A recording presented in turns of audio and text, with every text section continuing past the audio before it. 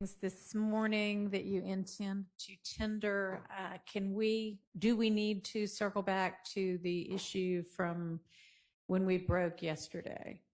So the issue when we broke yesterday dealt with my line of question that had to do with a preliminary hearing for Mr. Sledge and the relevance of that particular one. At the time that we broke, I believe that he was referencing the hearing shortly after his July arrest. We will move on past that particular one because the hearing and the phone call that has pertinent information that I am attempting to elicit testimony regarding happened in November of 2015, so I can address that because the issue will still be there. So the issue is whether or not testimony regarding what happened at the preliminary hearing, whether it was July or November, is relevant. The reason that the testimony regarding what happened at the November hearing is relevant is that in a conversation that Mr. Sledge had on November 19th, 2015, that was served, and that the court said we could not introduce unless he testified inconsistently. Mr. Sledge said specifically,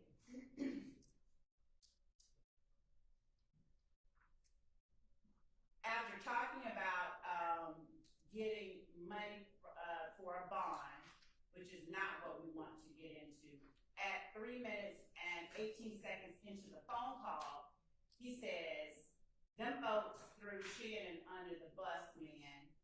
That and Summer D ain't right either, boy." And the girl said, "You're lying." And Sledge says, "Man, he told on that boy, man." The young person with whom he is speaking says, he said, "2 people wrote a statement on you." She's talking about the detective, I believe. And the girl says, "Woody." And Mr. Sledge says, "Nobody wrote a statement on me. One dude wrote a number." And the girl says, one witness saw you there. He says, he being Mr. Sledge says, it's the number 2 witness, and Woody and Lil D never said nothing about me. They said it about Shannon. That's why they dismissed it. We're not trying to get that part in. The girl says, whoever they came forward October 19th, Sledge says, them folks, he references why it took 9.5 months to come forward, whatever, and the judge, Judge Atkinson, he talks a little about him. We're not getting into that. Mr. Sledge then says the first case got switched, but the body didn't. Basically, he's saying that the judge found no probable cause for him on the murder of Mr. Thomas. The girl references the fact that they've been indicted. They talk about him being able to dismiss it.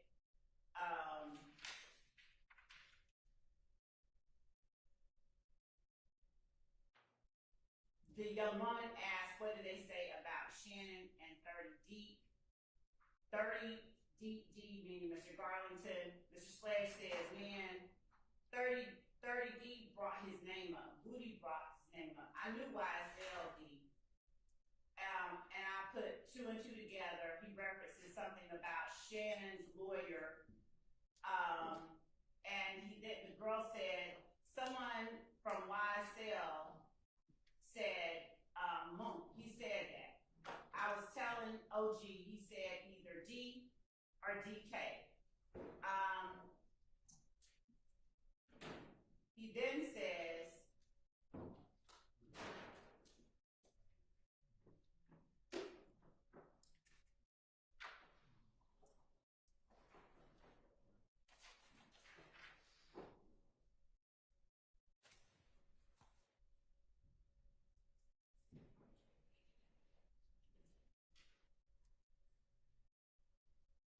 I'm looking for the literal quote, but I'm going to summarize it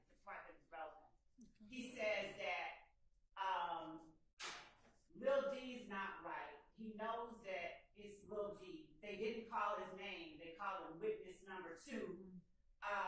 He knows his little d because that witness told them about all of us meeting up at the condo after, not his words, but he said after Donna and Thomas's murder.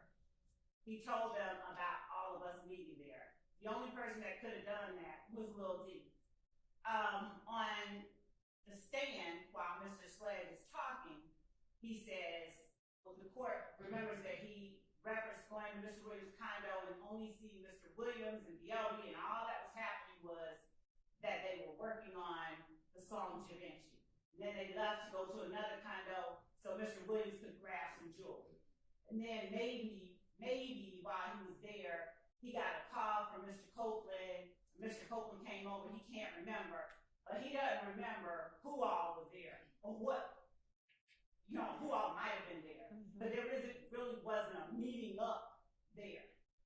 And on the phone call, the reason that he surmises that it was Quindarius Zachary who told police the information they were able to share at his preliminary hearing is because the details that Quindarius Zachary gave were details that only Quindarius Zachary would have known, because drawing the inference from what he is saying, Quindarius Zachary was there, he was there, the rest of them were there. Nobody else would have known. They were all there but Quindarius Zachary. So him saying, hearing what he heard at his preliminary hearing is what led him to surmise that it was Quindarius Zachary who had told. And Quindarius Zachary had not told him, Antonio Sledge, anything about what he told the police. He just told the police. And then the police, trying to protect Quindarius Zachary, uses witness number 2. So those links are necessary in order for me to be able to put before the jury the fact that, one, Mr. Sledge and other people that they will later hear about were in fact meeting up. They did meet up at the condo, just like Mr. Sledge said in his factual acknowledgments. And what he is saying on the stand now is wholly different than what he said when he took his plea back in 2022. So it's relevant. I mean, obviously the bar for relevance is low. This is very relevant. It took a few steps to get to why, but that is why I was saying I was laying the foundation for more evidence that was going to come in. Okay. Well, I think that it might be relevant if you can find me like his actual statements where he is saying essentially that had to be Lil G because he told about us meeting up at the condo, as if, he is saying, I know from my own knowledge being there that this could only have been him because he would be the only other person who knows about it. That part might be relevant because it is inconsistent with what he said on the stand about the only people I knew at the condo were maybe Jeffrey and the people who came with me, which was my baby's mother and my baby. But all of getting it to that, I don't need all of it.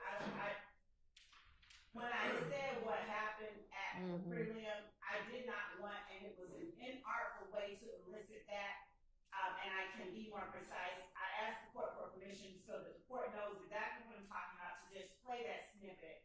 We have the jail call pulled up, and I believe we have a timestamp as well that we can play for the court, if the court will allow us to play it for the court. I'll listen.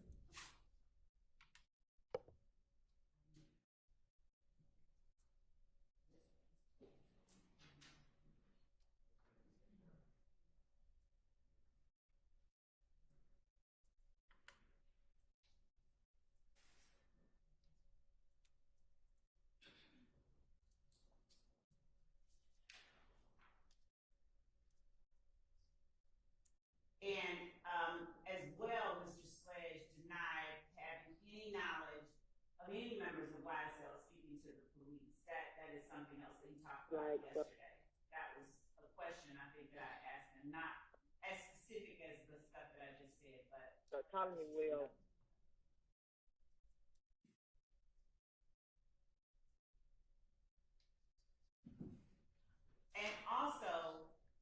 in this part that the court is going to hear, he says he put it together because that witness that they did not name was buying guns for people within YSL.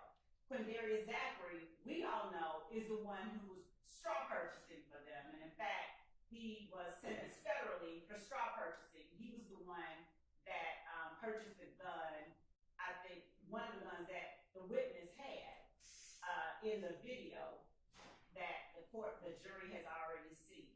And Mr. Sledge in this jail call says he knew it was Quindarius Zachary because they referenced that that witness was buying guns for YSL. So we're going to start at 3 minutes Your Honor. and 12. We're going to start. Well, Before you play it, I'll hear what he has to say, Thank you, but Your finish what you're saying. We're going to start the one segment, the first segment of this jail call from November 19, 2015 that we're going to play is 3 minutes and 12 seconds in, and then we're going to stop it and play other portions, and I'll cede the floor to Mr. Sharp before we start that process. Okay, and do I have a transcript of these calls somewhere? I do, right? Or no? no. Okay, all right, yes, sir. Respectfully, I'm lost.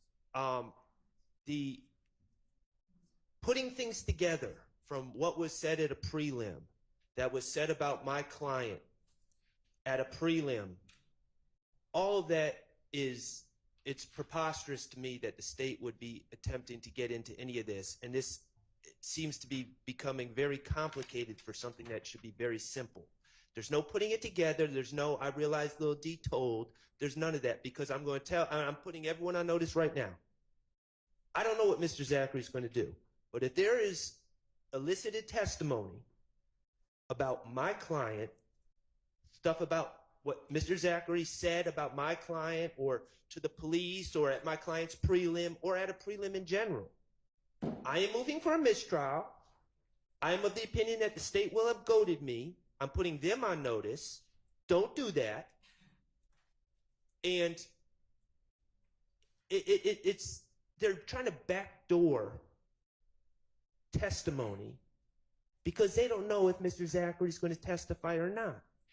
Now, if it's just a matter, Mr. Sledge, you said you don't remember who was at the condo. Didn't you say to your girlfriend or whatever she was, wife, fiance, that Mr. Zachary was at the condo on the night of January 10th, 2015? Didn't you tell her that on a jail call? And then if he denies it, then we played a little snippet where he says that one thing, then I guess that makes sense. But I don't know why we're getting into, I figured out he was the witness, this is what he said, this is what he said about me, this is what he said about Shannon, he must have known these details. Why are we doing this? May I respond, Your Honor? Yeah. Two things. One,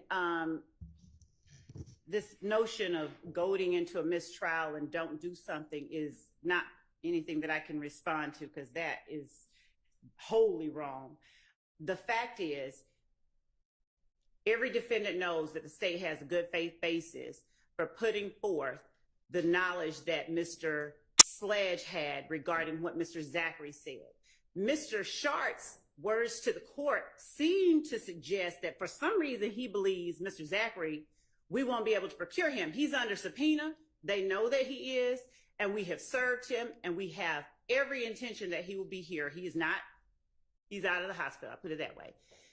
We have the statement that Mr. Zachary has given to the police. We have served it. They know what he said. Mr. Sharp is well aware what Mr. Zachary said about his client.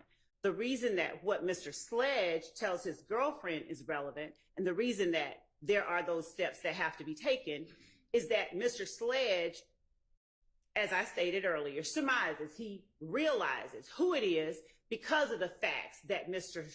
Zachary shared with police, that police then told about under the label of witness number 2 at the preliminary hearing.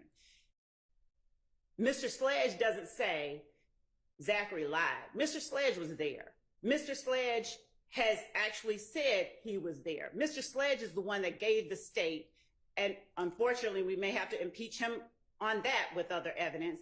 He's the one that gave us the statement, we met up and Thug gave us money to lay low. All of that aside, I have no words for the whole voting stuff because that's not what we're doing. We would object if Mr. Short even makes Okay, one. let's just get to what it is that and I don't know why the part about guns is relevant if you are telling me that he essentially says, I know that's little D because of what he said about us meeting up that only he could have said. That's the part I'd like to hear. And that's the part that might be admissible as a prior inconsistent statement. So let's hear that part. Right. Move to the part where he said he knew it was little G. And I guess the guns part, I mean, I guess he did say he never sold. He doesn't know if Zachary's selling anybody guns. So, you know, I guess that could be a second prior inconsistent statement. Yes. I don't know. I'm not in Mr. Sledge's mind. I don't know his reasons for it, but that was an inartful question from the state because I don't think the truth is that Mr. Zachary has sold guns to different alleged members of YSL. I think the allegation is that Mr. Zachary was a straw purchaser. I wouldn't call that selling a gun. Yeah. So, I mean, it may be that if you want to get that in, you need to ask different, more specific questions. But let me hear the part about the meeting up, Yes, whatever he says about that.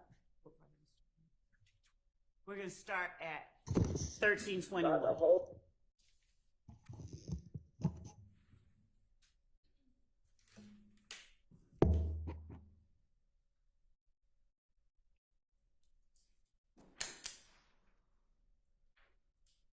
Is it playing?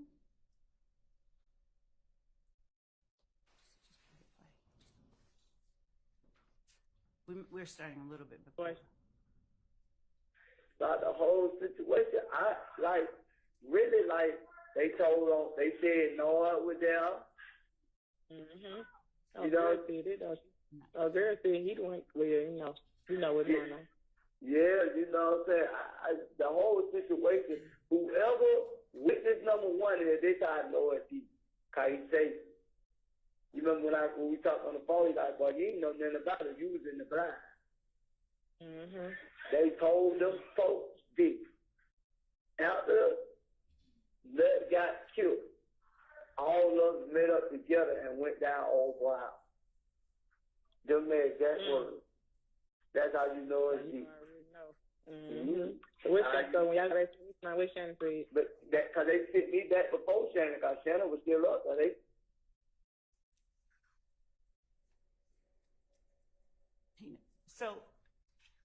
So the old boy's house that we believe he is talking about is Jeffrey Williams' house. That is the only house that he has testified that he went to. We have Mr. Zachary saying they met up at Jeffrey Williams' house. We have other people. It's not like we do not have a good faith basis for knowing and realizing that's who they're talking about because Mr. Copeland, Okay.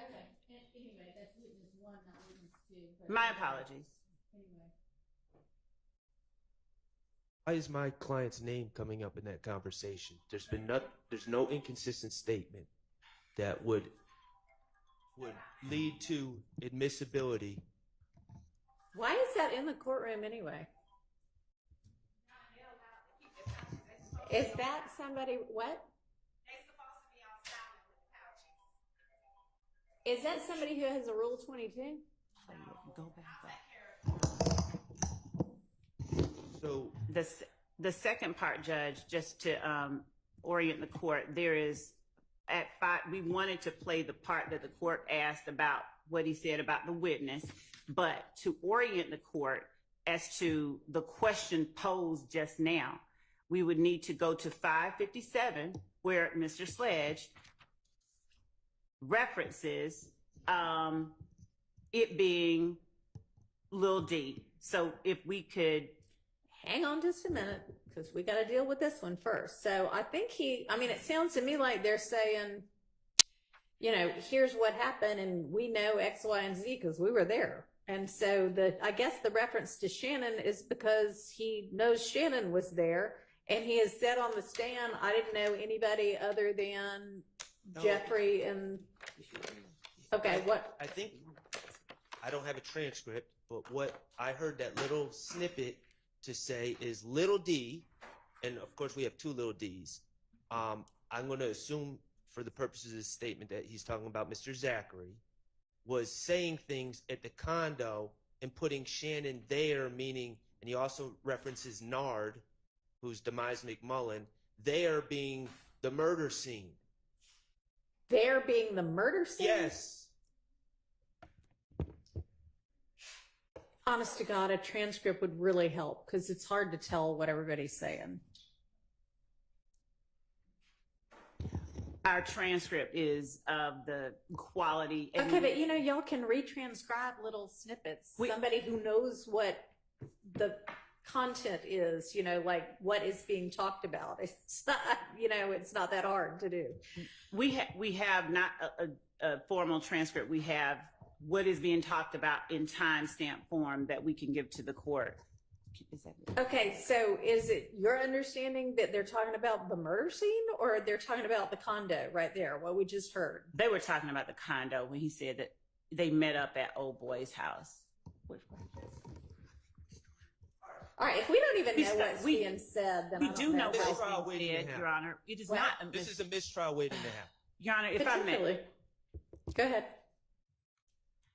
Judge, we were playing the clip. We put a portion in about Nard. We're not trying to get in anything about the murder scene or Nard. We are not going to cause a mistrial.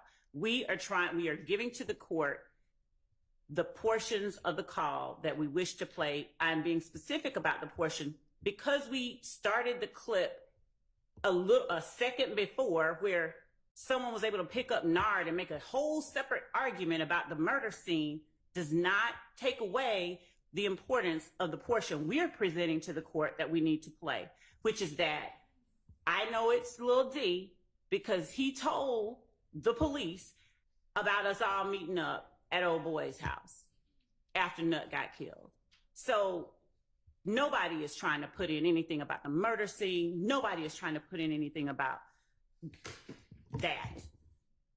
So let me hear the part you actually want to play. Just the part you want to play.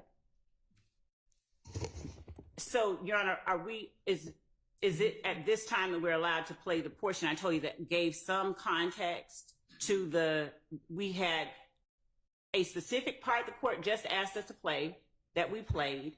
There is a part before that we have said I don't want the part before it. I want to hear exactly and only what you want to play before the jury, because that's what I need to rule on. Yes, Your Honor.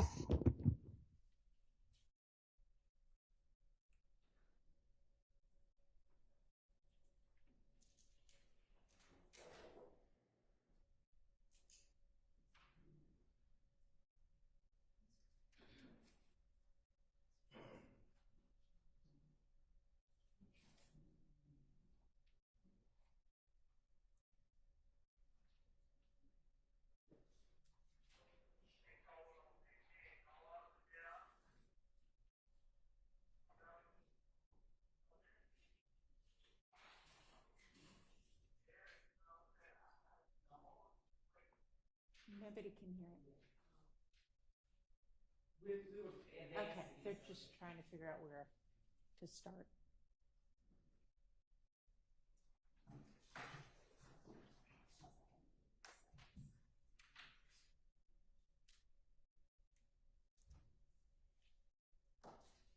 Why do we have food in court again? I didn't change that rule.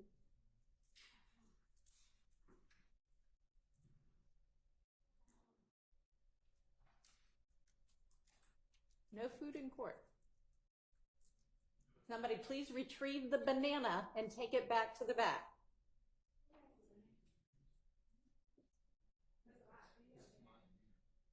Well, you can't have food in court either. We're in court right now. We're not on a recess. We're not at lunch.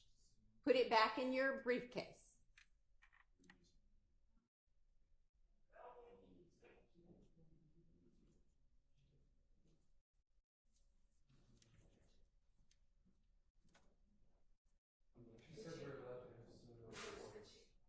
That's fine. I don't care about a covered drink. That's fine. It's food.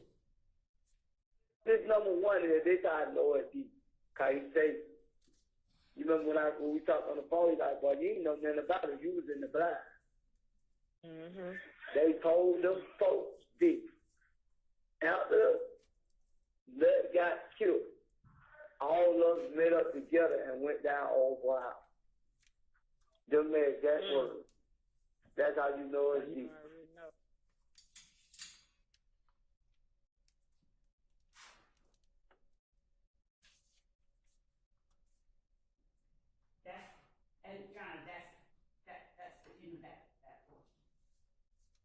Okay.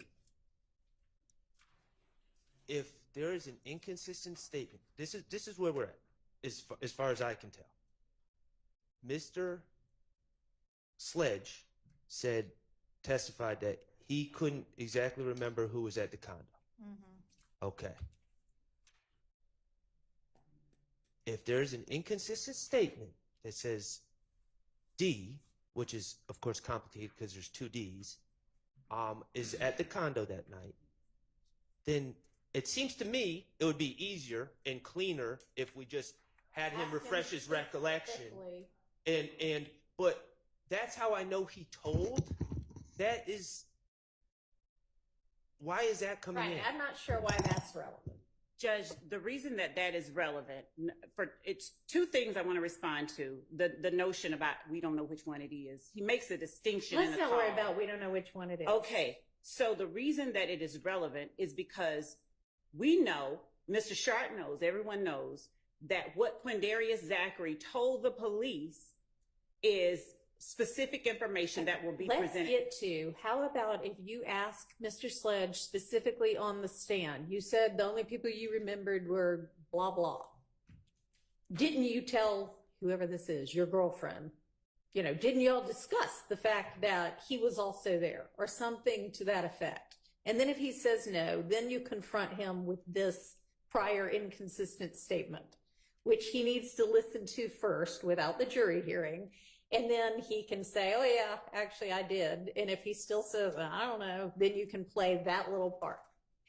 Also, Your Honor, we feel it is important that the jury hear what he says, because he said Lil D told on them folks. He told them folks. Earlier in the call, the portion we've not played, there's a distinction. I know I'll get there. The reason that is important is because he starts out talking about people telling.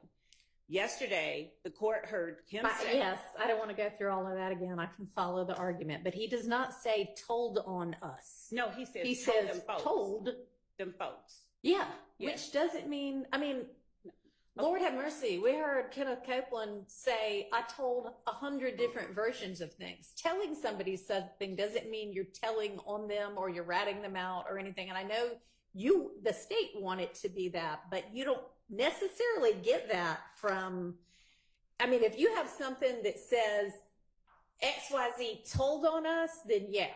Your Honor, if Ms. Hilton and I were the only two people in a room where I ate someone's crackers, and Ms. Hilton comes out and she tells my boss, Ms. Love ate those crackers.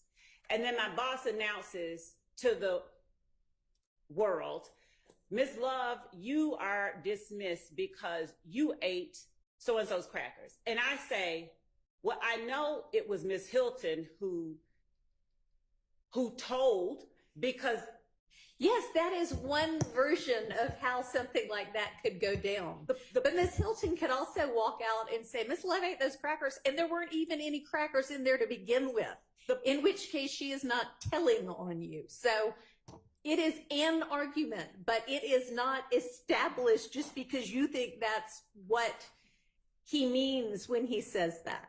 Your Honor, I understand the court's position, and I would just say that if the argument has been relevance, the very fact that we're here at the place where there is an argument that the court sees on either side makes it, to me, very apparent. I said that you can get in the part about what I just, that little snippet you just played, if you confront him with it and he says, yeah, I totally still cannot remember him being there. And just for the record, Your Honor, the evidence rules do not require that I play it for him before I impeach him with it. So in other words, he does not have to hear it. The rules, I will find it for the court. It's very specific. Well, if you can recall it to his attention specifically enough without him hearing it, fine. But he has to be confronted with the prior allegedly inconsistent statement and given an opportunity to explain it or deny it or whatever, and then it can come in. And so telling him what he told her at this time on this call. But you need to be careful about what you say when you are recalling that to his attention, because we do not need to get into this happened at a preliminary hearing or you heard it from a police officer who was giving probable cause or anything like that. This is just, he somehow knows that this person has said that and he's saying, oh yeah, it had to be him because he was there or whatever. Okay? Your Honor, I want to make sure I stay within what the court is requiring that I do. So, Your Honor, the fact that Mr. Sledge hears a rendition of an account from a witness one that Mr. Sledge recognizes, in his opinion, came from Lil D. Does not the rendition... What you claim to be trying to get in is that he said something to his girlfriend that makes it clear that he knew that Lil D was there. When you say you're talking about Mr. Sledge saying something to me. What I'm trying to get in, Your Honor, is the fact that Mr. Sledge, in telling his girlfriend he knows Lil D was the one that told, knows it because he said he told police that we all met up at old boy's house after Nut was killed. That part, we all met up at old boy's house after Nut was killed, is the part that I'm talking about. And earlier in the call, and we don't even have to, I won't even touch the call before whatever break the court has, if it is not resolved, obviously. But earlier, he is talking about defendant Stillwell, and he is talking about at 5 minutes and... This is the part we haven't gotten to yet. Because I'm willing to listen to that also. I'm just trying to resolve this one first. Your Honor. Yes, Your Honor. The state began this whole discussion saying that they want to impeach Mr. Sledge with a prior statement because he said that he didn't recall who was there. So that's what this whole thing was about. Now we're talking about he told. And I'm going to go back to the same thing because I don't understand what's confusing about this. He was at the whole part about yesterday where Mr. Sledge said, no one told me what they told the police. Right. Mr. Sledge was at a prelim. I know, which is why I'm saying she can't get into that part. But it's not the prelim itself. It's also clear that he got this information from the officer testifying at a prelim. Right, which is not inconsistent with him saying, nobody talked to me about what they said to the police. I said that yesterday. Okay, I got you. I got you too. I mean, I understand what the issues are. Well, all right, so let's listen to the second one.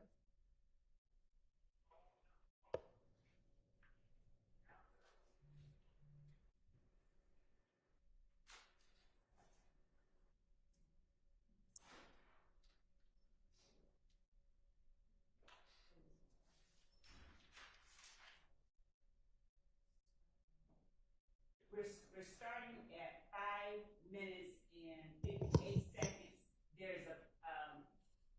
There's a portion where if we don't clip it out, he's saying that they threw out his charges. We will not play that. We will not get into any of that. We will not get into what did they say about Shannon and 30D. We're not getting into that. Go to the part you are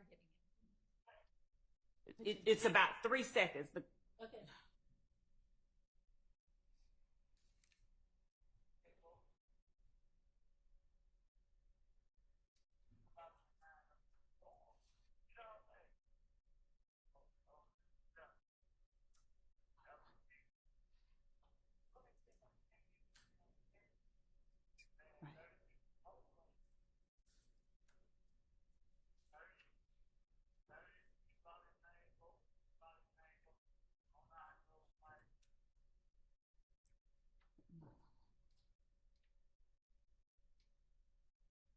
We might have to go back.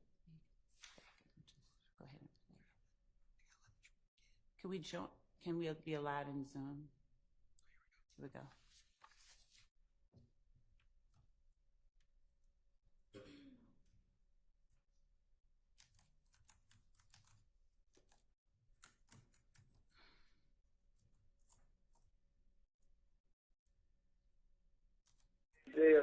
Because I put 2 and 2 together. Because Shannon lawyer. So then when he said somebody from YSL they stood that. I mean he said they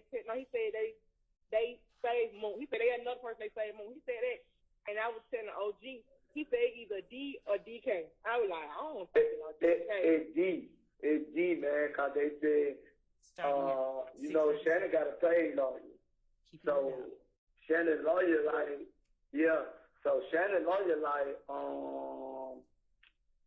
how could a person that they saying is buying guns from the YSL make a statement on? See, they were trying to hide these names, but he said that, and that's how I know it. No. Okay, we don't have a problem with that. Okay, so I guess next issue real fast is the portions of the plea presentation that Ms. Love forwarded and Mr. Atkins forwarded this morning. And there's one more as well. All right, any issue with the parts that she intends to play? All right, well, she gives a description kind of I don't know that we, as long as it's just walking through those factual assertions, I don't know that you need, I think you can probably tell from just the description of where she's picking up, what she's talking about, but what's the other portion? No, not another portion of the video. Another issue. thing to raise. Okay. Correct. So State's Exhibit 425Y, when we presented them on our, I think, admin day, I believe that the request was made to remove commentary, and there was a phone number on State's Exhibit 425Y that the court said the court did not find relevance, I think, in the post until it became apparent how it was relevant and so forth. Yesterday, when presented with State's 425Y with just the phone number and none of the context, the witness testified, I don't know what that was, but I'd like the court to see the full exhibit with all of it. So the first portion of this post, to make the record clear, this is a post with Mr. Sledge taking a selfie, literally looking up at the camera, holding his apparently recently born child in his arms. The first post by the Real Toonk, which the witness has said was his name, says, "I woke up like this." And then the Real Toonk tags AK2 Success and says, "My baby." Then the Real Toonk says to AK2 Success, "Thank you, sis." And then Katini says, "Such a good father. Keep up the good work, brother," at YSL Toonk. Okay. Then the Real, you can publish it, I need the record to reflect it. The Real Toonk then says, at Kahenti, "Thanks, sis." And then he thanks someone else. Okay. after another person congratulates at YSL Toon, Pizzle Dope says, say slime, what's your math? Then the real Toon says, at Pizzle effing baby, what the move slime? And Pizzle Dope then says, trying to see now, send your number. And then the real Toon tags Pixel effing baby and gives his phone number. Okay. So the context is key. Okay. So Because he said, I have no idea what any of my Yes. phone numbers were, and you need to establish that this phone number is clearly his phone number because he's the one sending it. yes. All right, there shouldn't be an issue with that now now he said he doesn't know his phone number. Anybody have an issue with that whole thing coming in? Or you could just try to refresh his recollection with it first. That's what I was going to suggest, Your Honor. I'll try again. Okay. And then I if know I that did. I still did. doesn't work, And to be clear, we obviously did try to refresh his recollection with the phone number, but we'll see Right. if the context okay. further Okay, refreshes. that should be fine. All right. Have y'all had a chance to look at the portions of the? They have the original, but I can pass it over. Okay. Coming back to the factual assertions, plea colloquy. I have not. I didn't even realize there was an email sent until Okay. just Well, now. So if I could. how far into? How much longer do you think you have with Mr. Sledge? I expect it to be through probably within no under 2 hours, probably an hour Okay. and change. So by lunchtime. Yes, yes. All right, so maybe you'd be doing all of this before we break again, so we need to go ahead and sort it out now. Y'all need what, 5 minutes? And I can Okay. All right. Yeah, we'll recess and let y'all watch it.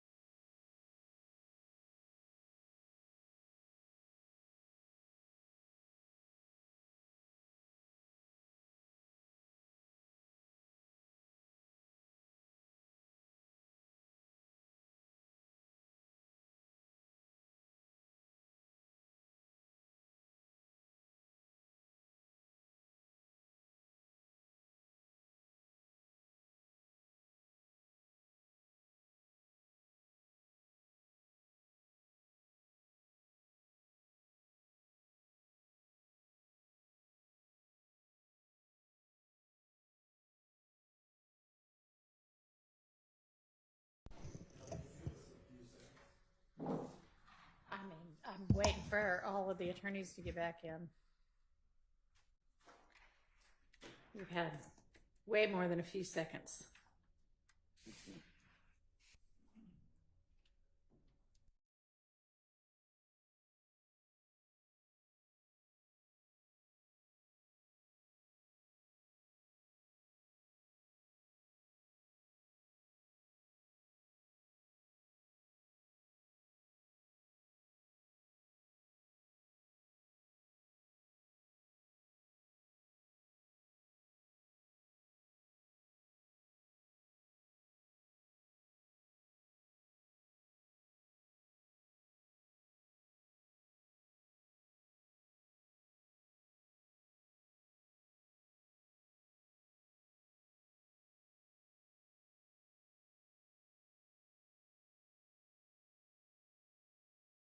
This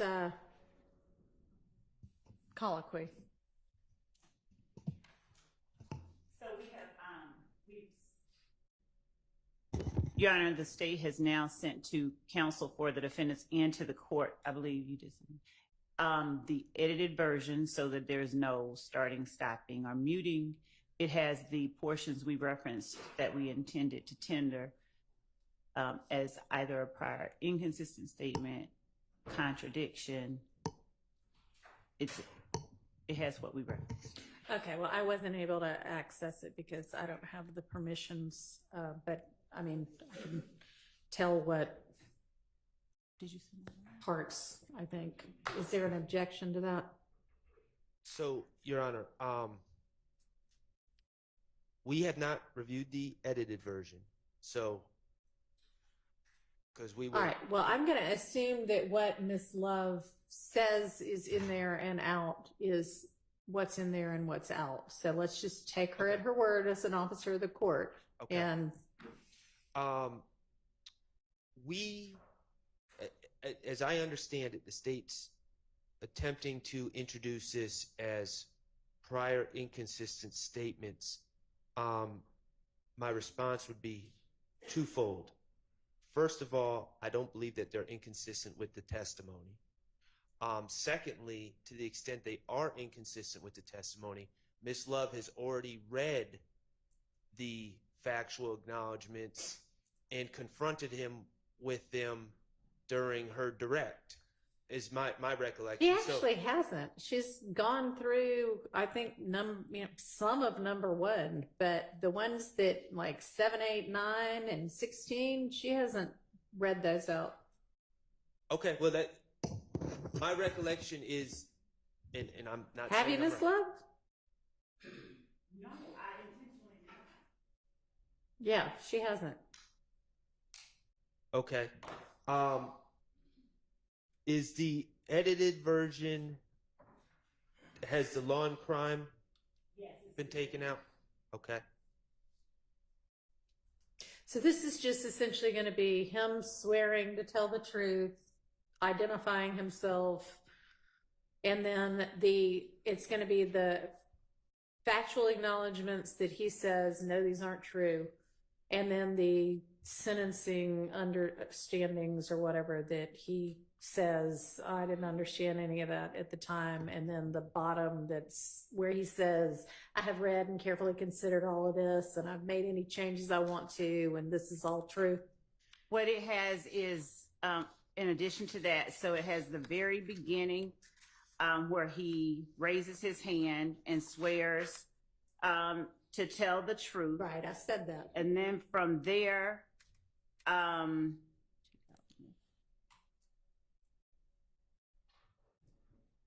I asked him if he understands the charges. It's basically from there, I'm reading and asking whether he understands his charges, the sentence, and the special conditions of his sentence. And then I asked him whether his attorney has explained to him the maximum and minimum for these charges. I stopped right there so as not to put in the maximum and minimum for the charges. Then I pick up at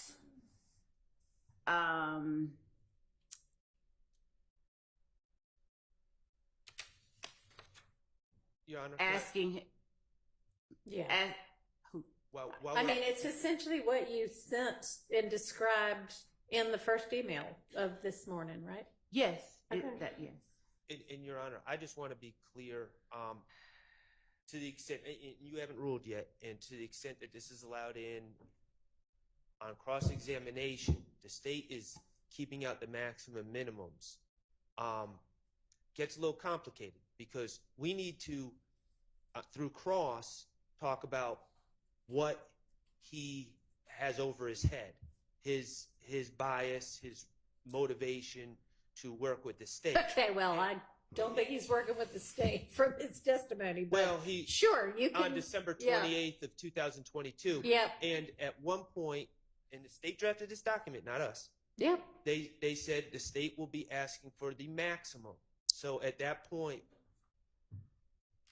the maximum, at least for the gun charge, is going to be revealed. I know that sometimes we don't like to say what charges carry that our clients are Right. facing, but the state said that they're going to ask for the maximum, and we need to articulate what the maximum is. I just wanted to be clear. That's y'all's choice. Okay. Okay. All right. So is there objection to the portions that Ms. Love is proposing to play? We just have an objection to the extent that we don't feel that they are prior inconsistent All right. statements, but we're going to. All right. Well, I'm ruling that they are prior inconsistent statements. So this is in when tendered. Your Honor, I do want to make clear so that there is no confusion for any record later on.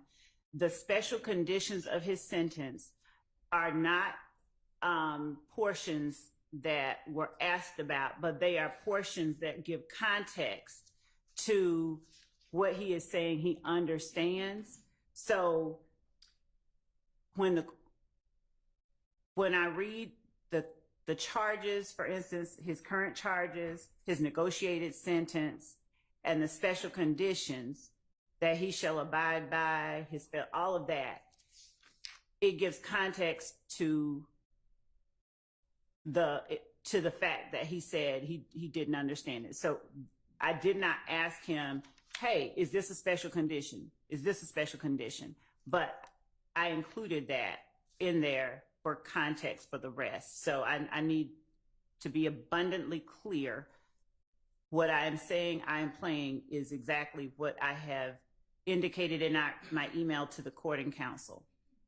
And the reasons for it have not changed, but I needed the court to hear that part.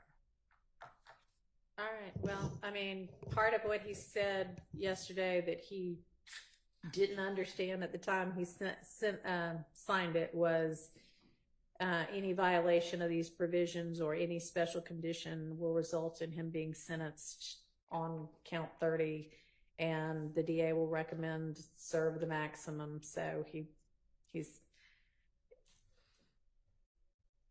Thank you for clarifying the record on that. All right. Okay. Are we anything else before we get the jury in an hour after I told them to be here? And good morning, Your Honor. Good morning, everyone. Morning. Your Honor, is the court stop the questioning of the interrogation by Detective Gaither of Mr. Sledge that we objected to when we left yesterday? I didn't understand the relevance, and then I don't expect her to Okay. go back into that Thank because I ruled that to be irrelevant. I don't have an additional part of that I'm trying to get into at this Okay. time. And if before I ventured into that, I would bring it to the court's attention, but I don't foresee it at this point. Okay. All right. Let's get the witness in and then we'll get the jury in. And Your Honor, I believe that Mr. Wright may have apprised the court. He is in Coweta County. He did not apprise the court of anything. And Well, he in did- fact, I told him and he assured me that he would be here There's through a good part. duration. There's a good part. He has standing Oh, counsel okay. that he has. I should have started with Hello, that. you should have. That he has, I apologize, that he has, and Mr. Sledge has agreed and Okay. okayed. All right. Attorney Wright's actually on his way up. All right. And tell me your name, ma'am. Thank you for being here. Thank you, Judge. And I shouldn't say he hasn't apprised the court because he probably apprised one of my staff. I just haven't had anything forwarded to me. So, okay. But as long as Mr. Sledge has somebody here to represent him, that's fine.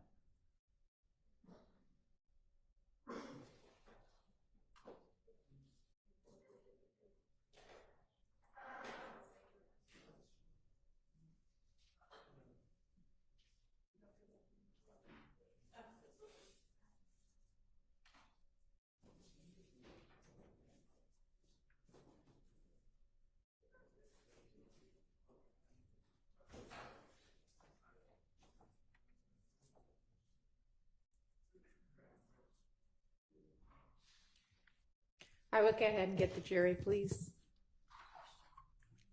You can come on up and take a seat.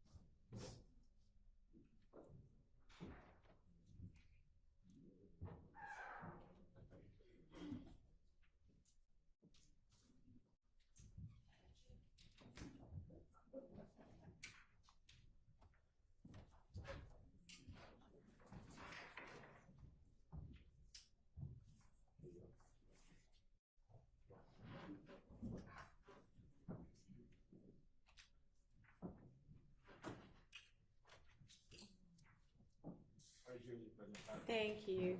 Good morning, ladies and gentlemen. Thank you for your patience this morning.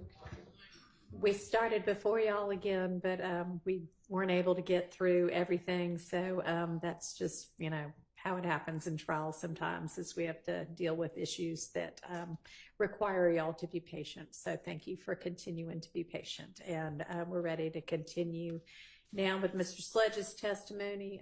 Ms. Love, go ahead. Thank you, Your Honor. And good morning, Mr. Sledge. Good morning. Mr. Sledge, yesterday I showed you an exhibit, 425Y, to see if it refreshed your recollection.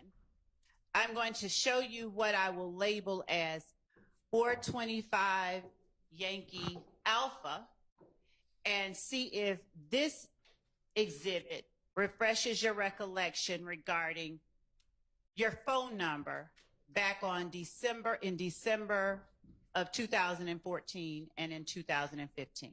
Okay? Yes. May I approach? You may. And don't read it out loud, but is the photograph depicted in 425 Yankee Alpha the same photograph that was depicted in the exhibit you saw yesterday? Yes. And is that you and your child in that photograph? Yes. Do you recall how old your child was in that photograph, approximately? No, I believe he was just born. I don't know.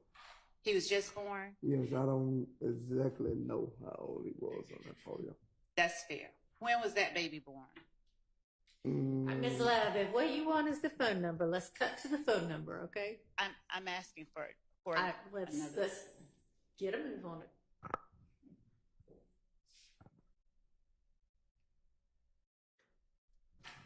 Are you able to read this? Yes. Okay. And based on what you are reading, Try that other mic, maybe. Which I know has also got its own problems, but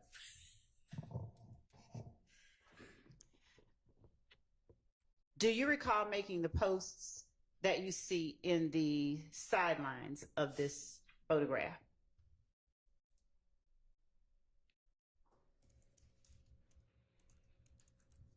They say my name right there, whatever the Instagram name was at that time.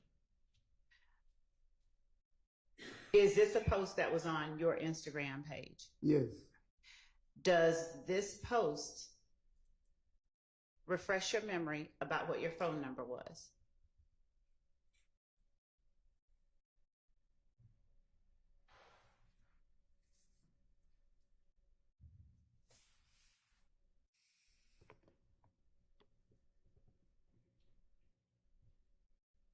Yeah, it looked like something I wrote.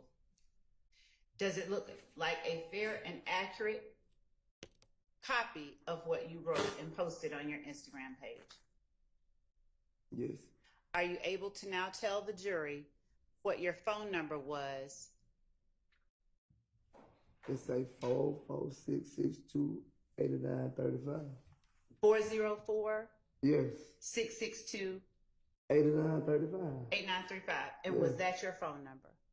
I guess I don't remember the look, but I see it on the photo. It said I gave it to somebody, but for my personal knowledge, I don't remember. But from the photo, it's saying it's my number because I sent it to whoever that was. Your Honor, given that, and thank you, Mr. Sledge. Given that Mr. Sledge does not recall the state tenders State's Exhibit 425 Yankee Alpha as a past recollection recorded. all right, it's admitted. Thank you. Your Honor, permission to... You may. And Your Honor, there is also the... Thank you, Judge.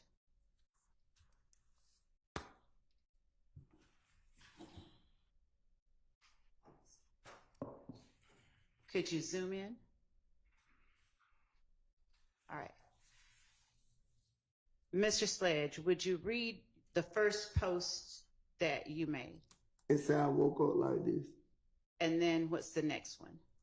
My baby. And are you responding to someone, tagging someone, saying that? Yeah, I said, it said thank you, sis. All right. And is that at K2 Success that you're telling that it's your baby? Yeah, it do. It say thank you, sis. All right. And what's the next line? Such a good father. Keep up the good work, bro. And then who is that person talking They to? said thank you, sis. Is that person writing to @YSL_Tunk? Yes. And is that Kahenti, Kahenti, that made that post? Yes. In response, do you then tell @KAHENTI, thanks, sis? Yes. And then do you tell someone else thank you? Yes. Does MDBNELL congratulate @YSL_Tunk? Yes.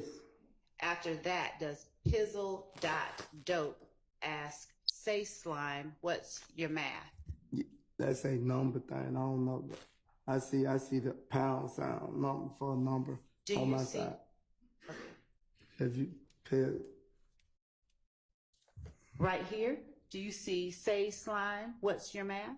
oh, okay. I see it on now, but it don't show right here. You don't see say slime, what's your math? Oh, okay, right there. Okay. Okay, I was looking right there. that's okay.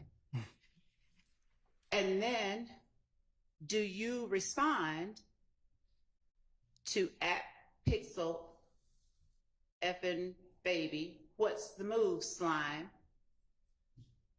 Yes. And then does Pixel.dope respond, trying to see now, send your number? They Yes. use a hashtag. Yes. And then do you respond to @PixelFNBaby 404-662-8935? Yes, but yes, go ahead. Yes, I respond to that. You're able to say whatever No, you go, need to go. explain. I respond to that. Okay. And was this post made around the time that your child was born? Yes. All right. Now, can you tell us when your child was born? I just remember December, around December or something. December what year? 2014, I want to say. Thank you.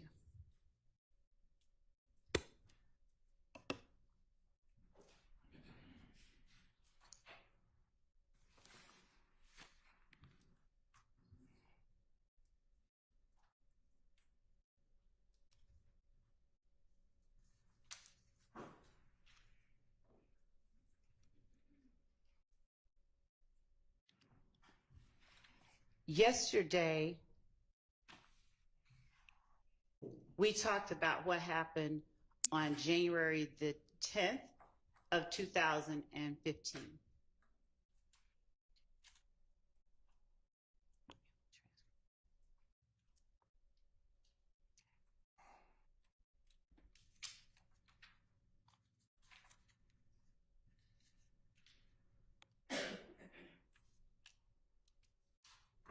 Has any part of what you told the jury yesterday changed regarding what you recall happening January 10th, 2015, after you learned about the murder of Donovan Thomas? You gotta refresh my memory. I don't remember.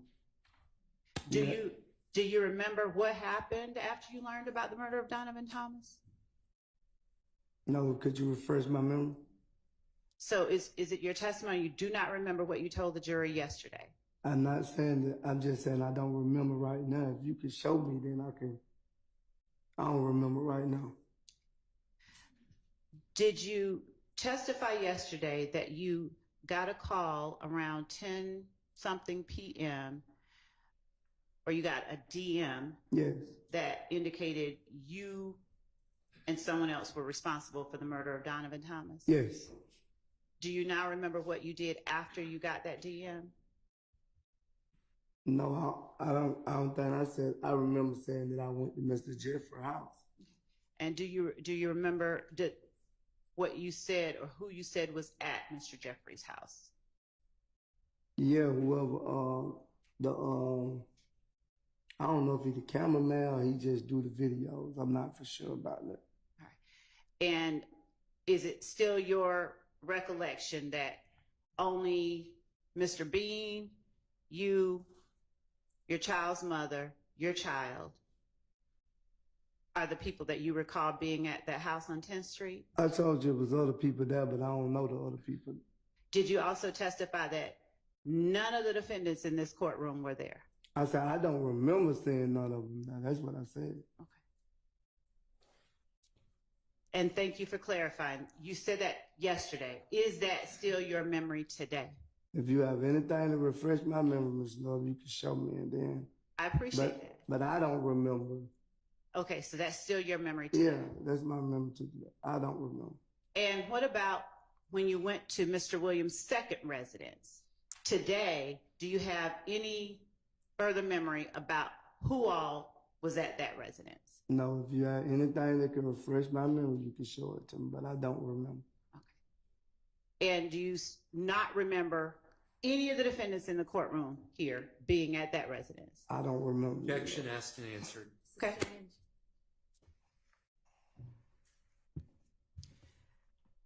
Do you remember being at Rice Street in November of 2015?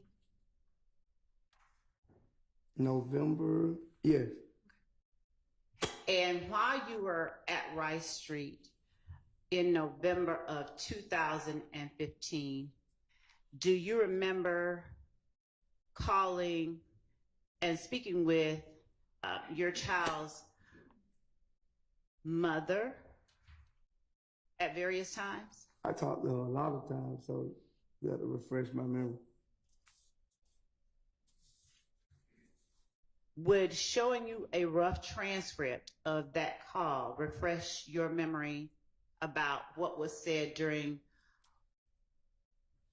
or let me ask you this, do you recall talking to your child's mother on November 19th, 2015 at 8:03 p.m.?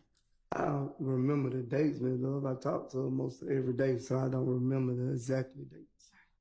Would showing you a rough transcript of a call refresh your memory? Maybe if you show it to me, yeah. All right.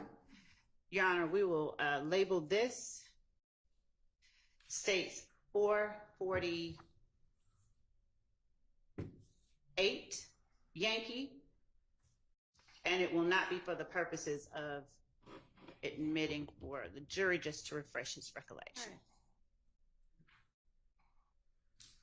And Your Honor, yes, I was going to ask if the defense could look at it first. Do we have another?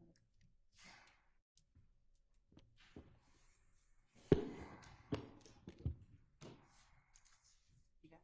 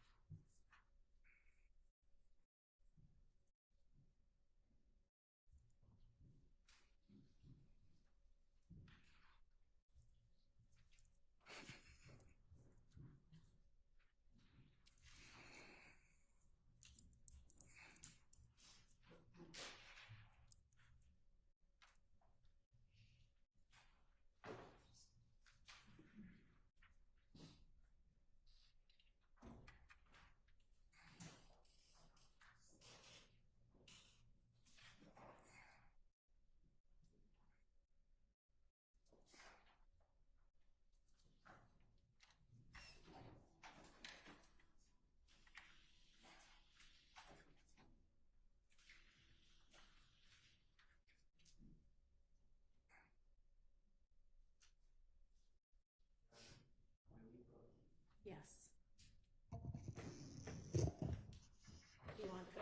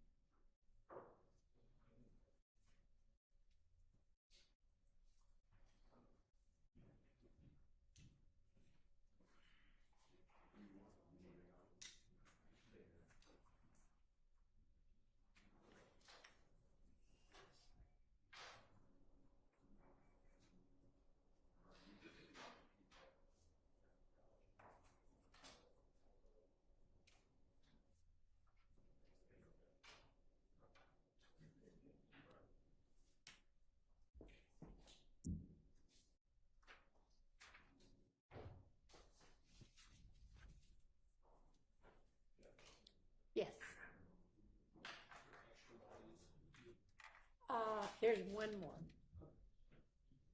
Your Honor, there's an extra one.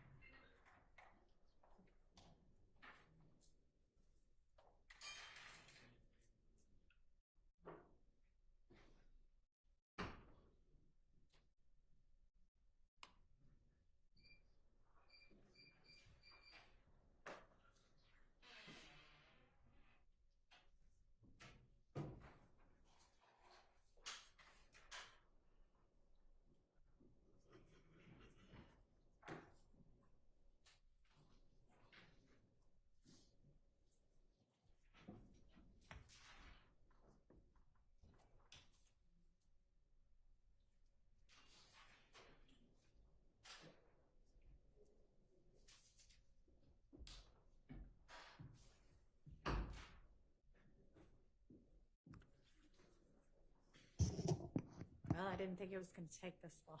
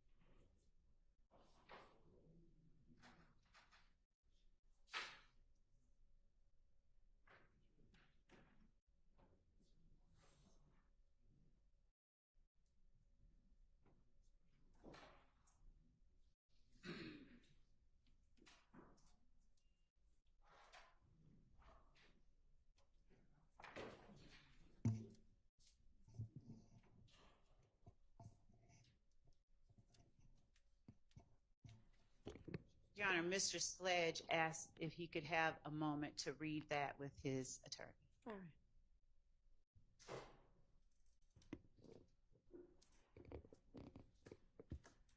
He said he doesn't read as fast as I do. Okay. Well, if y'all want to go back to the jury room, you can, but I doubt if it's going to be that much longer. And by the time you get back there, I'll be calling you back out again.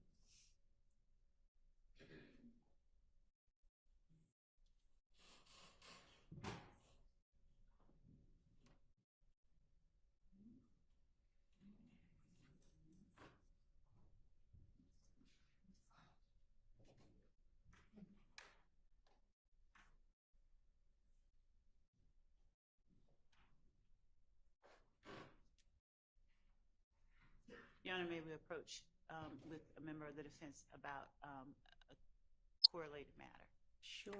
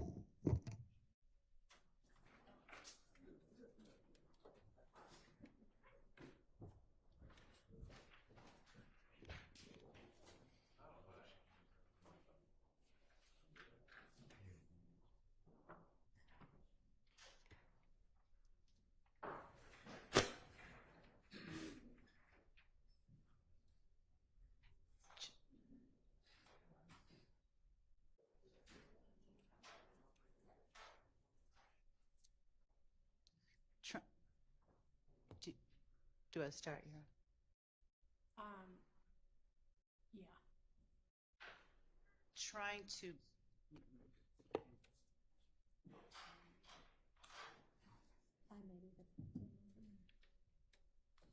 be pro. I think that's because I haven't done this back yet. Go ahead. Trying to be proactive, Your Honor, based on our outside of the jury conference earlier this morning regarding that jail call. We went ahead and clipped the portion that the court determined could be relevant and had that sent over to the court and to counsel in the event that it became necessary to play simply that snippet. We sent that so that if there was any disagreement that that was the portion the court acknowledged may be relevant, counsel could let us know. We were offering it at this time. I don't know whether the transcript we've provided is going to refresh Mr. Sledge's memory or not. He's having a conversation with his attorney. Okay. I was under the impression that we litigated this morning and that the state, and then you asked the state to play it, and the clip they played was talking about what Shannon's lawyer, paid lawyer, said. Right. I don't think that's this. I think what she has just sent us is that first part we talked about, that is the transcript that he's looking at now. Okay. I don't know how that could be 28 seconds, but I don't think it should be 28 seconds either, so I'd like for us to... Can we play it for the Yeah. court?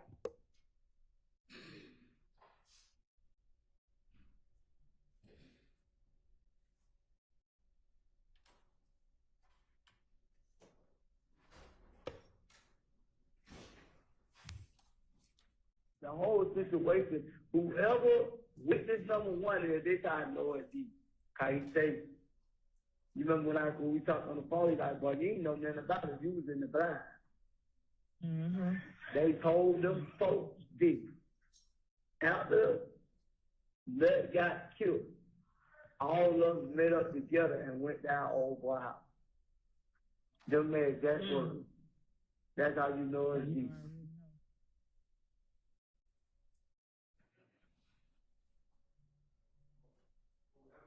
Them folks, after Nut got killed, again, we're backdooring the fact that D said something to the police that's problematic.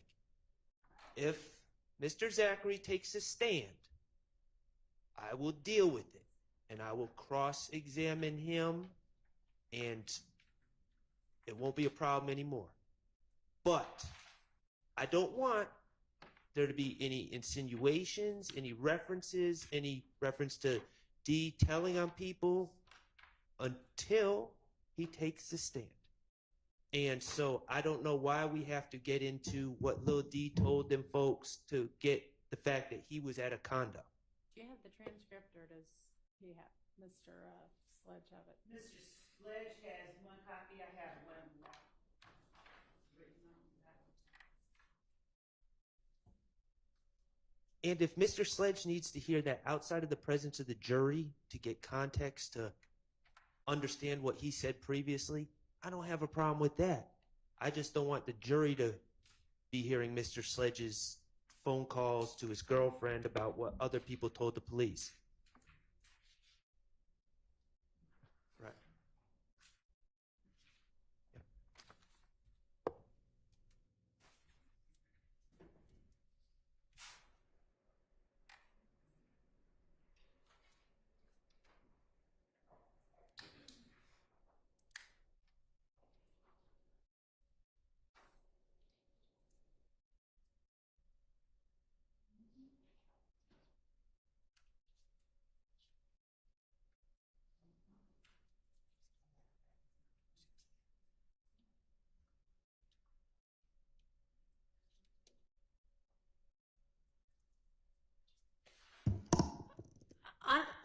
I think you could accomplish the same thing if you just cut out the witness one because part. I mean, what you're asserting that you want to get in is, I heard that he said these things, and we know it's him because of exactly what he's saying.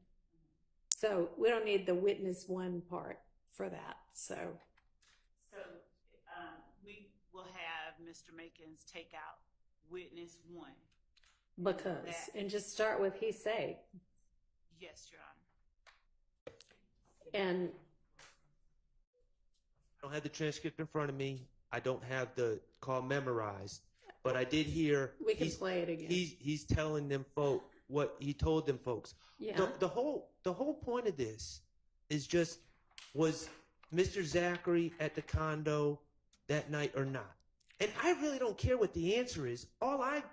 What I don't want is a bunch of references to what was said at a prelim, and D is telling these folks this and that. Nobody's gonna know who them folks is from this. Well, them folks is Them folks could be anybody. Your Them Honor, folks could be anybody. Respectfully, Your Honor, them folks in the street is police. That's slang for the police, and I believe the jurors are going to be able to put that together. Well, I don't know whether they will or not, but that's what he said. I understand that's what he said, but I don't believe that just because he said it, it's admissible, him talking about what Lil D did, respectfully. If Lil D takes a stand, we'll deal with it. Okay, well, maybe he'll just remember that Zachary was there after all. And Your Honor, again, we gave that to him to refresh his memory about who all was there. What I started the questioning with today was, do you have any different I memories? understand. I was here. All right, I'm going to hand this back to you. But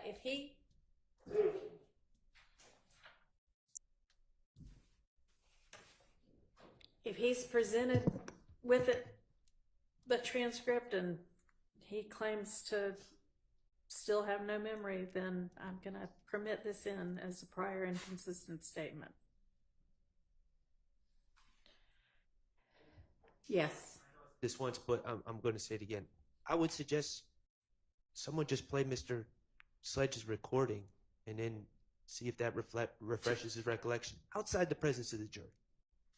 I asked him, did he want to, I asked him, do you want me to play it for you? You want to take the transcript? He said, I just like to read it. I just need more time. That's what just happened back there in the presence of his lawyer and chief investigator, Long. Anybody want to ask? Okay, can I what? Can I go talk to the witness and ask if he wants to hear the recording? I appreciate it. The witness would be allowed to talk to his own attorneys. Oh, only the, I guess only the state gets to talk to him. Okay. Well, you are the one, Mr. Shard, in fairness, that asked for a bench conference. You're right. And suggested that Mr.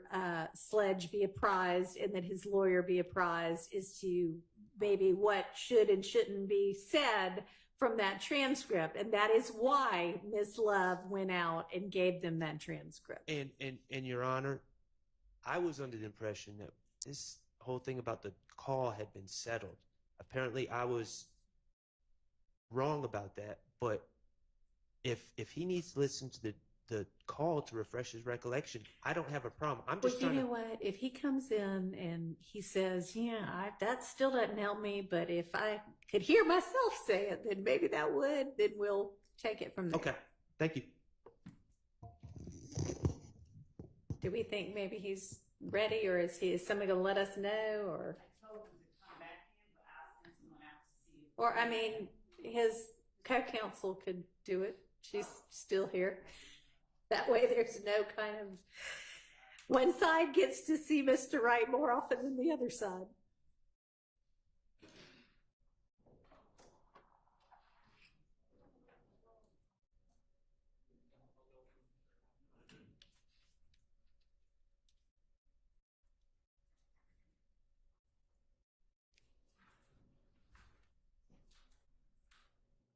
You can go ahead and take that screen share down for now, since we might not get to that.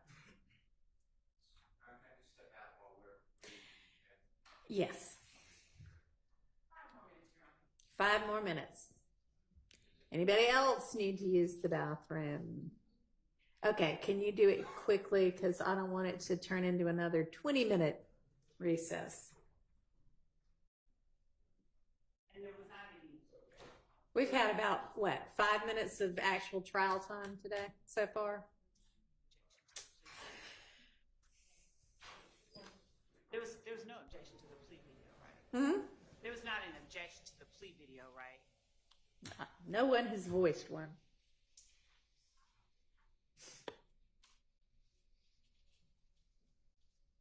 I mean, other than they don't think it's a prior inconsistent statement, and I ruled on that.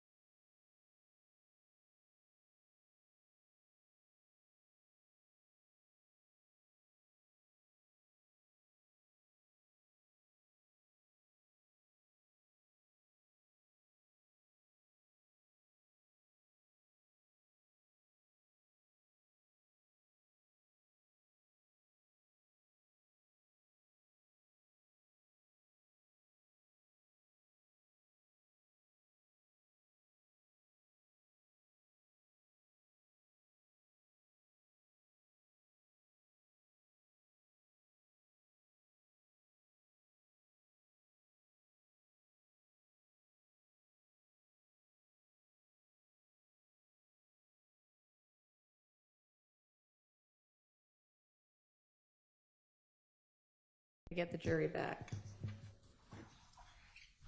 We're ready.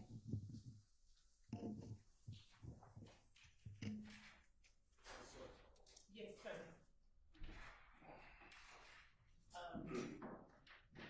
I've instructed him, may I ask his counsel? You can do it right now while we're waiting on the jury.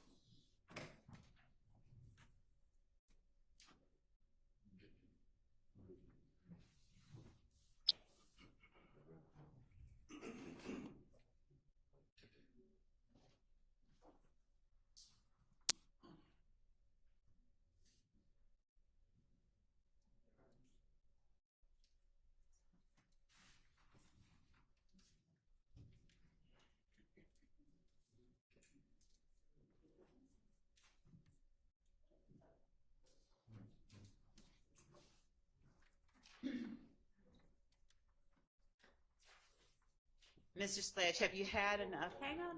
We're waiting on a juror. I'm sorry. That's why we're all Y'all still were waiting standing. on me. I'm so sorry. All right. Even Ms. My Love wants to apologies. move the case a little bit now. I thought they were waiting on me. I'm sorry. I feel a little self-conscious. Mr. Sledge, have you had enough time to speak with your attorney and to review the exhibit label states 448 Yankee that I gave to you to refresh your memory? Yes. All right. And is the attorney with whom you reviewed that document the same one that you had on December 28, 2022? Yes. Were you able to ask questions and gain answers to every question that you had regarding this document? Yes. All right. Does reviewing States Exhibit 448 Yankee refresh your memory about a phone call that you had with your girlfriend, with your child's mom, on November 19, 2015? Yes. All right. Your Honor, I'm going to place this here as not admitted, but for the purposes of the record. All right.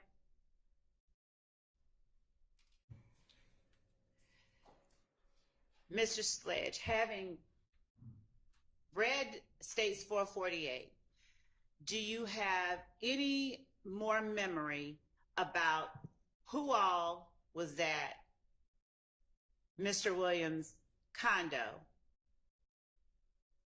or with whom you might have met at the condo after Donovan Thomas was killed? Could you repeat that, Ms. Love? Repeat it one more time. Yes, sir. Having refreshed your memory about the phone call that you had with your child's mother, Yes. do you have any more memories about who all you met up with after Donovan Thomas was killed?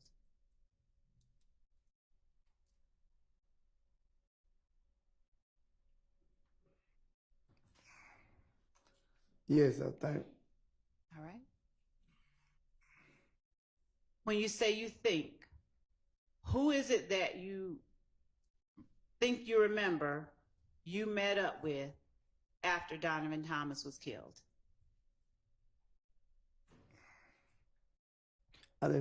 Who I met up with, or who I was at the condo. You losing me right now.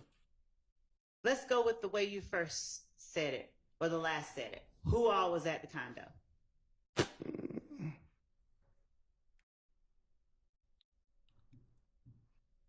I still don't remember who I was there with. I'm trying to think. I seen the paper, but I didn't see any name really that was on the docket saying who was all there.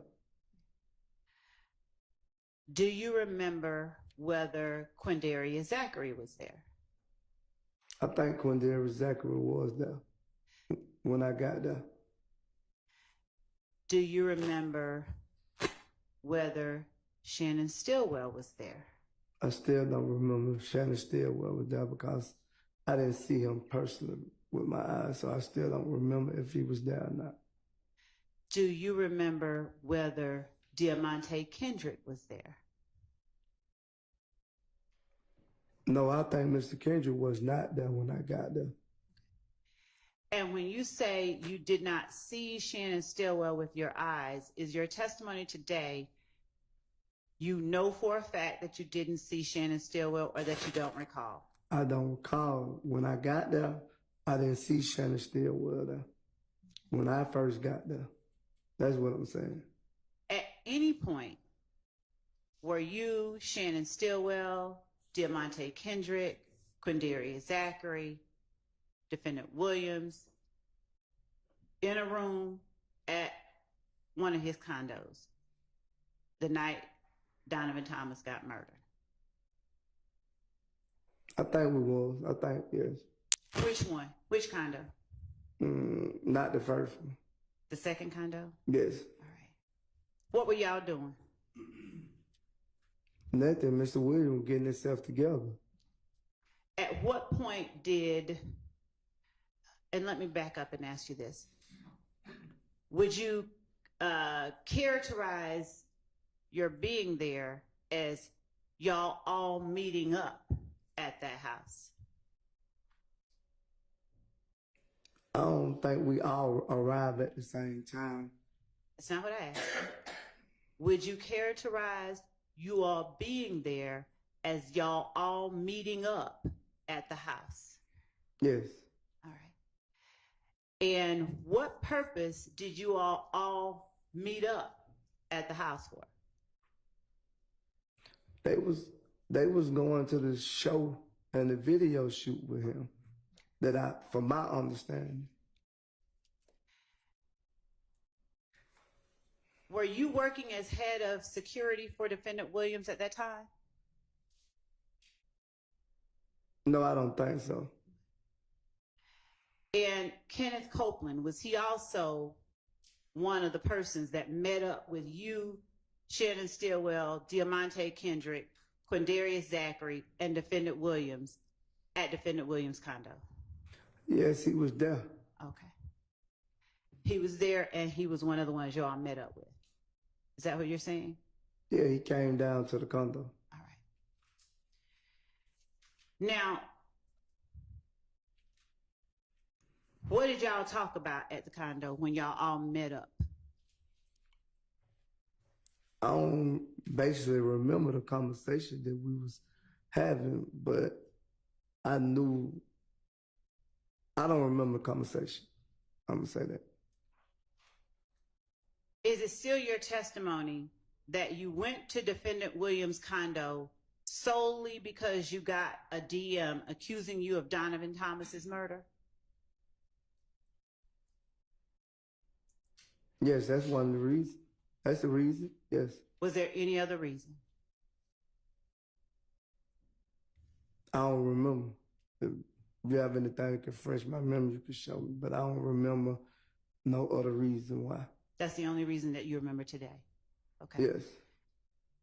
Given that that is the only reason you can think of that you went to Defendant Williams' condo, did you talk about the fact that you you were, one, that Donovan Thomas had been murdered, and two, you were one of the ones accused of Donovan Thomas's murder. Sustained. Thank you. Did you talk about with the people you met up with the fact that Donovan Thomas had been murdered? Yes. All right. Now, about what time did you all meet up at Defendant Williams' second location, his other condo? I don't remember the time. Do you recall whether it was before or after midnight? No, I don't remember. Based on what you said yesterday, is it safe to say it was definitely after 10 o'clock p.m.? Yeah, it was after 10 o'clock, if I'm not mistaken. All right. Do you remember how long you talked about Donovan Thomas's murder with the people that you met up with? It couldn't have been too long because I ended up dropping Copeland off, so I don't remember how long it exactly was. What was the atmosphere in the room while you all talked about Donovan Thomas's murder? What you mean, atmosphere? Could you explain that to me? I can. How did you bring up Donovan Thomas? Well, who brought up Donovan Thomas's murder when you all met up? I already had spoke about it to Mr. Williams. Right. So I don't know who started the conversation at the second location. Do you remember what the conversation was? I just know the conversation with me and Kenny Copeland was the one responsible for it. And was there anything said by anybody else that you remember?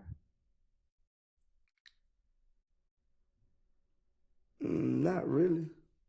I just remember Mr. Williams telling me that we ain't had nothing to do with it. Go down now. Who is the we? Me and Kenny Copeland. Okay. And do you know how it is that Mr. Williams is able to tell you that you all don't have anything to do with it? He wasn't directly like trying to tell us what to do. He just was basically saying, don't go to the show and go down there and clear our name. Okay. Now, to your knowledge, did Kenneth Copeland go to Miami? I don't know. I think he called me and told me he was in Miami, but I don't personally know was he in Miami.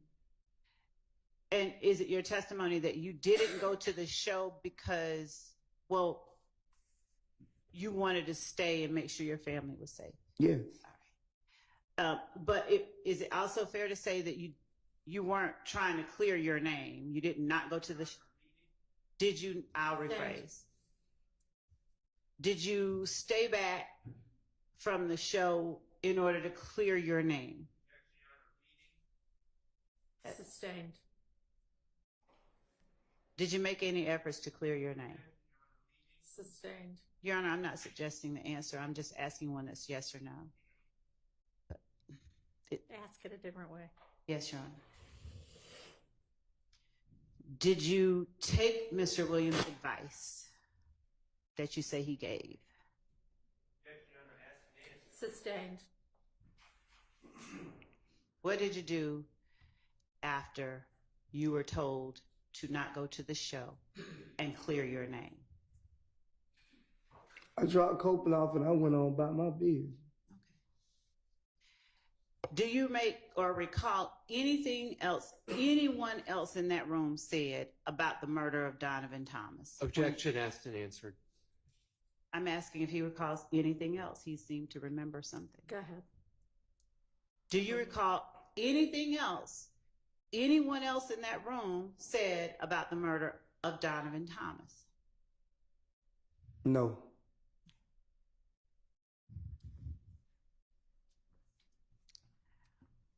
After you dropped Mr. Copeland off, did you ever go back to the condo that night? We talked about this yesterday, Miss Love. I told you I went to the hotel room. I understand. Did you leave the hotel at any time and go back to the condo? No. Did you see either Defendant Williams? We'll start with him. Did you see Defendant Williams any more before he left for Miami? You said that night? Between the time you said you left his condo and the time that he left for Miami, did you see him at any other time? No. Did you see Defendant Stillwell at any time after you left Defendant Williams' condo? No, Ms. Love.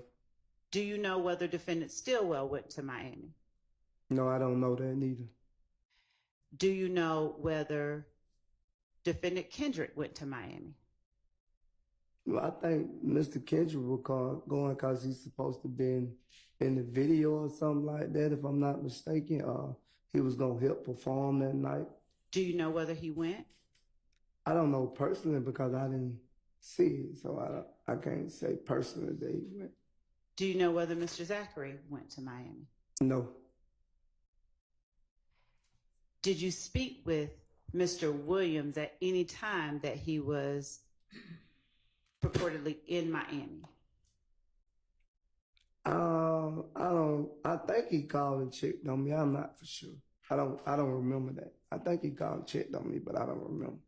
Did you speak with Kenneth Copeland at any time that he was in Miami?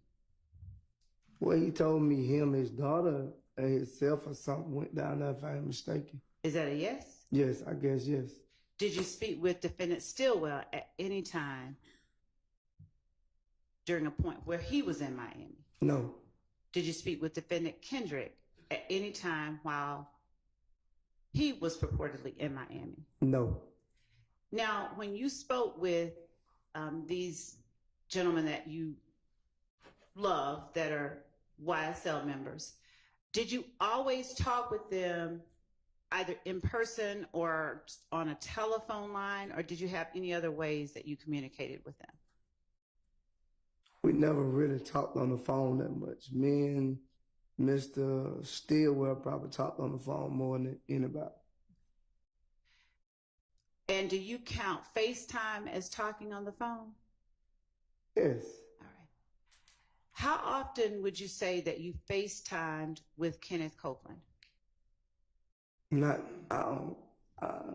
can't answer. I don't know. Did you FaceTime with Kenneth Copeland before he met with you at Defendant Williams' condo? I don't recall. Did you FaceTime with Defendant Williams before you went to his condo? I don't recall. If you have anything to refresh my memory, you can refresh my memory, but I don't recall talking to Mr. Williams before I went down to his condo. What about Defendant Stillwell? Did you FaceTime with him before y'all met up at the condo? No. Did you FaceTime with Defendant Kendrick before y'all met up at the condo? No.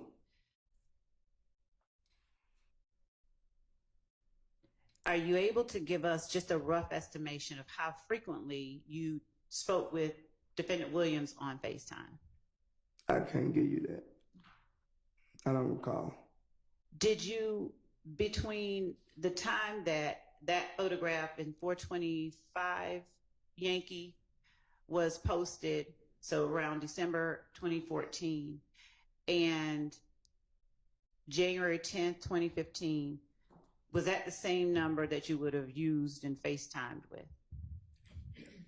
I don't know, Ms. Love. Okay. I can't answer that question. I don't know. I don't recall that. I don't know. Okay. Are you able to say with any degree of certainty about how often you FaceTime with Defendant Stillwell, since you said that's who you talk with the most?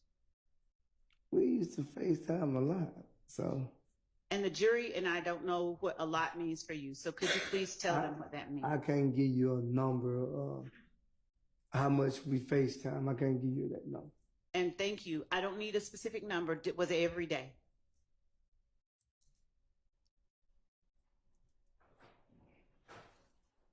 I say yes, probably yes. Was it multiple times a day or just once a day? We talked like big brothers, little brothers, so I don't know how many times a day that me and him talked on the phone, but we talked a lot on the phone every day. Defendant Williams and you, how often did y'all talk on FaceTime? Me and Mr. Williams didn't talk on the phone as much as me and Mr. Stillwell did. All right. Your Honor, at this time, I believe that the instruction that the court has that should precede what will be marked as State's Exhibit 442Y that we have sent would be appropriately read. All right, so this is going to be about his plea in this case. Okay. Yes. In this case. All right. So I'm going to again instruct y'all, and this time everything I'm going to say is going to be applicable to this plea in this 2022 case. All right. So you are about to hear, and you actually have heard evidence that this witness, who was a co-defendant in this case, has pled guilty to some of the charges in this indictment. I caution you that the co-defendant's guilty plea conviction itself is only admitted for a limited purpose. That guilty plea is an admission by this witness only that he committed the criminal acts to which he pled. You are not to consider this co-defendant witness's guilty plea as evidence that any other defendant is guilty of committing any of the criminal acts alleged against them in this indictment. Each defendant is entitled to have the issue of his guilt determined solely on the basis of the evidence against him and not on whether another person has been convicted of the same charges with which the defendant is accused. If you find that the co-defendant witness provided testimony on the stand that is inconsistent with his guilty plea admissions, and they are going to be admissions in this case, this wasn't an Alfred plea, this was a regular guilty plea, you may consider the witness's prior inconsistent statement, that is his guilty plea admissions, including to the allegations in the charges to which he pled guilty, as substantive evidence, which you may consider against any defendant currently on trial for whatever bearing it may have to the issues on trial. Thank you, Judge. And we are going to play that. I wanted to ask Mr. Sledge a few more questions. Mr. Sledge, yesterday, you, am I correct that you testified that you know of an Antonio Sumlin? Yeah, I know of him. Okay. And did you testify that that's the person that you called Obama? You never asked me, did I call him Obama? Not. Okay. Did you call him Obama? Yes. All right. And how well would you say you know him? You said you know of him. How well? Yeah, I used to see him around, but me and him never really hung out together. To your knowledge, did he ever claim YSL? Yes, I heard, yes. Okay.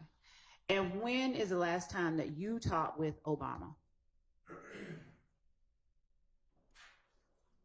I don't know, Ms. Love. Did you talk with him in 2022? Yes, probably. Yeah, I probably talked to him in 2022. Do you know how often? Generally speaking, I don't need a No, exact number. when I seen him, I talked to him. Okay. Did you ever FaceTime with him?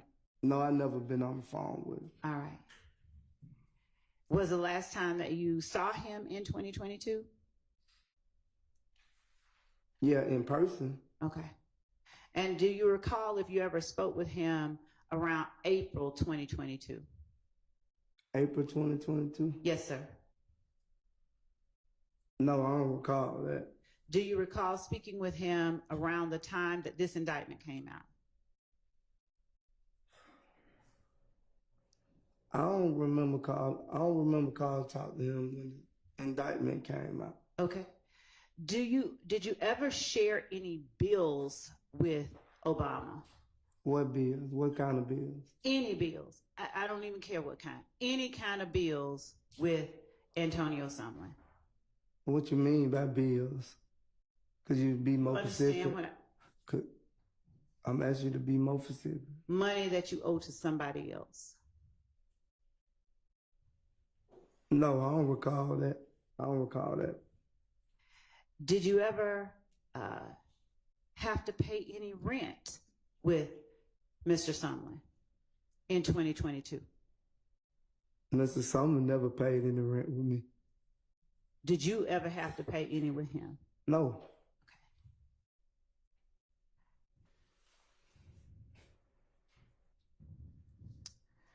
Do you know of anyone else within YSL who is referred to as Mooktoon? No. Have you ever had any reason to charge money at a door for a light bill? Now that I know, he never gave me no money for no light bill. That's not what I asked. Have you, Mr. Sledge, ever had any reason to charge money at a door for a light bill? No, overruled.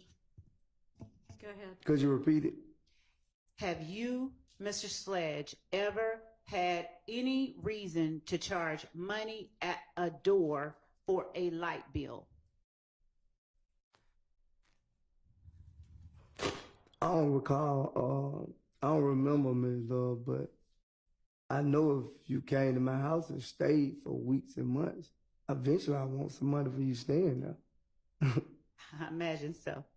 Have you ever had any I take it back.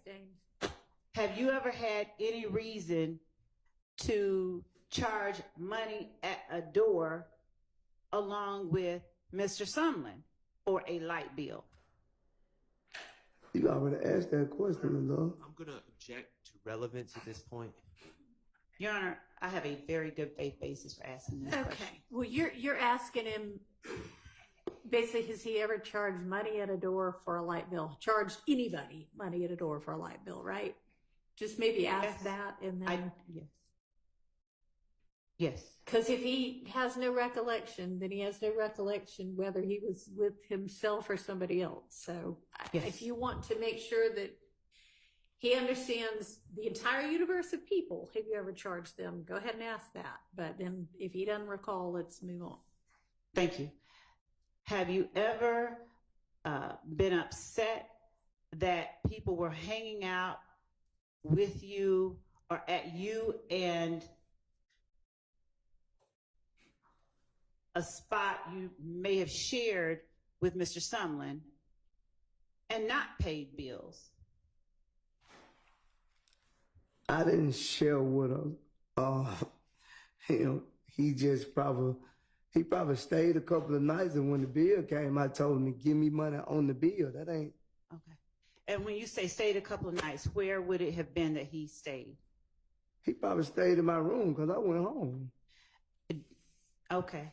And was that your room on Boulevard or somewhere else? Somewhere else. All right.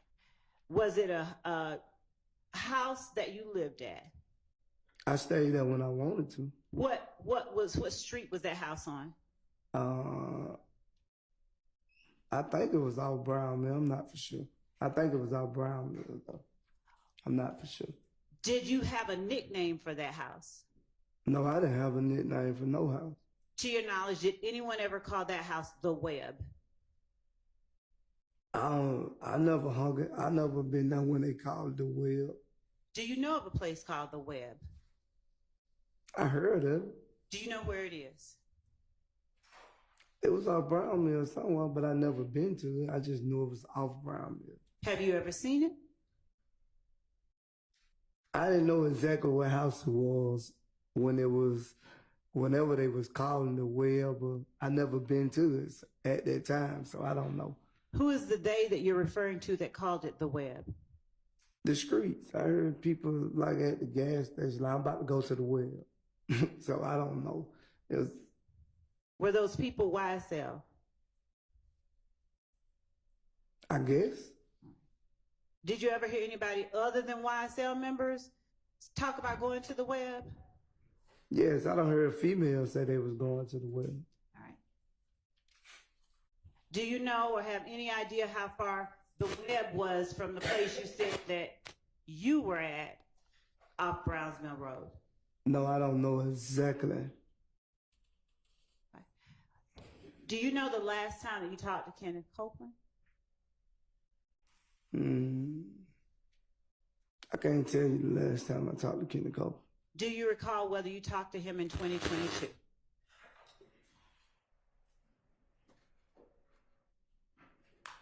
I don't recall.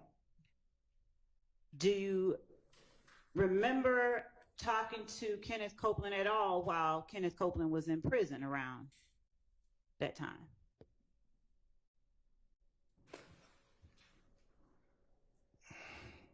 That time being 2022.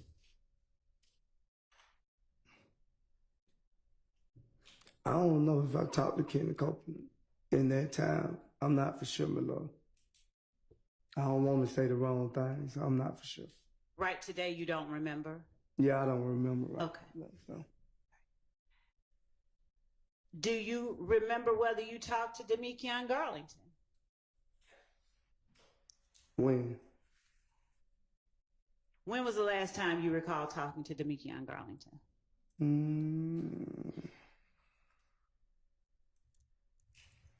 I'd probably say 2022. Okay. Did you ever talk to Kenneth Copeland or Demekion Garlington, either of them, about a RICO indictment? You said, did I ever talk to them about it? Yes, sir. I don't remember, so if you have anything, you can refresh my memory. Yeah. Do you have any memory of having conversations about a potential RICO indictment before this indictment or its predecessor was ever brought forward? I don't remember, Ms. Love. I'm being honest with you. I don't remember. Thank you. I appreciate that. Your Honor, at this time, the state asks permission to publish 442 Yankee.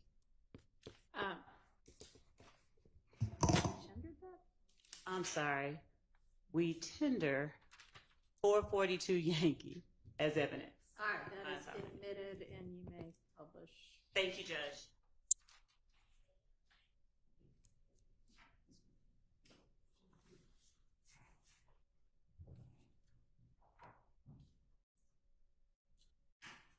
All right, we're on the record in the matter of the state of Georgia versus Antonio Sledge in 22 SC 183572. Good afternoon, Mr. Wright. Good afternoon, Judge. Good afternoon, Mr. Sledge. Good afternoon, Your Honor. And good afternoon, Counsels Love and Hilton. Okay, Counsels, I understand this is supposed to be a negotiated plea. Is that correct? That's correct, Your Honor. Yes, Judge. All right, Mr. Sledge, can I get you to raise your right hand as best you're able? Yes. Do you solemnly swear or affirm that the evidence you shall give in the matter now in hearing should be the truth, the whole truth, nothing but the truth, so be God or so firm? Yes, I do. All right, you put your hand down, sir. Mr. Sledge, please state your true, correct, and legal name. Antonio Sledge. And are you the same Antonio Sledge, also known as Moontum, who is listed in indictment 22 SC 183572? Yes, ma'am. Are you at this time taking or under the influence of any alcohol, drugs, or medication? No, ma'am. Is there any medication that you normally take that you have not been given today? No, ma'am. How old are you and how far have you gone in school? I'm 41, 10th grade. Are you able to read, write, and understand the English language? Yes, ma'am. Do you understand that you are charged with the following offenses? Yes, ma'am. Conspiracy to violate the Racketeer Influenced and Corrupt Organizations Act, Yes, ma'am. as well as possession of a firearm by a convicted felon, Yes, as ma'am. listed in count 30 of this indictment. Yes, ma'am.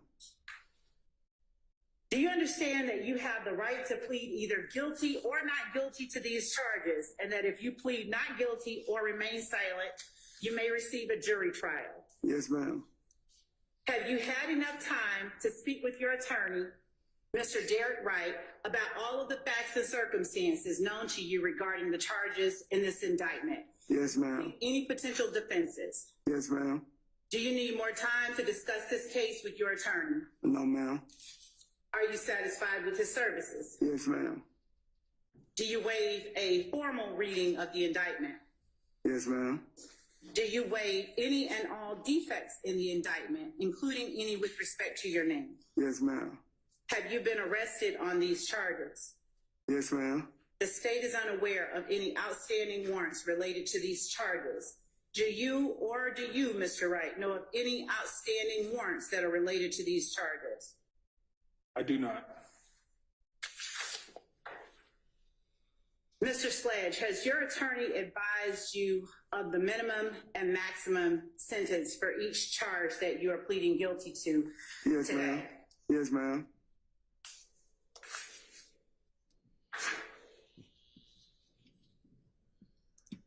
Do you understand that this is a negotiated plea of guilty? Yes, ma'am. Which means that the state will recommend to the court the following sentence. Yes, ma'am. As to count 1, 15 years to serve on probation subject to the special conditions contained in the plea agreement that I have in my hand that I will show you in just a moment. And on count 30, although you are pleading guilty, sentencing will be withheld until the completion of the initial trial of this case. After the initial trial of this case, provided defendant you have complied with the special conditions outlined in sections B, C, D, F, and I of section 3 special conditions of sentence of this plea agreement, the state agrees that the defendant shall be allowed to withdraw his guilty plea on count 30, and the state shall agree to null pros count 30. Do you understand that the court does not have to accept that recommendation? And we will read into the record the terms of the plea agreement in a moment. Do you understand that? Yes, ma'am. Do you understand that the court can sentence you to the maximum on each charge and can run those sentences consecutively or one after the other if the court does not accept that negotiated plea? Yes, ma'am.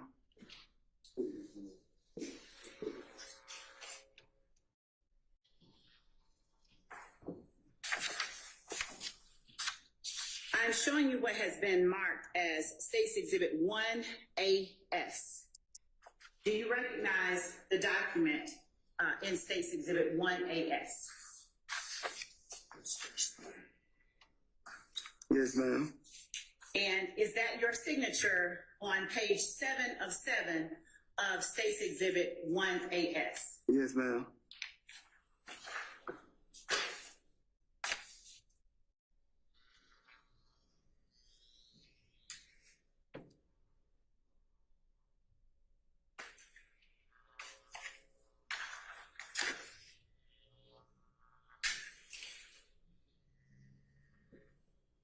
Your Honor, at this time, actually, and Mr. Sledge, have you had an opportunity to review each and every provision within State's Exhibit 1AS? Yes, ma'am.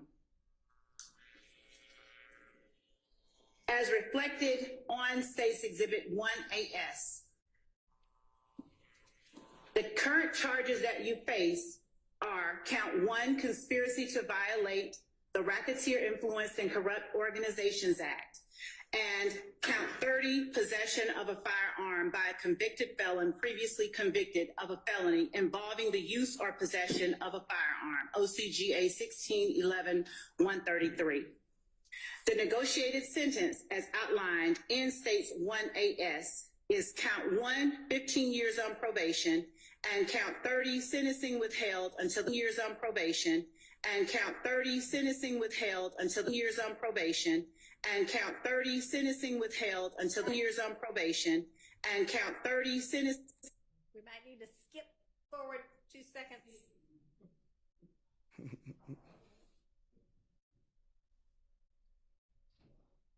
Try that.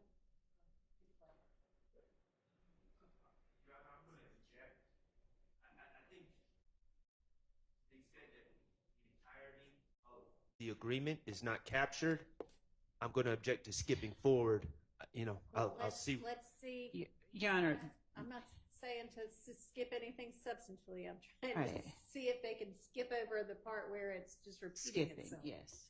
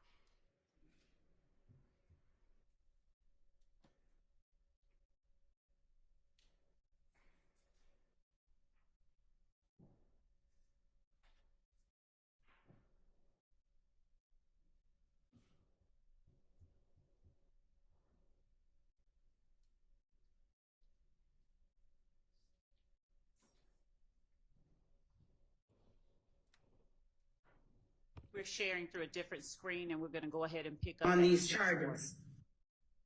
At 6:40 where we stopped.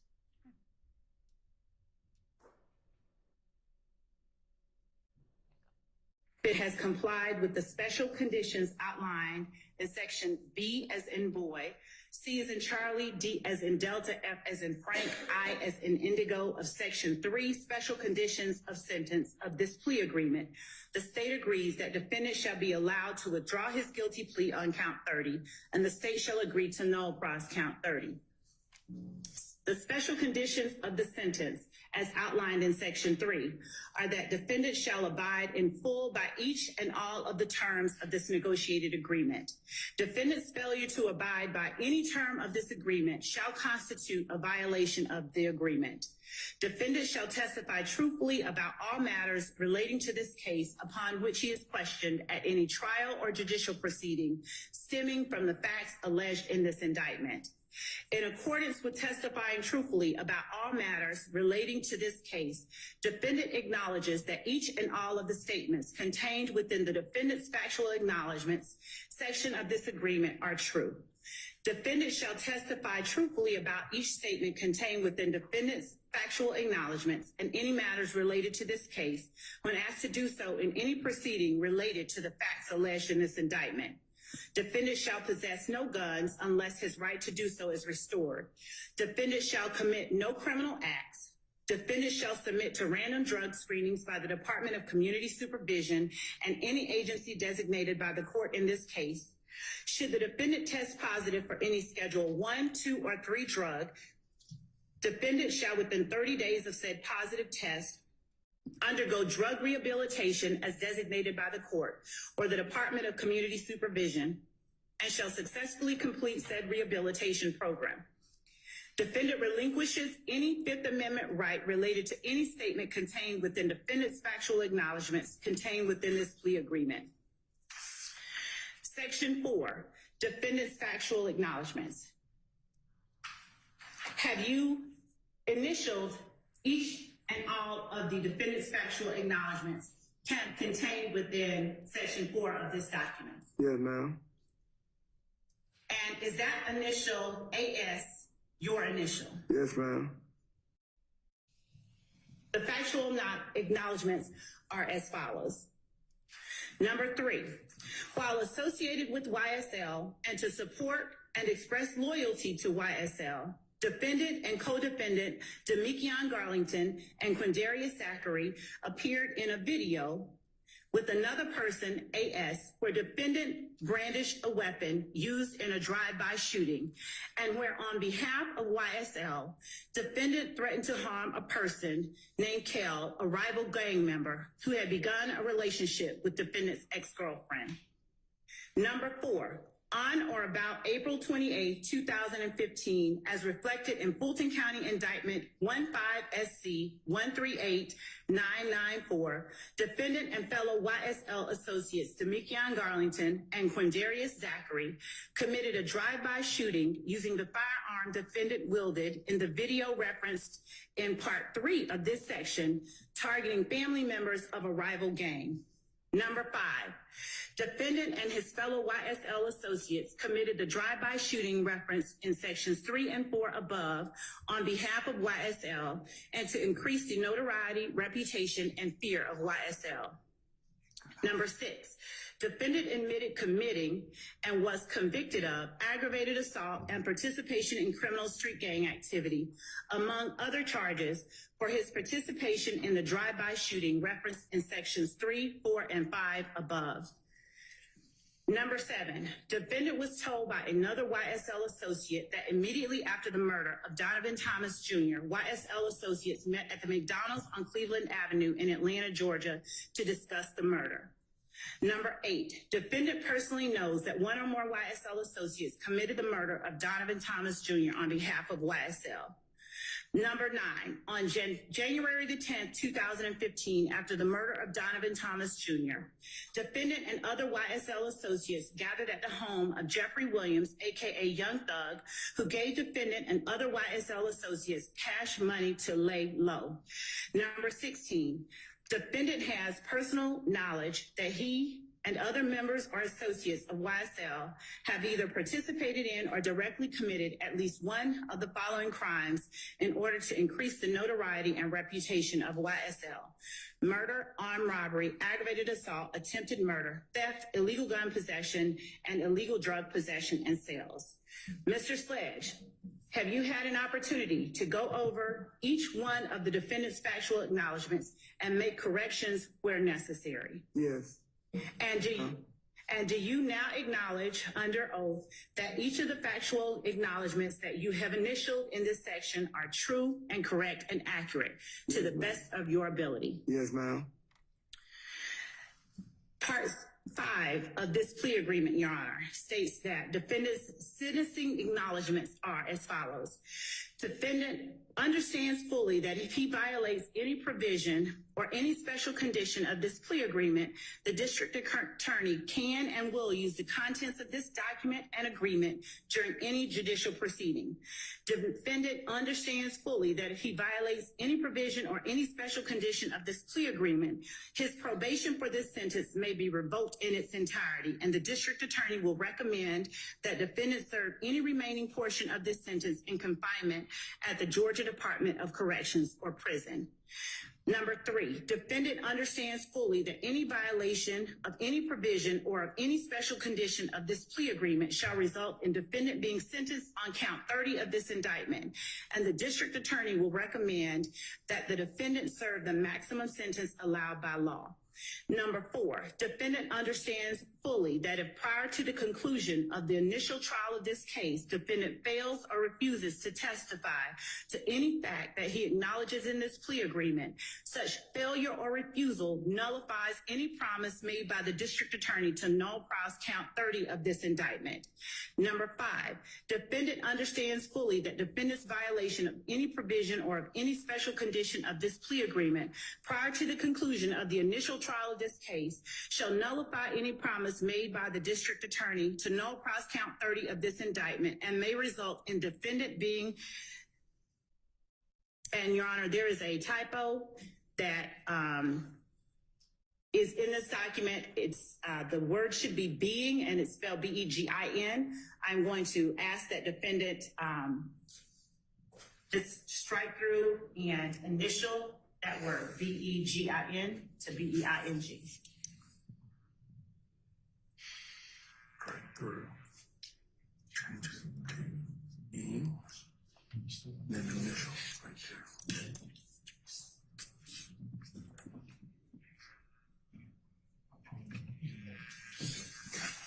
And Mr. Sledge, is that your initial above the strike through of the word begin to change it to being? Yes, ma'am. Okay. And may result in defendant being sentenced to serve as much as 35 years of confinement in the Georgia Department of Corrections or prison. Number 6, defendant understands fully that no promises, agreements, or conditions have been made other than those set forth in this document. Mr. Sledge, are these your initials on each section under defendant's sentencing acknowledgments? Yes, ma'am.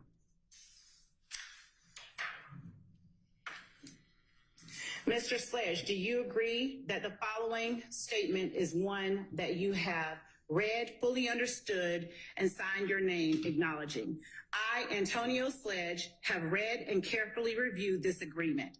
I have reviewed and corrected where necessary for accuracy each statement contained in defendant's factual acknowledgments, and I acknowledge the truth and accuracy of each and every statement listed therein. I fully understand this agreement, and I've had an opportunity to discuss this agreement and each of its provisions with my attorney, Mr. Derek Wright.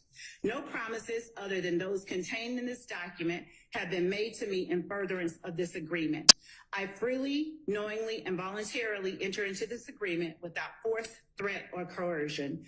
Is that the statement that you acknowledged in this agreement? Yeah, ma'am. And is that the statement to which you sign your name underneath? Yes, ma'am. Your Honor, the state tenders as evidence State's Exhibit 1AS. No. Any objection?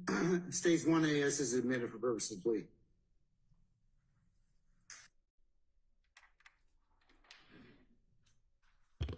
Mr. Sledge, I'm showing you, and Your Honor, I'll show defense before I present it to him, what was admitted during that session as 1AS. If anyone wants to see it, if not, I'll go ahead and approach the witness.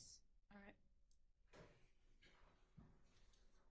right. Mr. Sledge, would you please take a look at 1AS and tell me if 1AS, which was admitted for the purposes of your plea, and the document we have been referring to, yes, thank you, as states 444 Yankee, and I will now add back the first two sheets. Would you please look at those two documents and tell me if states 444 Yankee is an exact copy of States Exhibit 1AS that you signed on December 28th, 2022? Look at the whole thing, or just the Yes, sir. first one? Please look at the entire thing.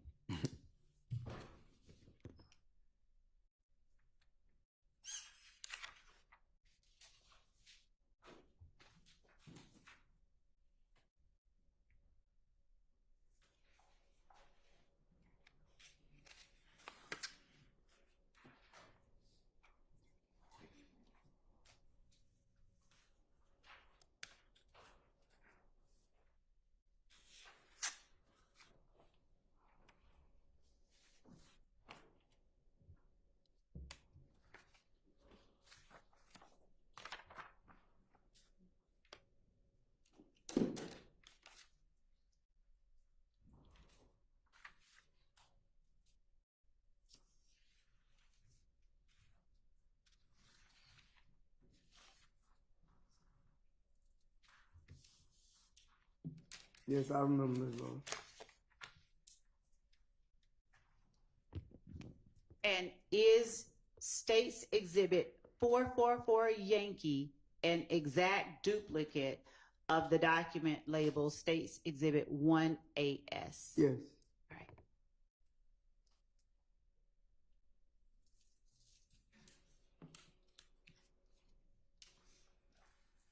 Thank you, Your Honor. One moment.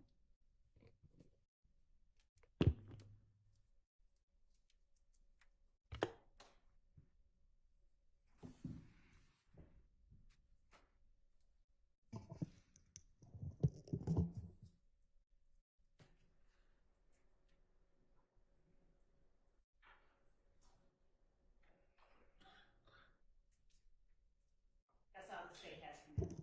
All right, is there a cross-examination of Mr. Sludge? All right, go ahead, Mr. Sharp.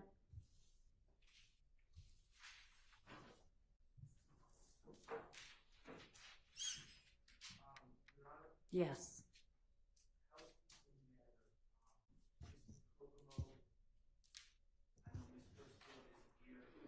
Mr. Kokomo's in need of the Zoom link. It's the same it's been all week. Can you look at maybe a prior day's email? Or the state will forward it. Thank you.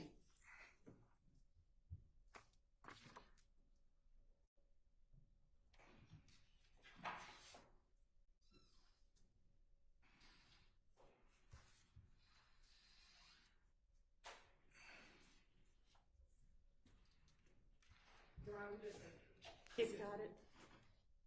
He's in.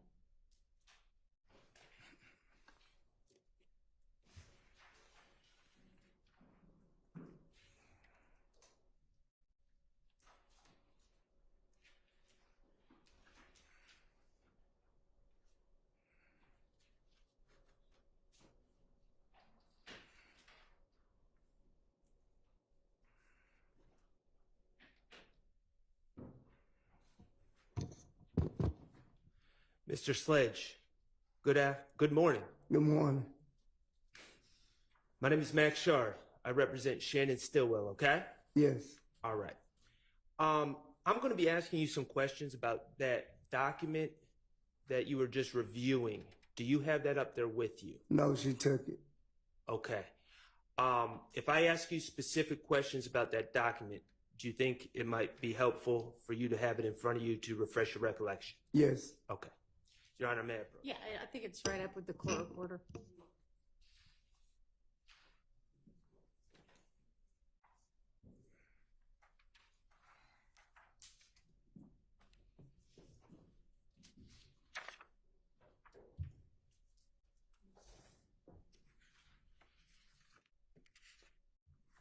Okay. Oh, okay. I'm not. Okay. We'll get there. Okay.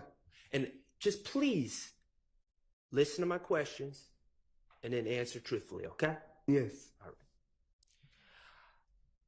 Ms. Sledge, I'm going to ask you to go back to December 28th of 2022, okay? Yes. Now, that is the day that you pled guilty, correct? Yes. And that's also the day, as I understand it, that you initialed that document. Is that correct? Yes. Initialed the factual acknowledgments within the document, correct? Yes. All right. Let me ask you one question before I get there, though. What day were you arrested on this case? I want to say May 27, 2022. May 27th, 2022. Well, that works out well for my limited math here. Okay. So, May 27th of 2022 to December 28th of 2022. That seems to me 7 months. Is that correct? Yes, 7 or 8. Okay. So on December 28th of 2022, when you initialed those documents, you had been locked up for 7 months. Yes. Okay. You had previously moved for a bond in this case, correct? Yes. You moved for a bond on October 13th, I believe, 2022? I don't remember the date, but yes, I know. It was in October? Yes. And the state opposed your release on bond, correct? Yes. And Judge Glanville denied bond, correct? Yes. Okay. So on December 28th, 2022, you had been locked up for 7 months and 1 day, and you did not have a bond. Objection, answer, and compound. Sustained. On December 28th, 2022, you did not have a bond, correct? Sustained. All right. Let me ask you, when you were locked up, we're saying locked up, where were you living? Where were you held? At the Fulton County Rice Street. Okay. That's Fulton County Jail? Yeah, jail. Okay. And we're not, generally speaking, is that a nice place to be? Objection, roll. Overruled. No. Is that a dangerous place? Yes. Is that a filthy place? Yes. Okay. On December 28th, 2022, there were some things going on in your life, correct? Yes. Okay. You've already shared with us that your mother was ill. Yes. Certainly, on that date, you wanted to get home to your ill mother. Isn't that correct? Yes. You are also a father, right, Mr. Sledge? Yes. You have 8 children, is that correct? Yes. Okay. On December 28th, 2022, I don't need to know the age of every child, but what was the age ranges? 23, the youngest 9. The youngest was 9. He 9 now. Okay. So about 7. Yeah, about 7 then. All right. And do your children live in Atlanta? Yes, all of them. Okay. Do you spend time with your children? Yes. Sustained. Do you attend to your children's daily needs? Sustained. Your Honor, may I be heard? You may. It goes to his need to get out of jail. All right, we'll get to it. Okay. Do you attend to your children's daily needs? Yes. Do you drive your children to school? Objection, Your Honor, Let's move along a little bit. Okay. Did you have a significant other at the time? Yes. I have a rule. Yes. And I don't even need to say her name. Her initials are DB. Yes. Okay. On December 28th, 2022, did you miss DB? Yes. Did you miss your children? Yes. You indicated that Derek Wright is your attorney, Yes. and he's represented you in the past, Yes. and you hired him on this case. Yes. Okay. When you testified, I want to make sure I'm correct on this, you paid him a certain amount of money, and I don't need to know the amount. Objection, relevance. He's testified that he did not, his understanding was he did not pay his attorney. You didn't, the money that you paid your attorney, you knew it wasn't enough for him to go to trial on this long case, correct? Yes. That was your understanding. Yes. That was his understanding. Yes. You did not have an attorney to take this case to trial. All right, no. Now that we all know that that's not true, that anybody who can't afford an attorney is entitled to get an Well, attorney I'm gonna get without there. cost to them. I'm going to get there. There were people in this case that couldn't afford an attorney, correct? Objection, Your Honor, speculation, relevance. People weren't, people still don't have attorneys. Hang on. Don't talk over each other. That is not relevant to the question that you're asking him, nor to this trial going on right now. Your Honor, may I be heard? Yes, If he knows he's going to sit. you may. Yes. You know what? Let's break for lunch, because I know that this is going to take more than 30 minutes for you to do your cross. So let's just break for lunch right now.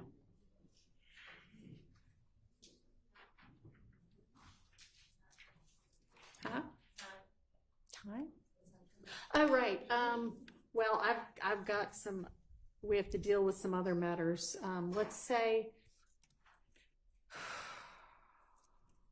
1:30.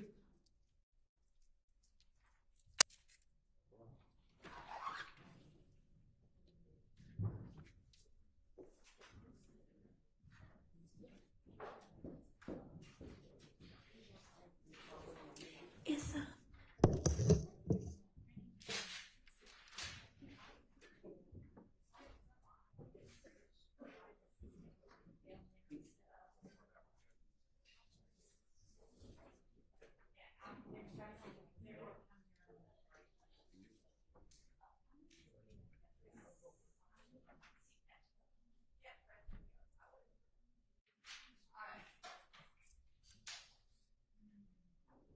Let's take up this objection.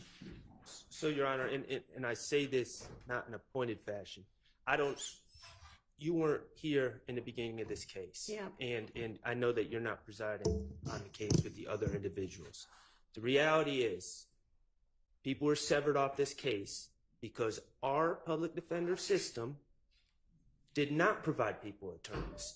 People were sitting in jail for up to 2 years. I'm not even sure everyone has an attorney to this date. These gentlemen that are not sitting here, that are sitting in 901 Rice Street 2 years later, I don't even know if they have attorneys now, but I do know when we started this trial, people were severed because the public defender's system had not provided attorneys. Mr. Sledge knew that.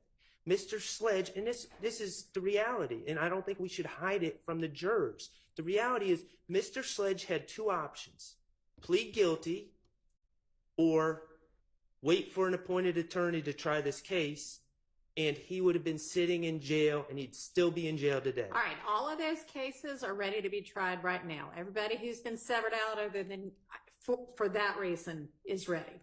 And, Okay, well, right, and they're still in jail. And well, and so are that's- all of these defendants. Well, but we're not going to get into that, are we? Well, at this point, I really probably wouldn't mind, but I'm not going to speak for everyone else. But it goes to his mind state.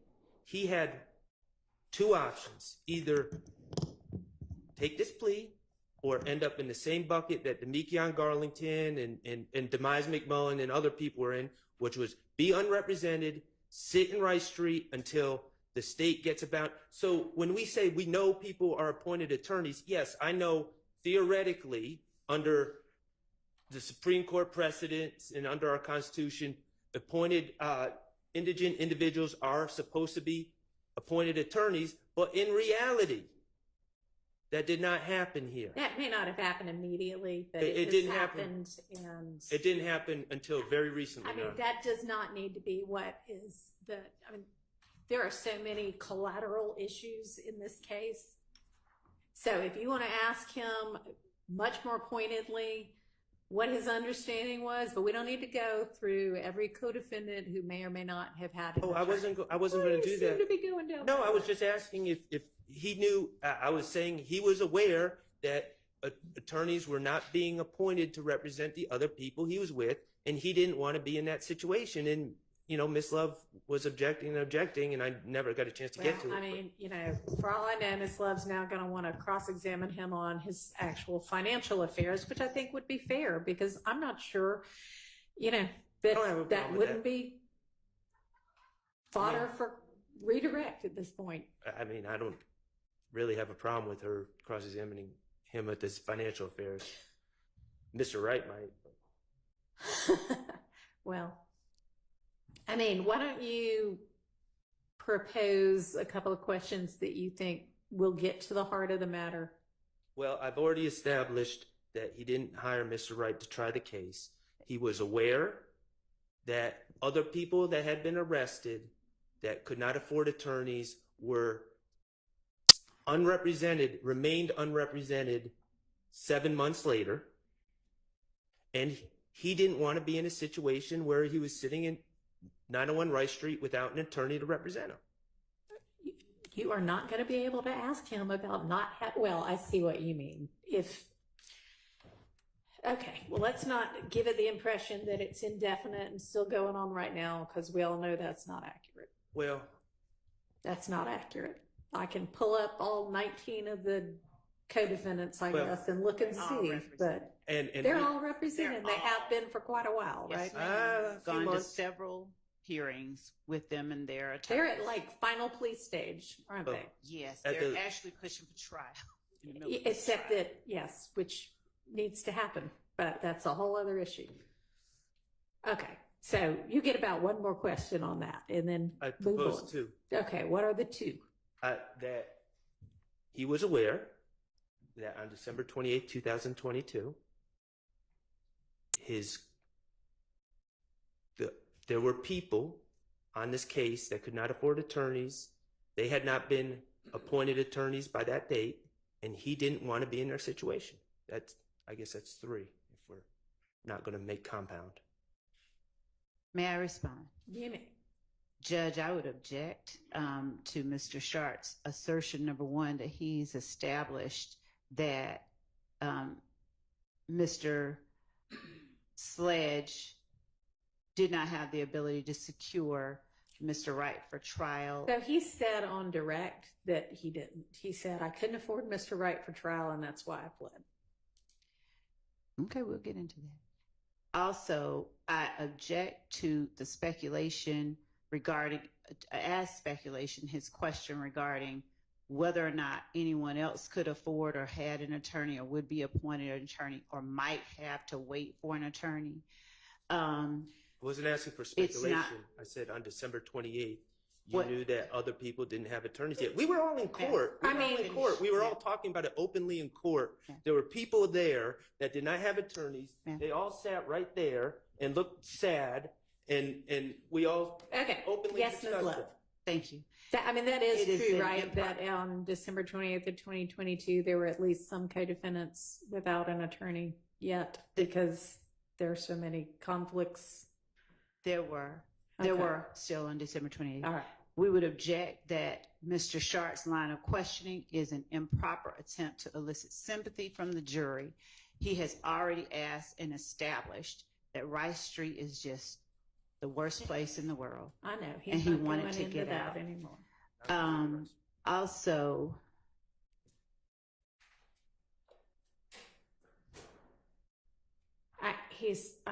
He may be trying to establish sympathy, but I think what he's legally trying to do is establish motivations for testifying, and that he's allowed to do. motivations for you For entering whatever plea? he's doing, for whatever this witness is doing. Okay. That's a legitimate.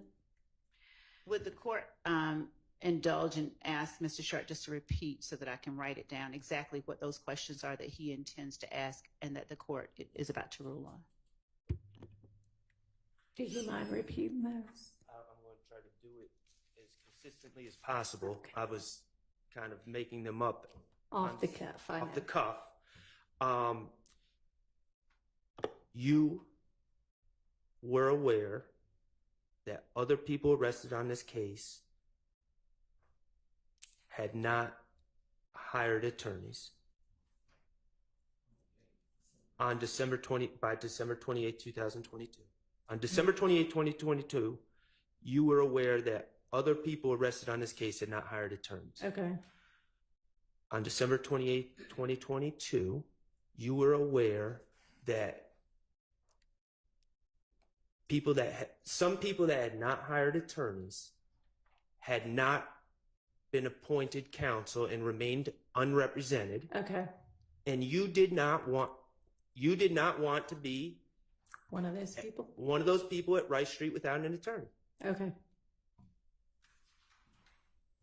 And Ms. Love, if you want to voice what your objection is, if any, to those questions for the record, you may. I'm getting that last compound one down.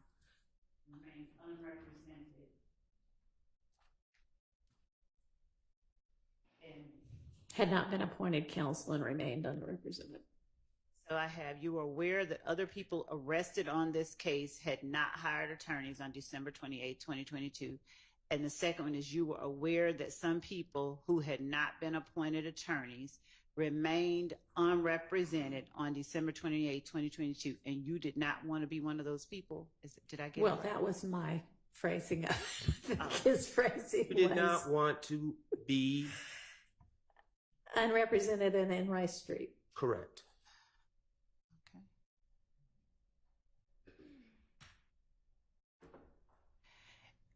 So, Your Honor, I believe that the second question, in as much as he did not want to be unrepresented and in Rice Street, is fair to establish that point. But I believe that Mr. Sledge's awareness of other people or lack thereof or speculation about whatever their status was, it would amount to speculation, number one. It would amount to hearsay. Wasn't Mr. Sledge a defendant in this He case? was. At He the was. time? I don't know if Ms. So that's not speculation. I don't know if Ms. Love was here, but we What? had court hearings where Okay. unrepresented I'm going to people also permit. right So there. is that a relevance objection or It is something else? there is a relevance objection to it. Yes, there is a relevance objection as well. All right, I'm going to permit all of those over objection. Thank you. Anything else you think we're going to need to hash out outside of the presence of the jury? It also suggests impermissibly in my mind that the plea that Mr. Sledge gave was, and I mean, this may be something that we just argue, wasn't given knowingly, voluntarily, and willingly, when Mr. Sledge has already said that he pled guilty knowingly, willingly, and voluntarily. You've got the video in evidence where he says that and Right. acknowledges it. So, all right. So, are there any other issues we think are going to need to be taken up outside the presence of the jury while we're doing this? Mr. Steele just Cross. sent over a Dropbox link, and we don't know what's in it yet, so we have to review it, and we don't know yet whether there's All right, something Ms. else. Jill, is that your potential cross? Yeah. Okay. All right. And Your Honor, Yes, sir. I plan on you. I'm sorry. And Your Honor, I just handed the state a one proposed exhibit that I'll be using, DS-36. It's from Discovery, but I've taken out all the commentary. It's ironically something that they're seeking to admit. Okay, well then they should not have an. Yeah, you would think that would be the case. But it's pictures of Kelvin Watts, Miss Entrevia Smith, and Mr. Sledge. And I'm going to ask him if he knows who those people are. Any issue with that? No, Your Honor. Okay. Not to this. I haven't seen the rest of what's Okay, new in the job. I know nobody's seen Mr. Steele's stuff in the context of its use. Obviously, they've seen it in discovery, but yes, sir. Yes, Your Honor, I do have a document. Okay. I have a document as well that's provided in discovery. Okay. That I intend to introduce in a short statement. All right. Thank you. And, see where we are. Great. Thank you. You want to go ahead and do that right now? Yes, Your Honor. Okay.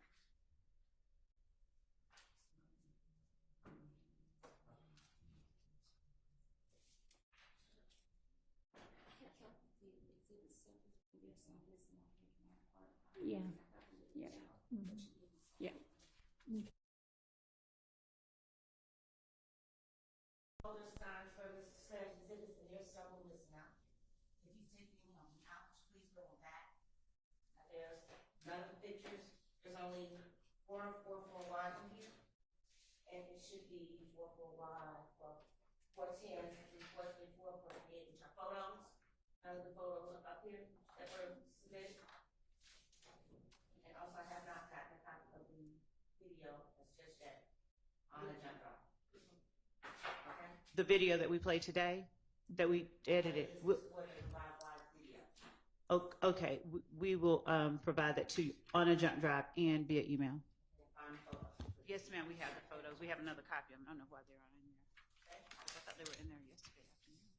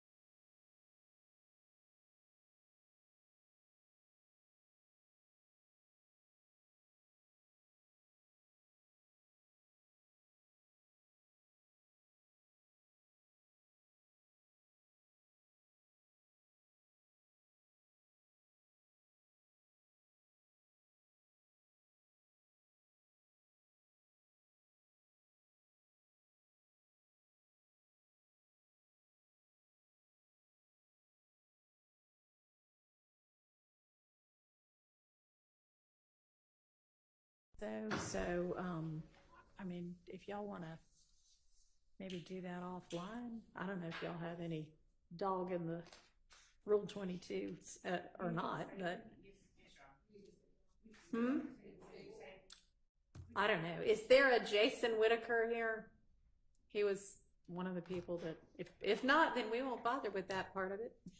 If he can't show up for it, then. Okay. They're what? In the hallway. Okay. Well, they can come in here beforehand.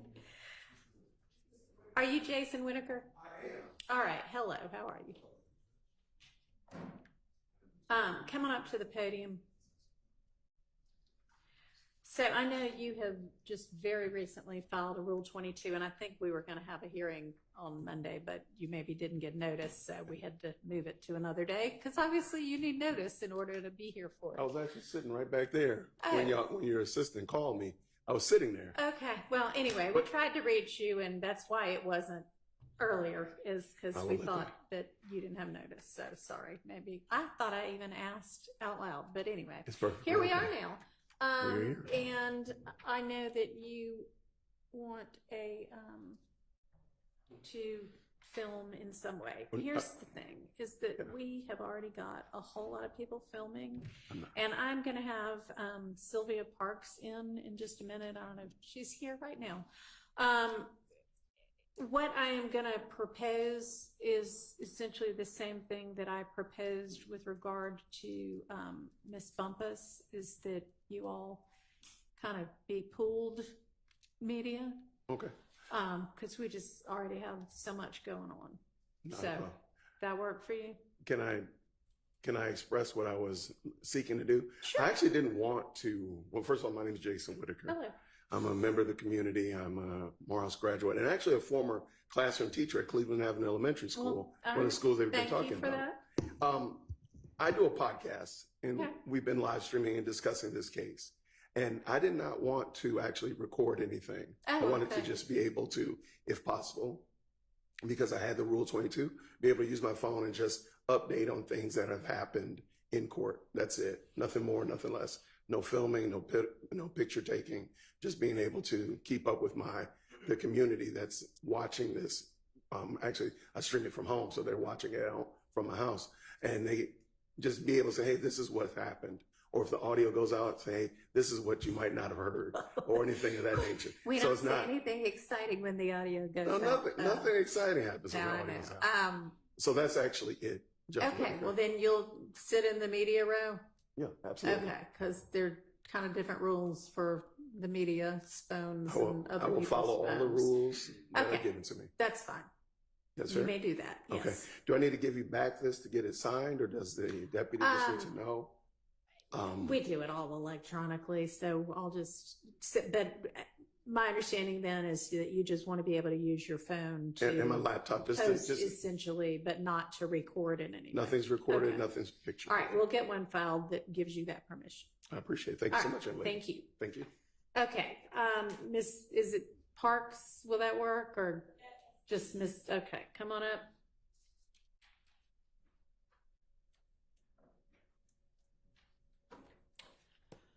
All right, so I know that you have been live streaming pretty much this entire trial, and I'm sure probably the pretrial proceedings as well. And it came to both the court's attention and defense counsel's attention recently that you had been on your, what do you call those things that you do? It's not a podcast, or is it? Do you still call it that? It is a podcast, Okay. but it's A video podcast. Video Okay. podcast. Anyway, we'll call it a podcast.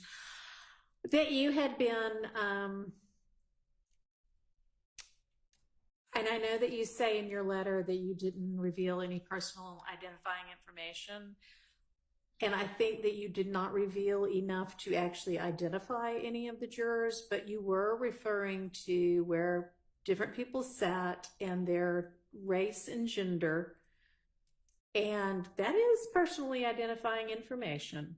And then you were giving them derogatory names. And you say in the letter that you provided to me this morning that you have always operated with great integrity, that the content you share represents factual reporting, and that you do your reporting with the, and these are all quotes from your letter, the utmost respect and integrity for all involved. Do you believe that any of those three statements that you made to me this morning is actually true about the names you were given those jurors? I just want to give you the names were movies that I like. And, you know, SpongeBob is my daughter's favorite cartoon. Do you think that those showed respect and integrity to the jurors? Well, I didn't think it were bad names at all. Glasses, nose. No, I didn't think it was bad names. I showed you all the names. The utmost respect and integrity? I think it's depend on the individual. Well, to me, I felt it was utmost respect. Well, I do not feel that. That seems like the kind of thing that a kind of mean person does on the playground in grade school. You think so? I do. I don't think that shows the least bit of respect or integrity to the jurors or to the court system. So if you are going to, and let me ask you this, you talked in your letter about being media and freedom of the press. Do you consider yourself to be press and media and journalism? I consider myself being a content creator. I create content for the community and give information. As far as journalism, I didn't go to school. I've taken some classes and things like that. But I mean, the information I believe is very vital for the community. I don't disagree. I mean, this is court. It's one of the most important things we do in our country. But you say my role is to deliver news and information. Mm-hmm. So, I mean, do you, to that extent, and you say you want to represent factual reporting. So do you, to that extent, consider yourself to be media, even if it's non-traditional media? Yeah, I would think I would, because I've taken courses of etiquette and things like that. But as far as, and then and the other thing too with my channel, it's more like some sort of like easygoing, friendly type of thing where people don't feel like it's just. I'd love for you to keep it friendly. Okay, that would be great. Okay, and I will never use the names anymore if it offend anybody, because that was never my intention to offend anyone. Okay, I was just using names that movies that I like, Twister, SpongeBob, Ghost, things like that. I mean, I realize that if you're trying to create content that fills, the entirety of every day, that sometimes you probably have to reach out somewhere to whatever pops in your mind at the time. But I would ask that before you do that, that you actually do keep in mind that this is a court proceeding. Mm-hmm. And I know a whole lot of people seem to be watching this as entertainment, but this is not entertainment for any of the people involved here. This is very serious. And it does a disservice, I think, to everybody. Mm-hmm. When the coverage is flippant in the way that I think that was, okay? Mm-hmm. And I know you've got every right to do that if you want to. I would just prefer that you not. I won't. And I am going to give you this, it's a code of ethics that the Society of Professional Journalists follows as a guideline. Okay. And I mean, you're not required to abide by it. It's not the law. But it might be helpful for you to take a look at it and just, use it as a guideline. I definitely will. Okay. So if you can do that for me and try to be respectful and treat this with integrity, then you may come back in and continue to live stream. Definitely. All right. I appreciate it. Thank you, Anna. Hand this up to you. Okay.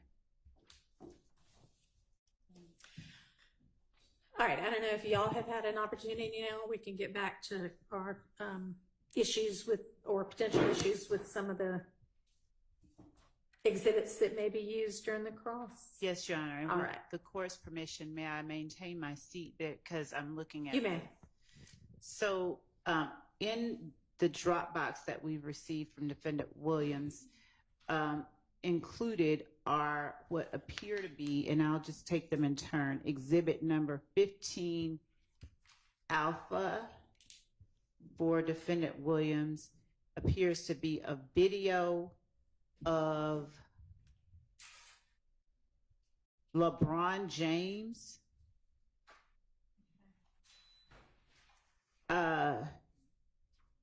dabbing up someone and wiping his nose and saying slime. Okay. We object to that. On what basis? Relevance grounds. I suspect the relevance is going to, well, I don't want to speak for you, Mr. Steele. What's the relevance? It just shows that this is not unique to YSL Okay, well, I or mean, in a gang. Also, Your Honor, it's already in evidence. it's already in evidence anyway. It's already in evidence. That's possible. It's Probably, it already may in have evidence. gotten, that may have been the case, and if that's the if case, it's not, I I'm can see. I'm Okay. going to overrule the relevance objection to the extent it's not in evidence. All right. any others? And yes, there are apparently, so I'll name them again. 16 Alpha from Defendant Williams is a person unknown to the state, a random person in what appears to be a TikTok video. And this person is, they're singing. Okay. Apparently they're singing Defendant Williams' song. Okay. And they're saying, and he's saying slat, slat, slat, slat, slat. They're lip syncing to it. It's a young female wearing a skull cap, lip syncing to Defendant Williams' song. Which number is this? Okay, in the beginning, there's no skull cap. She's got okay, her then she hair puts straight one down. on. Okay. And then later on, there's a young lady in a skull cap. We object on 2 grounds: relevance, and in as much as it is Defendant Williams' statements, his statements, we would object as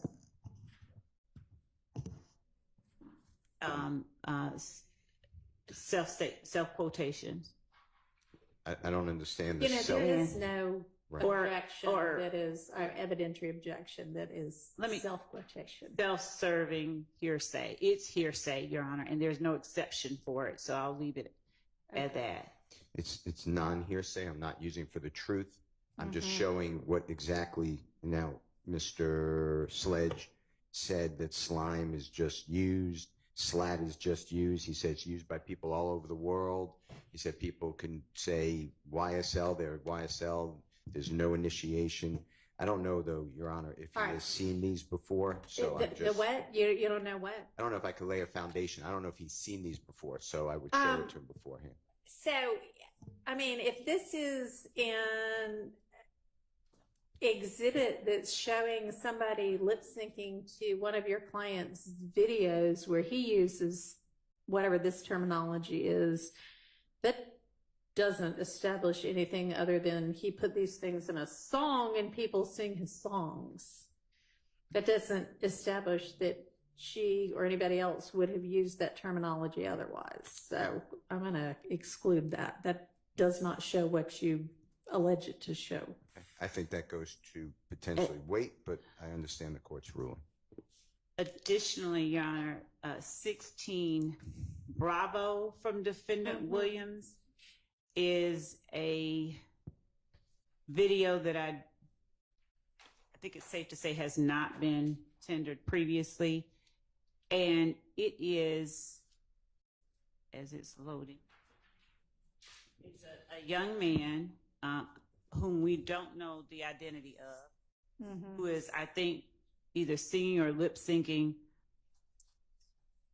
He's lip syncing Defendant's song. All right, let me say that anybody who is just some random person lip syncing or singing a song that Mr. Williams put out does not establish anything other than once he puts out these songs, people like the lyrics and sing the lyrics, and that doesn't establish anything other than that. That it is now in common parlance in the music business is probably not even an issue. So I think that is the case for 16 Alpha, 16 Beta, 16 Charlie, 16 Delta, 17 Alpha, 17 Beta, 17 Charlie, 17 Delta. No, that's wrong. So it would be under 16 A through F would be consistent with this honorable court's ruling. I will not attempt to introduce it. 17A through E, some of them have already been admitted. Other ones are similar. It's just people who are using the nose wipe, if you know what I'm talking about, the finger across the nose. Okay. And that's what those are. And those are already in, or No, not all of them, but some of and them. do we know when these came into existence? Yes. Mr. Trontavious Stevens and Jeffrey Williams exhibit, or JW exhibit number 17A is already in evidence, and it's already marked 7 through E. Judge, can we confirm that? Because I don't have that same memory of 17 Alpha. Sure. And I guess at some point we really do need to sit down and sort out the evidence that came before me. But yes. All right. So we do not have that same memory. And to the extent that it is not, if it is not, we would object on relevance grounds. It is an unknown person. All right. Do you know when it came into existence, roughly? We have the exact date. It's also 15. I think I said 17. You 15A. 15A is LeBron James, right? 30 in, and Mr. Kumo is getting the date, if that's okay. So you already talked about 15. If it's so 15A is not LeBron James lip syncing, is it? It's LeBron January James. 22nd, 2024 was admitted into evidence. Yes, January 22. Is he also lip syncing one of Mr. Williams' songs? Mr. LeBron James is coming into a locker room. He has teammates. He's a basketball player. Yep. I know you know that. But, I know you're setting up for the record. He's one of the most famous people in yes. the world. Yes. Is greeting his teammates. Okay. And as he's greeting, he's doing different type of greetings, and one of them is the wiping of the nose. Okay. That's what it is. Okay. Other people in there, and I have to look to get the exact numbers, but is a baseball player on the Padres. Last name is Musgrove, Musgrove. He throws a pitch on the diamond. He strikes out the batter. It's a New York Mets, and he wipes his nose. Another one is Stephon Diggs. He's a football player on the Buffalo Bills. At that time, he's now on the Texans in Texas. And their quarterback, whose name I can't remember, Josh Allen, they both greet. It's the same type of thing. They greet in the huddle, and Josh Allen's going around other people. They wipe the nose. And these are all in 15A? No. They should be 17A, then 17B, then 17C. I separated them all. Okay. So, Your Honor, what we'd like to 17D and 17E. And they just go consecutive. And the next one is C.D. Lamb. He's a football player on the Dallas Cowboys. Well, we're it's the probably same. getting cumulative at this point. But so are these all from like the 2023, 2024 era? I'd say so. 20, maybe a little earlier, but yes. Judge, so our objection is that, one, as we look at starting at 17A, these videos that Mr. Steele or Defendant Williams is seeking to have admitted are nothing more than people imitating a hand motion or lip syncing words that Defendant Williams appears to have made popular through his music and his songs. Defendant Williams has SLAT tattooed on his index finger as he wipes his nose and is photographed in pictures and publications with that index finger, nose wipe, and word SLAT. The fact that his music that he has circulated that people have taken to it and emulated it has absolutely no bearing whatsoever on whether or not either defendant in this case, and specifically Defendant Williams, committed any crime alleged in this indictment. It has no relevance whatsoever. It is a circular argument to bring about something that someone else is doing now because Defendant Williams did it.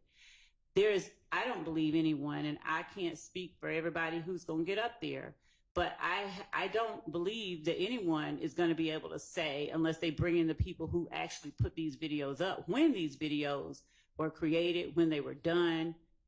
There's no foundation, I think, that can be laid, and I don't think that any of them are relevant to any matter in this case. Okay, well, I mean, the reason I asked about when they came into being is because the fact that something that a performer of the fame and magnitude of Mr. Williams has brought into more common parlance, if you will, within society,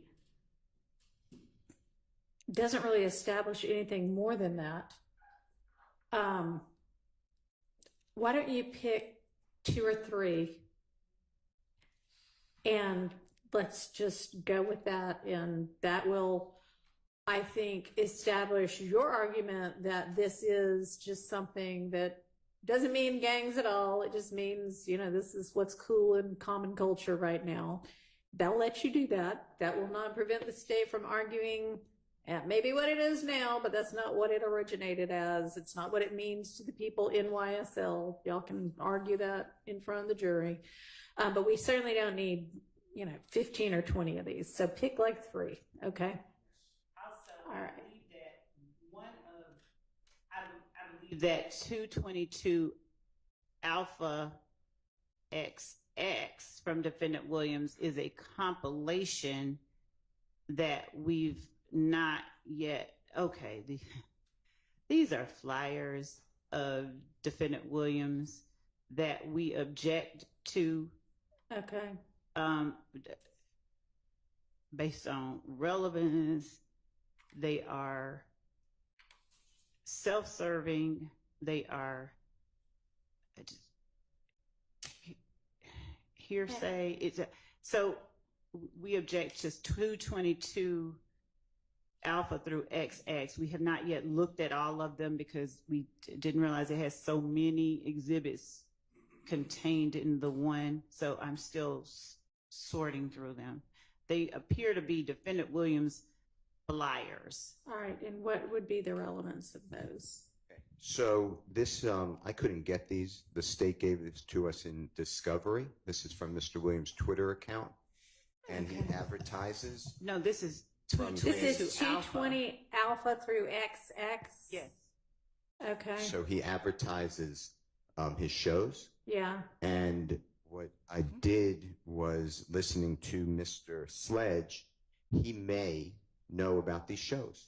Okay, So, in which case? So then the state is saying that Mr. Williams is on Cleveland Avenue and Mr. Williams' notoriety has to be increased because of a drive-by shooting.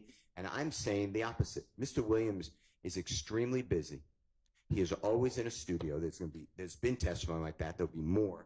And he's constantly performing around the time of the 2014 going into 15, which is the relevant time period for Mr. Sledge's testimony. And is that what all of these are from?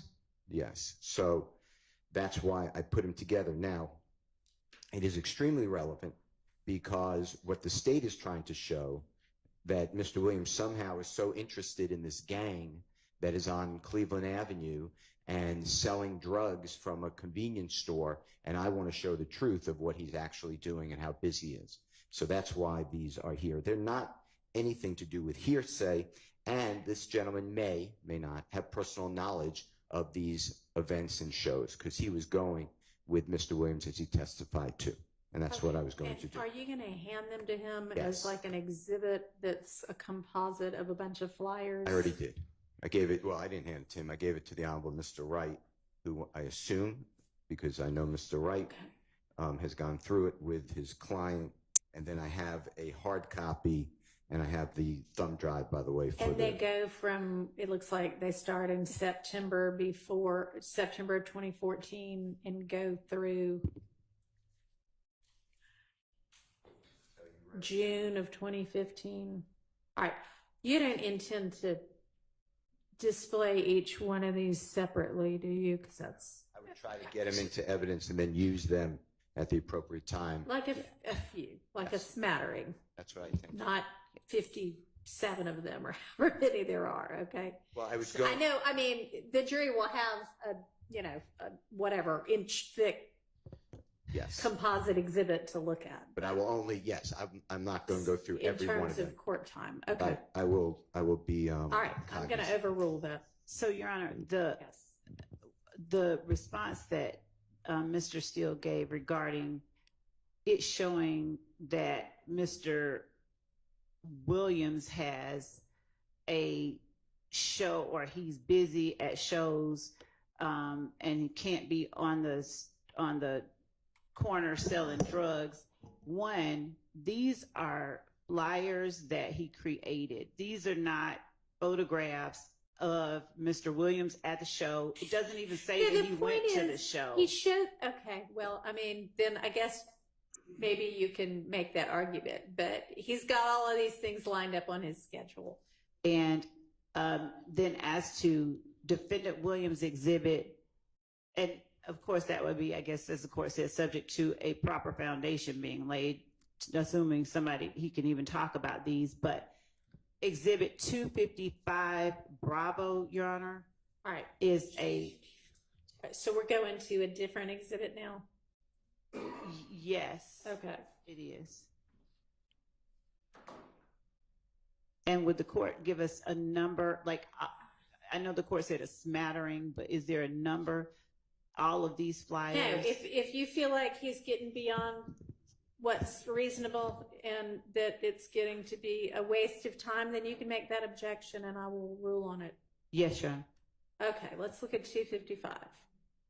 What's our issue with that? So, Your Honor, 255 Bravo appears to be a collection of tweets from people that we do not know and have no knowledge of the identity of, saying and lie to their sister, baby mama and granny, and get on the stand and tell the God's honest truth. I just don't get it. These appear to be tweets from 2023, yeah, which are after Defendant Williams put his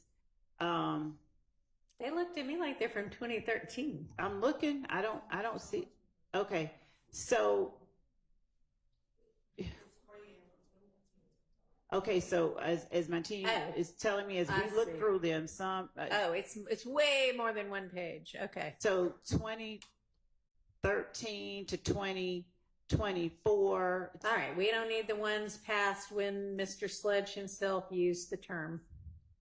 And so, Your Honor, we have never disputed that anybody else said that Mr. Sledge, in his testimony, he said it's a saying that people say. I didn't argue with that because he said a lot of people say you lie to your mom, you lie to your sister. My question was, do they say you need to get killed? Yeah.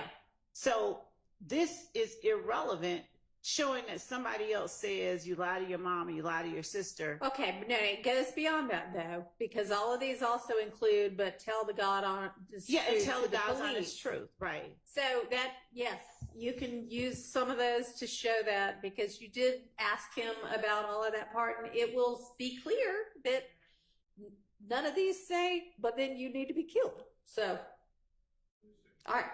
So we don't need all anything of them, past that though.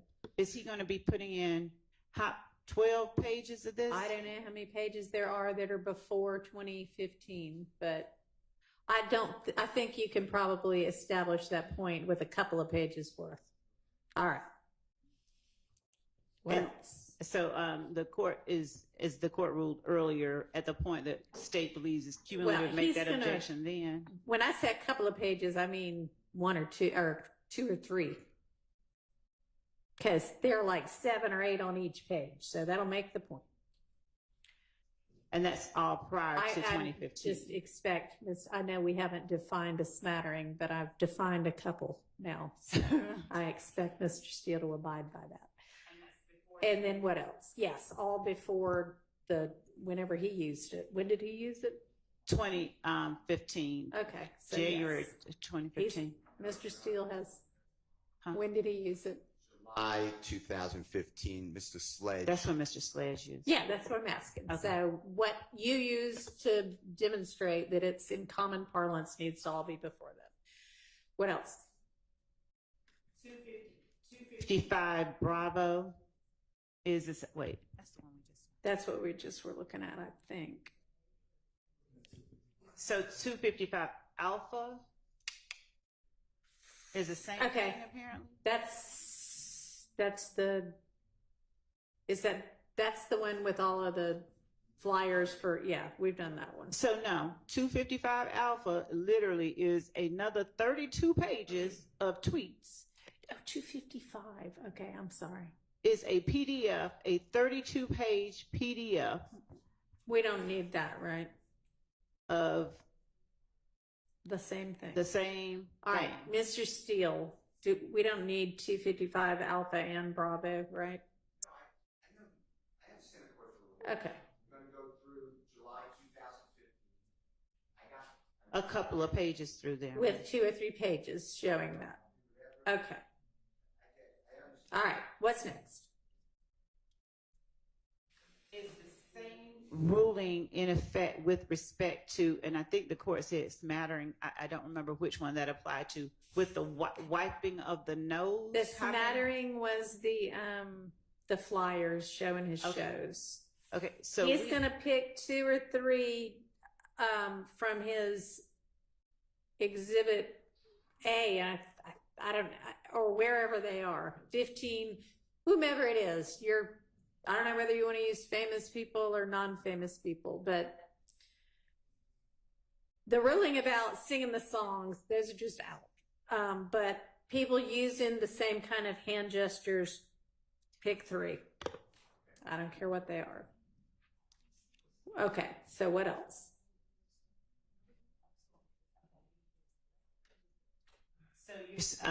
So Mr. Williams, for instance, on Exhibit 34, if it's not already in, it's Defendant Williams himself sitting there wiping his nose. And I think that might already be in. So I'm not sure if that's one that is being offered now. But for the ones that are not already in evidence, is the court's ruling that 2 or 3 other people that are not him who are wiping their nose are what will be allowed? Wiping their nose, or if it's some other hand sign, just 2 or 3 things, 2 or 3 of these to demonstrate, whoever the other people in the world do this to. And Your Honor, I don't know that it's going to establish anything because this is 10 years after we have heard that YSL, which might be or might not be a gang, was created, but. So, Your Honor, and we would ask as well, because I've seen, I'm not saying anyone in particular, but we would ask that reference to what is contained in the picture. For instance, do you recognize LeBron James wiping his nose? Not be made until it is established whether the witness on the stand, who is supposed to be the witness through whom it is entered, can establish whether they've seen it, know what it is. It's not, do you recognize LeBron James wiping his nose? It's, are you familiar with this? Have you seen this before in your life? And given that Mr. Steele has already given Mr. Wright the exhibits, the answer will be, yeah, I've seen it. Well, the fact that I think Mr. Steele probably knows how to handle a witness well enough to lay the foundation properly. I'm just asking based on if what you has want to happened then so get far. up and ask, never mind, I'm not even going to suggest that. Okay, so are we clear on that? He can ask before today. What else? I think that the videos of people lip syncing, the wiping of the nose, and the tweets about lying to your mama and telling the truth in court are the only 3 categories. Okay. And so since there are so many, I think we've covered All right. that. We'll look at it All right, closer. and then we've got the proposed exhibit from Mr. Huey. Is there an issue with that? I haven't looked at that yet, but. So we don't object to the whole thing coming in, but I believe Mr. Matthews has indicated he wants to take the writing off. But if I don't know what the writing says. And who are these people in this exhibit? Yes, Your Honor, that would be Chanel Drinks. Okay. Individuals that. We may need to come over here. Yes, and 1 second, Your Honor. talking to your mic. Okay, well, all right.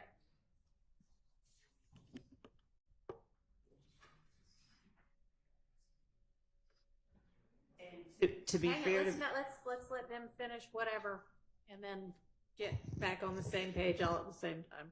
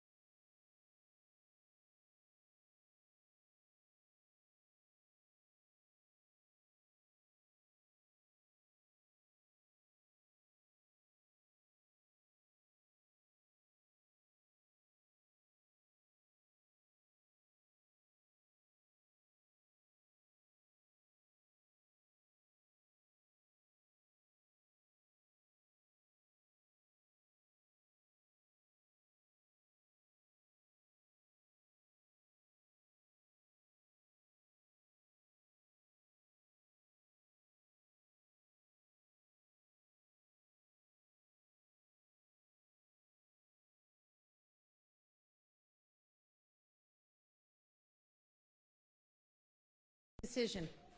So we can all eat lunch too.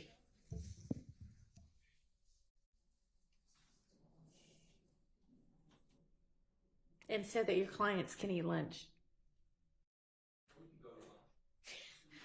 Well, then we're going to need to come back early. So that's fine. But let's come, I'm going to give us a half an hour and we'll be back at 1:15, okay? So that we don't keep the jury waiting any longer than we already have today.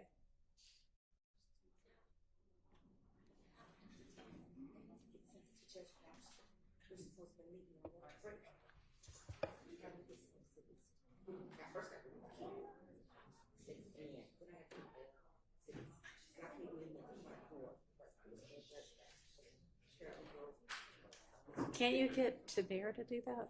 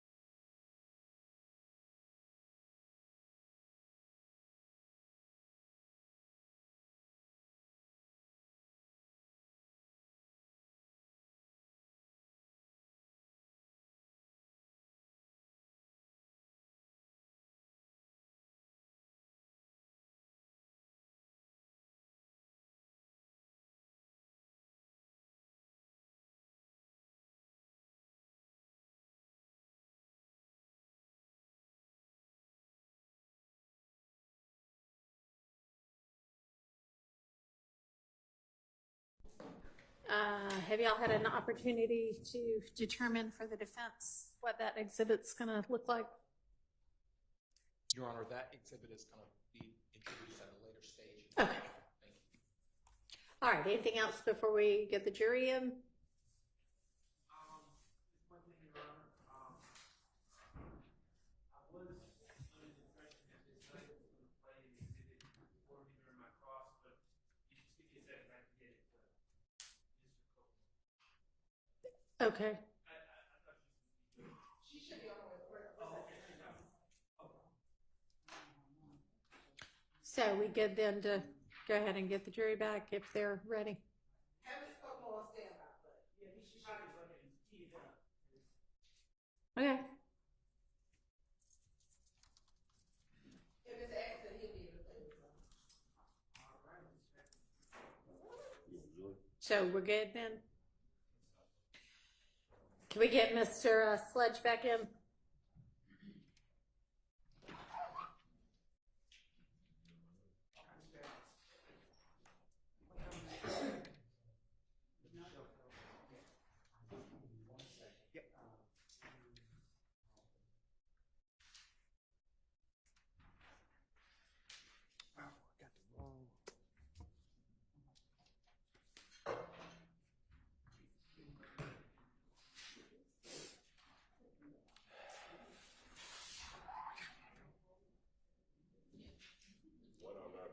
All right.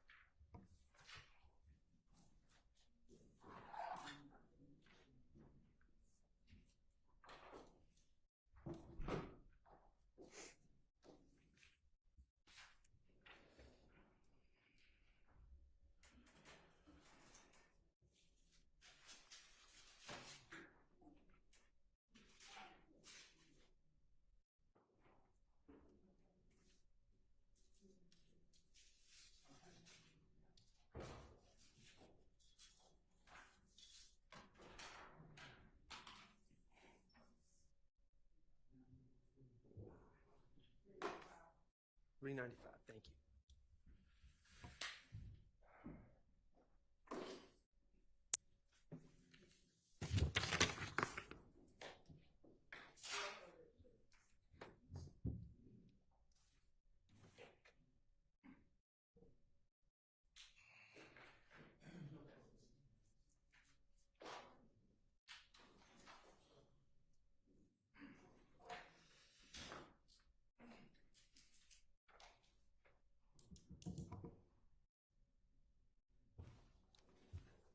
Right. Yeah.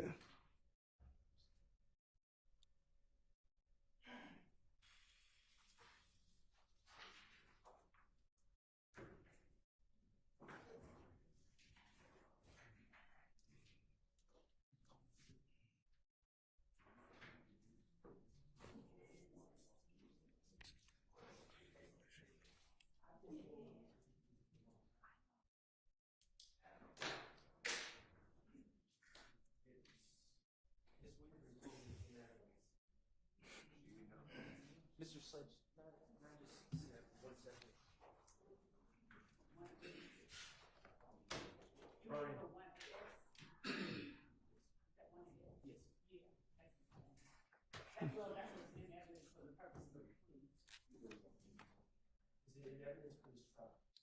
Which? I'll send her as nobody Which are we talking about? one AS. I've been trying to. Your Honor, I was under the impression that this plea agreement, Mr. Sledge's plea agreement, had been admitted in evidence. But I think I was just basing on the fact that it had a exhibit sticker, which This now says what? A? 1A? 1A? No, that's, no. It's neither that or Correct. 444Y is in evidence. That has an exhibit sticker because that's the exhibit sticker from Previously. the actual plea Okay. proceedings. Okay. All right. And it has the AS because it was for Antonio Right, Sledge. it hadn't been tendered. Okay. Neither of those, neither it nor the 444Y has been tendered for admission here. 440Y Was it 444Y? 444Y, right? That's It what was not she was tendered. using before, and she had him compare the two. Right. But it's not in either. Okay. It's a copy. What of- is the video? The video is 442Y. Thank you. And that's the one that's just the portions. Right. And that's been admitted. Yes. We're ready. I'm catching up. It's a lot of numbers.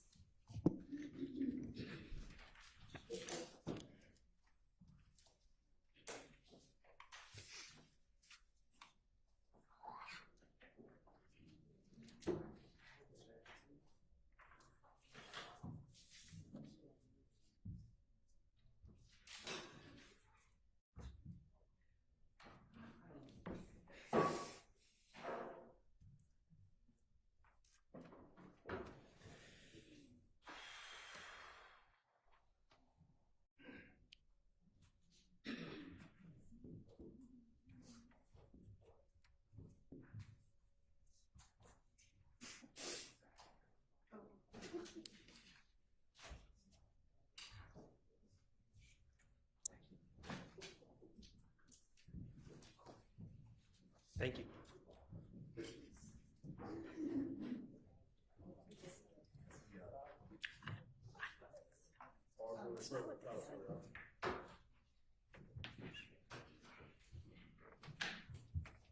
You're talking about the numbers, John? Okay. We'll figure it out later. Okay. Thank you. All right, go ahead, Mr. Sharp. Thank you, Your Honor. May it please the court. Good afternoon, Mr. Sledge. Good afternoon, Mr. Sharp. All right.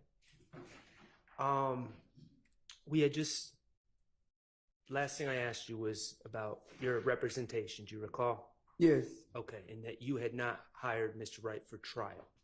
No.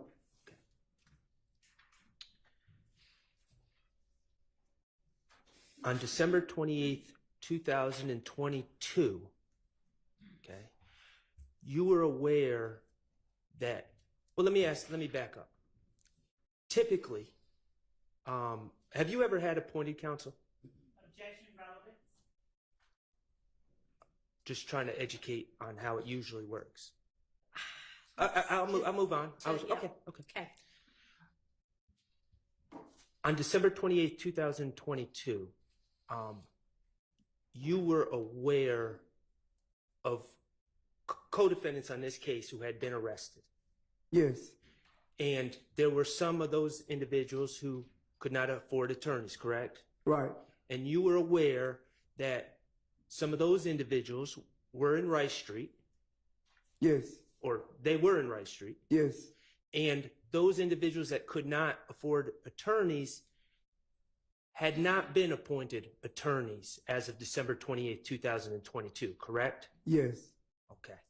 And isn't it true that you did not want to be in their position? Yes. Meaning you did not want to be in Rice Street without an attorney? Yes. Okay.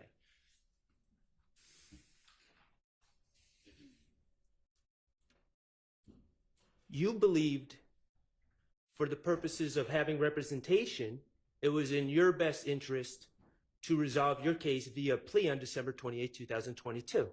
Yes. Okay.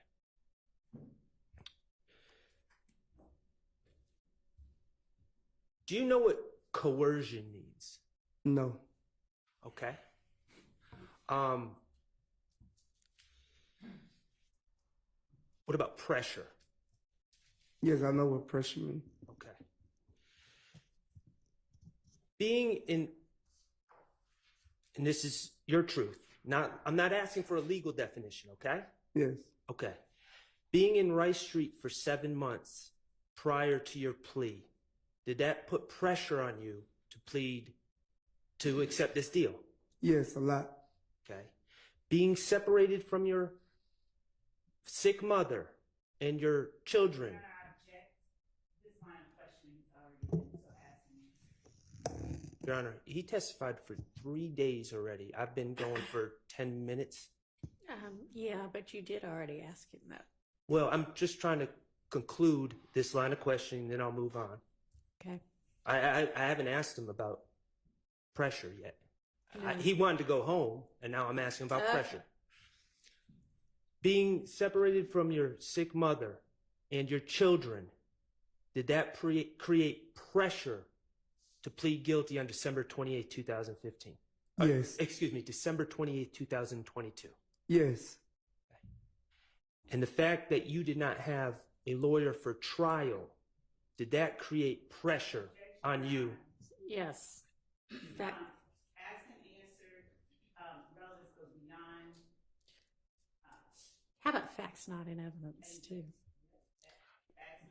The fact that you had not hired an attorney for trial, did that create pressure on you to plead guilty? Object, that assumes facts not in evidence. And it also calls for speculation. Overruled. The fact that you had not hired an attorney for trial, did that create pressure on you to plead guilty on December 28, 2022? Yes. All right, I want to talk to you about the plea offer. And when you need to, you can refer to it, but I want you to listen to my questions, and if you can answer without, that's fine. Yes. Okay. At some point in late December 2022, you became aware that the state was making a plea offer in your case. Yes. Okay. And the state's plea offer was an offer for probation. Yes. Okay. And probation, I know we know what it is, but for the jury, probation is you don't have to be in custody, right? You're released. Yes. Okay. And you have to check in with a probation officer. Yes. In your mind, that's preferable to prison. Yes. That's preferable to sitting in Rice Street Jail, correct? Yes. Okay. Probation would get you back to your family. Yes. Get you back to your ill mother. Yes. And that would solve your issues as far as hiring an attorney to try the case. Yes.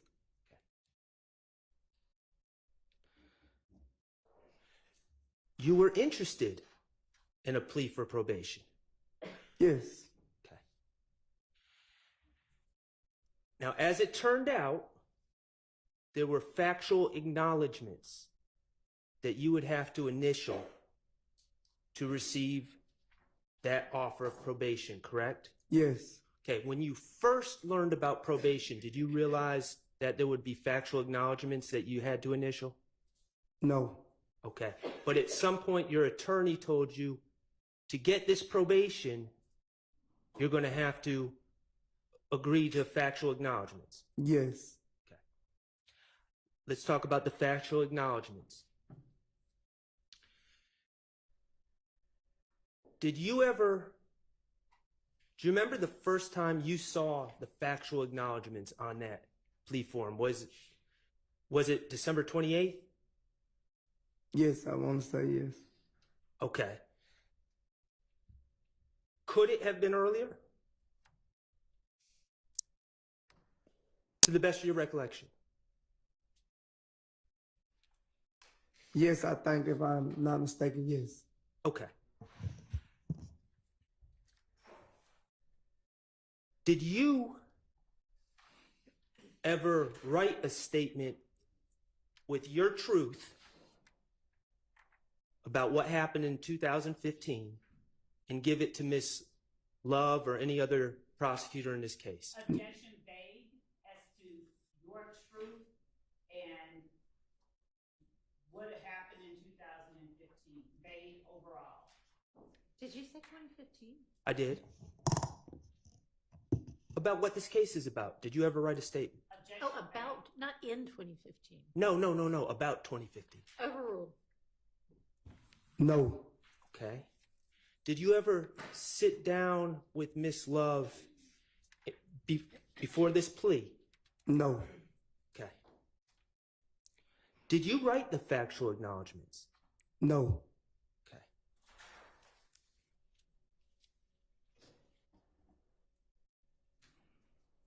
On that sheet of paper in front of you, I believe it has, do you know what letterhead is?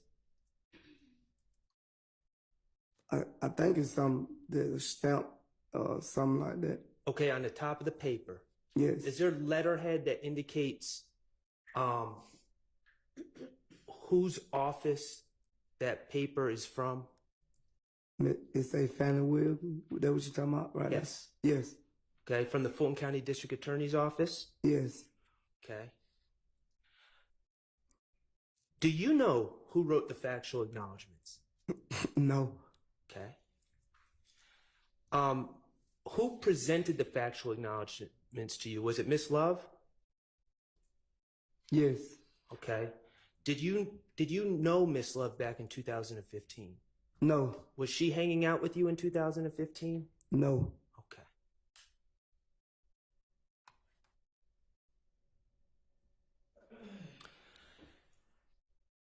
I'm not trying to embarrass you. You're a smart man, okay? Right. But you did indicate that you didn't know what the word notoriety means. Yes. And you've also just said you didn't know what the word coercion means. Yes. Okay. Could you look on that in that document with the factual acknowledgments? Should be page 3. I'm going to ask you to look at factual acknowledgement 1.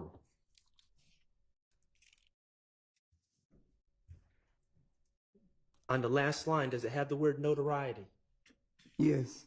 Okay. I'm going to look at factual acknowledgement 5 on the last line. Does it say notoriety? You sound 5. Yes. Yes. I'm going to ask you to look at number 16.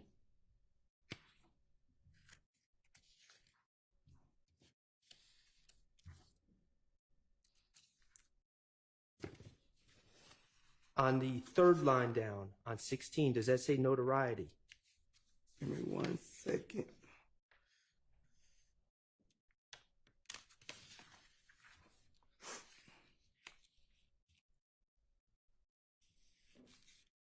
You sound what line? The third one down on number 16. That's page 5. Yeah, I'm on page 5. Okay. Yes. All right. Could you go to page 6 and look at the last word on page 6?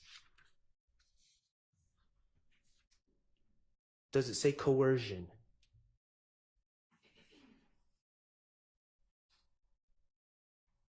Yes. And those are words to this day, I guess before this trial maybe, that you never knew the meaning of. Still don't know the meaning of them. Okay.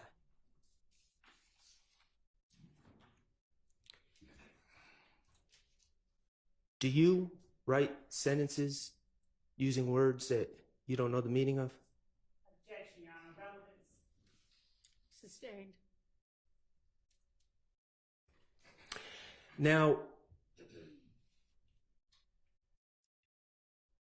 in preparation of your plea, whether it was on December 28th or before that, you did speak to your attorney, Mr. Wright. Yes. About the acknowledgments, yes. Correct? Yes. And you brought certain acknowledgments that are on that sheet to the attention of Mr. Wright and told him you don't agree with those. Yes. Okay. And were you present for discussions that Mr. Wright had with Ms. Love or the state? No. Okay. But to your understanding, some of the acknowledgments that you did not agree with, the state refused to change, correct? Yes. Okay. And you wanted to go home? Yes. did you let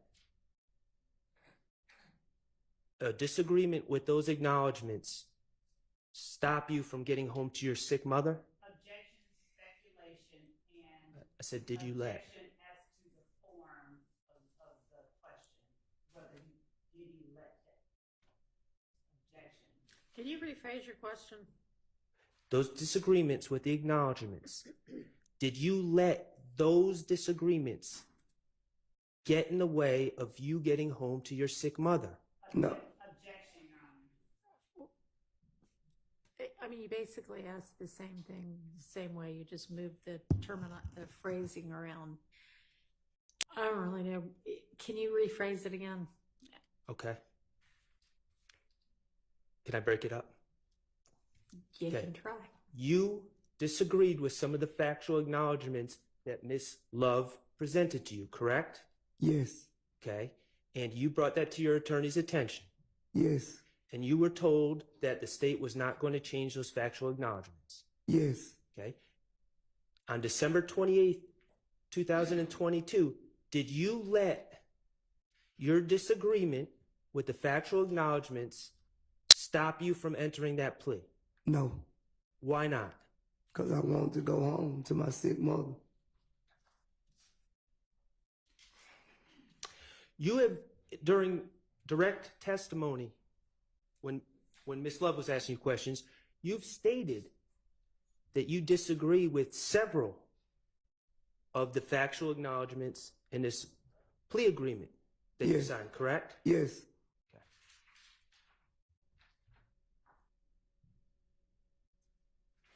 You watched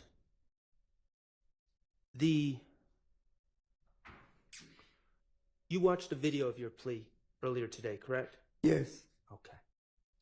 Those acknowledgments on that video, who was reading those acknowledgments? Was it you or Miss Love? Miss Love. Okay. When you were saying yes, ma'am, do you remember that? Yes. Pretty much every question, is that fair? Yes. Weren't there times during that plea, during that video, where you were saying yes, ma'am, before Miss Love even asked a question? Yes. Why were you saying yes, ma'am, if you disagreed with the factual acknowledgments? I was just trying to get home to my sick mother. Okay.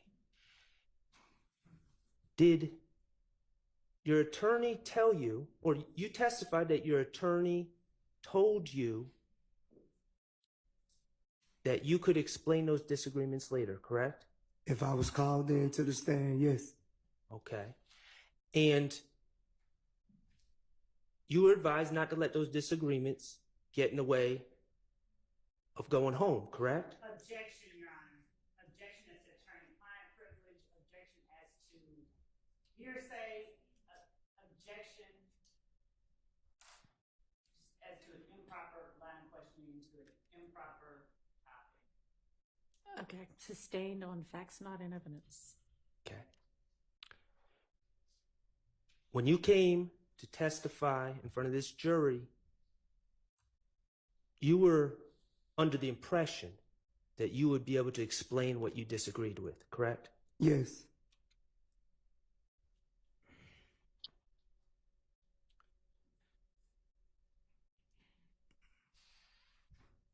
Do you know the saying, you're between a rock and a hard place?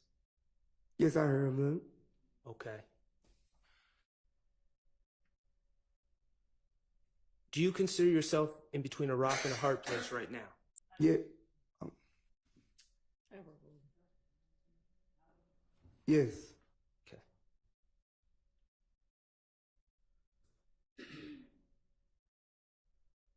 The rock is that you know some of these things in this plea agreement aren't true, correct? Yes. The hard place is you don't want to go back to prison, do you? Yes. Yes, you do not want to go back. I don't want to go back to prison. Okay. And the problem is your plea agreement, correct? Yes. Okay. Let's talk about this plea agreement. In this indictment, you were charged with 2 counts, correct? Yes. Count 1, RICO, Yes. or conspiracy to commit RICO, I should say. Yes. And count 30 was a gun charge, correct? Yes. Specifically, possession of a firearm by a convicted felon. Yes. For count 1, let's talk about that, what the plea agreement was, okay? Yes. The agreement, if you initialed the factual acknowledgments and entered a plea, the agreement was that the state was going to recommend 15 years of probation. Yes. And that meant that you would get out of jail immediately. Yes. I'm going to ask you to look at Part 5 of the plea agreement, number 2, under defendant's sentencing acknowledgments. What page is that, Mr. Sharp? That's page 5. Okay.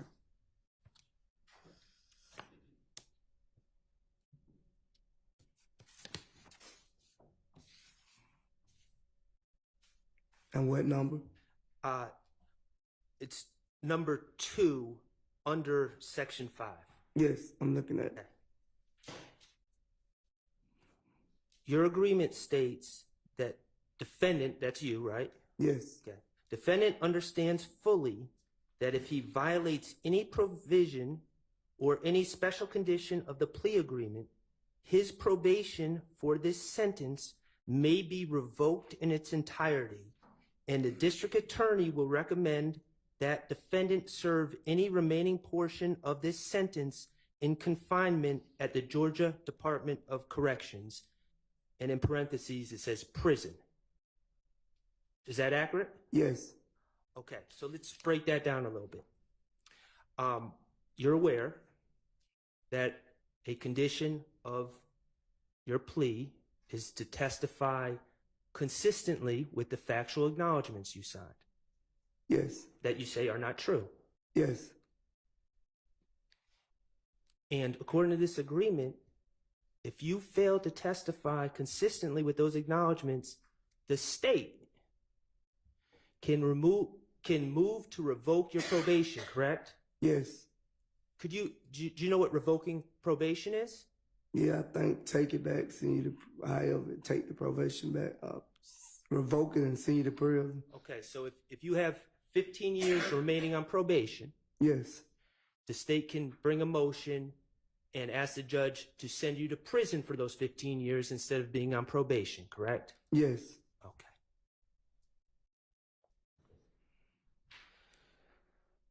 Let's talk about the agreement for count 30, possession of a firearm by a convicted felon. Okay. Your lawyer told you that count, you were aware that count carries a mandatory 15 years in prison. Yes. And that 15-year sentence needs to be consecutive to any other sentence that you have. Yes. So it'd have to be 15 on top of the 15. Yes. On page 1, under negotiated sentence,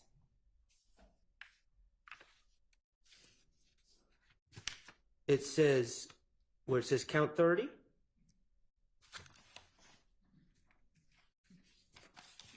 you said page 1? yes, page 1, sir. Okay. Yes. It says, for count 30, that was the possession of firearm by a convicted felon, correct? Yes. Okay. It says, sentencing withheld until the completion of the initial trial of this case.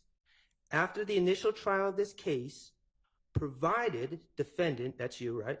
Yes. Has complied with the special conditions outlined in sections B, C, D, F, and I of section 3, special conditions of sentence of this plea agreement, the state agrees the defendant shall be allowed to withdraw his plea on count 30, and the state shall agree to no pros count 30. That's what it says, right? Yes. Okay, so let's talk about what your understanding of what this means. On December 28, 2022, you pled guilty to possession of a firearm by a convicted felon. Yes. Okay. And under normal circumstances, that would be 15 years in prison consecutive. Yes. Okay. But the state in this agreement allowed sentencing was withheld, correct? Yes. So you weren't, even though you pled guilty to count 30, you were not given a sentence. Yes. You were not given 15 years to serve in prison. Yes. And sentencing was withheld until after this trial. Yes. Okay. And your understanding is if you testify in accordance with this plea agreement, the state will dismiss that case. Yes. Even though you've already pled guilty to it, the state will go back, let you withdraw your guilty plea, and dismiss the case. Yes. You've been in trouble before, right? Yes. Okay. You ever have an agreement, a situation like this in any of your other cases? Sustained. I'm going to ask you to look at Part 5, Number 4. Okay, and that's under defendant's sentencing acknowledgments.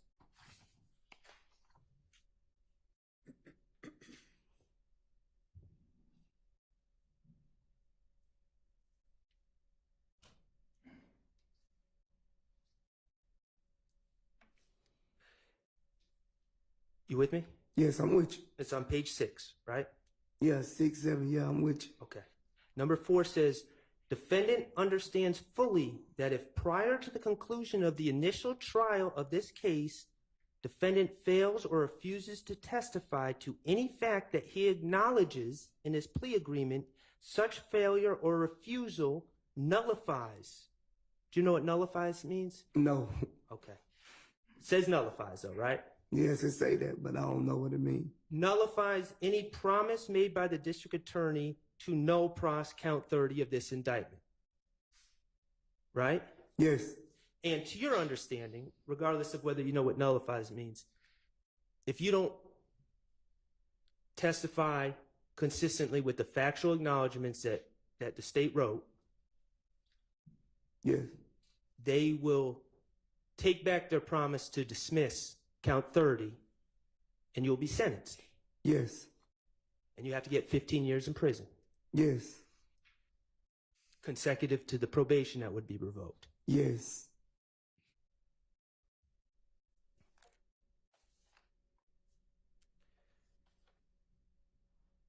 Can you look at number 3 under section 5? So I'm on page 5 now, going into page 6.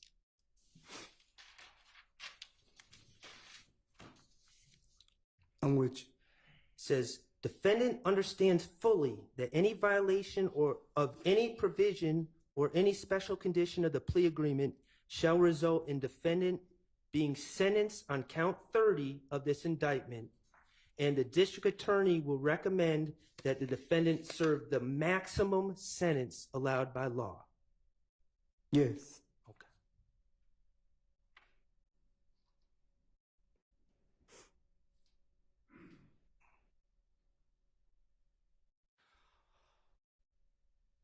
All that on that video talking about he has to testify truthfully. In your mind, who gets to determine whether you testified truthfully or not? Objection, relevance, and objection improper and vague. Who gets to determine? He was about to answer. He knows what I'm asking. It's a binary question whether it's true or not. But determining whether something is true is irrelevant. Rephrase your question. Who gets to revoke your who moves to revoke your probation if they're not happy with what you say here today? Objection. Objection, Your Honor. Unfair characterization. What is your objection?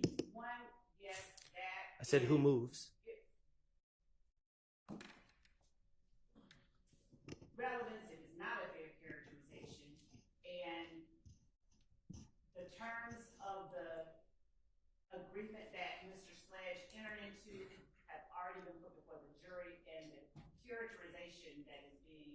made at this point is improper and not relevant. Sustained on the improper part. If you wanna try to rephrase it.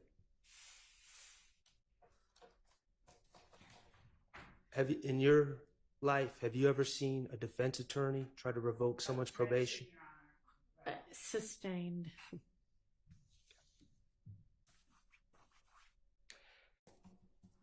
Can you go to section 5, number 5?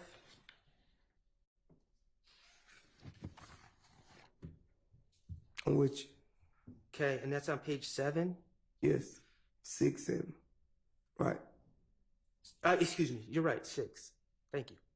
Says, defendant understands fully that defendant's violation of the provision of any special condition of this plea agreement prior to the conclusion of the initial trial of this case shall nullify any promise made by the district attorney to no pros count 30 of this indictment and may result in defendant being sentenced to serve as much as 35 years of confinement in the Georgia Department of Corrections / prison. So it says, right? Yes. Okay. We talked about 15 plus 15. That equals 30, right? Right. But in number 5, it's saying you're going to serve as much as 35 years. Yes. And even though that's an extra 5 years, you initialed it. Yes. Why did you initial it? Because I wanted to get home to my mother.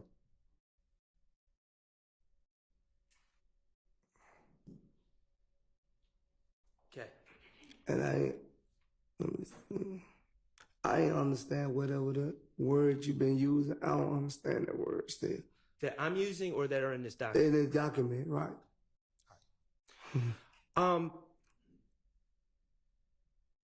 I just want some clarity. Yes.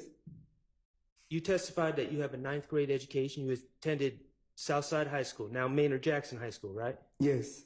Okay. In the video, you said 10th grade. Is it 9th or 10th, or you? I was actually trying to say I completed the 9th, but I was in the 10th grade. Okay. You ever receive any legal training? No.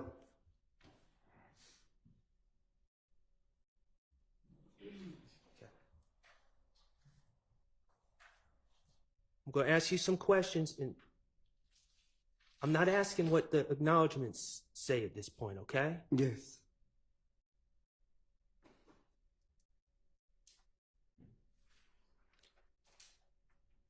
Well,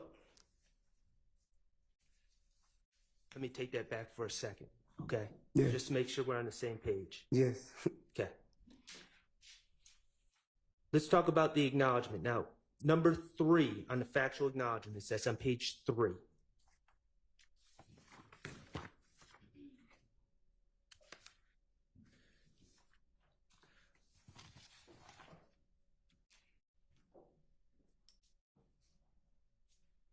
You with me? Yeah, I'm with you. All right. Now, you testified that this acknowledgement is in fact false, correct? Yes. Okay. I'm going to read the acknowledgement with you, and then we're going to talk about the truth, okay? Yes. All right.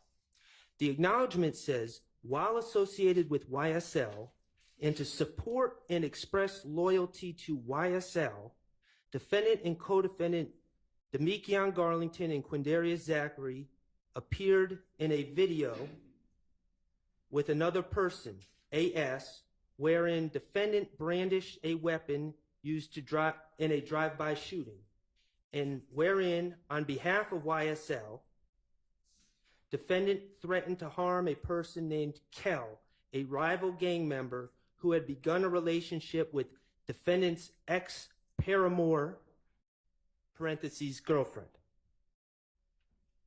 Yes. Okay, that's what it says? Yes. And so you see where it says, and to support, in the first line, I'm just going to reiterate, and to support and express loyalty to YSL. It says that in there, right? Yes. And it says,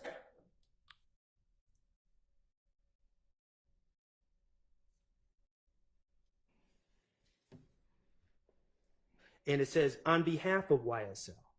Yes. Okay. Let's talk about that.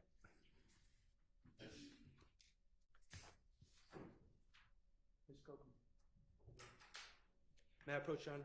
You may.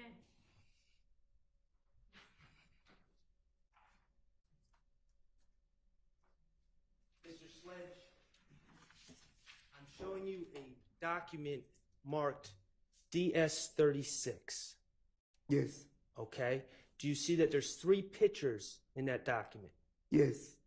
Okay. Can you identify the 3 people in those pictures?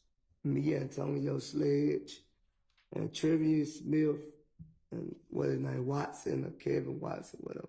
Kelvin Watts? Yes. Is that also Shell Kel? Shell Kel, yes. You also call him Kel? Yes. Okay. Your Honor, at this point, I would ask to admit DS-36 into evidence. Submitted. Permission to publish, Your Honor. May. Mr. Kokomo, would you please publish DS-36? Okay. Now, Mr. Sledge, Yes. we talked about how you're with a lady with the initials DB now, correct? Yes. Okay. Before DB, back in 2015, was there a young lady that you were involved with? Yes. Okay. And what was that young lady's name? And Trivia Smith. Okay. And what did you call her? Treva. Treva? Yeah, Treva. Treva. Okay. Do you see Treva in DS-36? She at the top of the photo. Okay. And do you see yourself in DS-36? Right there to the left. Okay. And who's the other gentleman in the bottom right on DS-36? That's Kel. Okay. Kelvin Watts? Yes. Okay. Do you recall when you started, how would you describe, in respectful terms, your relationship with Miss Entrevia Smith? How did I, at the time? Yes. It was great. You cared about her. Right. Would you call her your girlfriend? Yes. Okay. When did you start dating, we'll say, Miss Smith? I've been knowing her since I've been dating her since probably like 2009, but as the relationship, probably like 2013. Okay, so by 2015, you'd been in a relationship with her for at least 2 years, maybe longer. Yes. And you've known her for 8 years at that point. Yes. 9 years. Okay. Yes. At some point, did she start dating another man? From my understanding, yes. Okay, and who was that other man? Kevin Watt. Okay. And do you know, was she dating, and I'm not trying to embarrass you, was she dating you first or Kelvin Watts first? Me. Okay. Do you know from your vantage point when she started dating Kelvin Watts? I don't know at the time when she started dating. Okay. And when you found out that she was dating Kelvin Watts, did you immediately break up with her and say, no, I don't have anything to do with you? Or did you keep having a relationship with her? We kept conversing. Okay. Did the fact that you and Mr. Watts were simultaneously dating Miss Smith, did that create problems between you and Mr. Watts? Yes. Okay. Did that lead to an internet back and forth between you and Mr. Watts? Yes.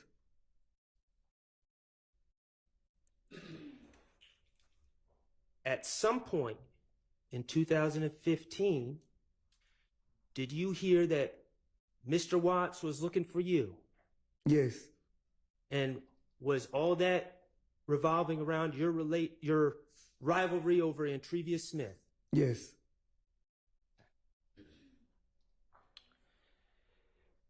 You remember when the state played a video of you and Mr. Zachary with guns? Yes. Okay. you said it was childish, right? Yes.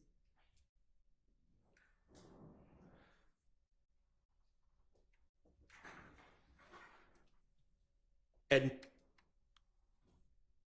at this point, Your Honor, I would ask for the state to publish what's 441Y. It's either 441Y or 395Y. 441 Yankee, thank you. Could you publish that?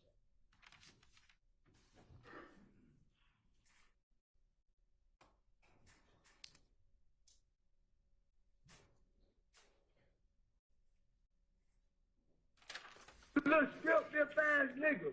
When little strip this ass. Okay, thank you. Little strip this ass nigga. We ain't really going back and forth no nigga. We don't go. You little bitch ass nigga. I know who we hate. I'm everywhere. Yeah, fuck you nigga, Cam. Whoever else, nigga. Well, nigga. Nigga. Whoa. They said they ain't really going back. Okay, thank you. All right. Back in 2015, were you a little bit emotional about the situation? Yes. Okay. And in that video,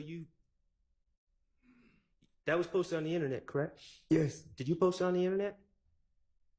I think me or Zachary posted, one of us posted. Okay. You intended for Mr. Watts to see the video. Yes. Okay. And in the video, you said you heard that Mr. Watts was looking for you, right? Yes.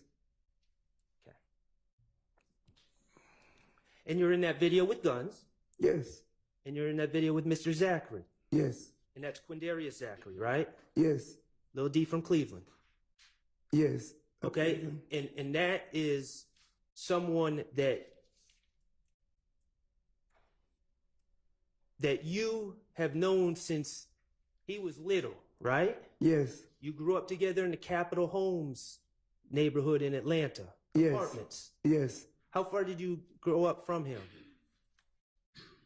How far did I grow up? That was a horrible question. You guys were both living in the same apartment complex, right? Yes. Now, you're older than him. Yes. And he was a little boy at that time, right? Yes. Okay. Would you see him every day? No, I wouldn't see him every day. How often would you see him? When I used to walk past his door to get to the basketball court, he'll be on the porch. Okay. Are you particularly close with him? Or were you back in 2000? At that time? Yes. No. In 2015, you weren't particularly? 2015, we were very close. Okay. And in that video, did you ever hear anyone say YSL? No. Did you ever hear anyone say gang? No. Did you hear anyone say on behalf of? No. Okay. Did anyone tell you to make that video? No. That was your decision. Yes. And you made that video because you were mad at Kelvin Watts because he was running his mouth? Yes. Because y'all were dating the same woman? Yes. Okay. So let's go back to factual acknowledgement 3, which deals with this video.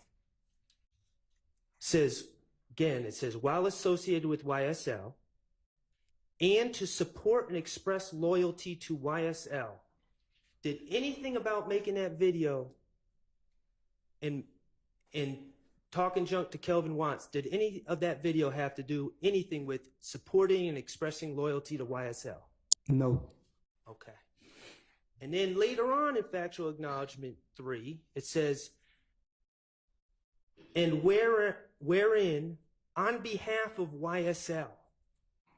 Was there anything about that video that was done on behalf of YSL? No. Thank you. Okay. Let's talk about factual acknowledgement 5. It says, okay, let me back up. Factual acknowledgement 4, let's look at that, and that's on page 3. You with me? Yes. All right. says, on or about April 28, 2015, as reflected in Fulton County Indictment 15 SC 138994, defendant, that's you, right? Yes. And fellow YSL associates Demekion Garlington and Quindarius Zachary committed a drive-by shooting using the firearm defendant wielded in the video, referenced in Part 3 of this section, targeting family members of a rival gang. Okay? Yes. All right. And then on number 5 of the factual acknowledgments, it says, defendant and his fellow YSL associates committed the drive-by shooting referenced in sections 3 and 4. Okay? Above, on behalf of YSL and to increase the notoriety, reputation, and fear of YSL. See where it says that? Yes. Okay. And I'm just reading that. I'm not saying it's true. You okay? Okay. Okay, let's talk about that case. And that was 15 SC 138994. Yes. You were charged in that case, correct? Yes. Mr. Demekion Garlington was charged in that case, correct? Yes. And Mr. Quindarius Zachary was charged in that case, correct? Yes. No one else was charged in that case. No. And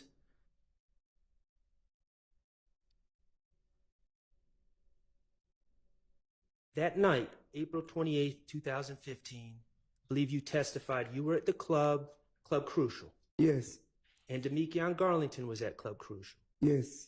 And you didn't go together, right? No. But you both happened to be there. Yes. And you're friends with Demekion Garlington, or you were at that time? Yes. Okay. And at some point, well, let me ask you one other thing.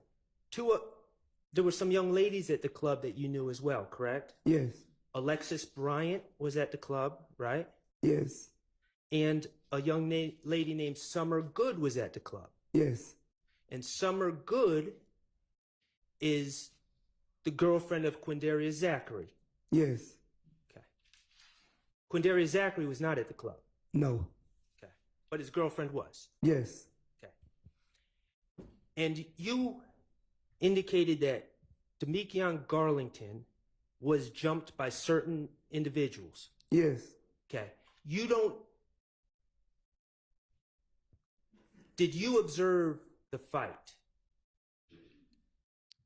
Not from the beginning, no. Okay. On that date, did you know, while you were at the club, did you know who was jumping Demekion Garlington? No. Okay. Was this a major fight?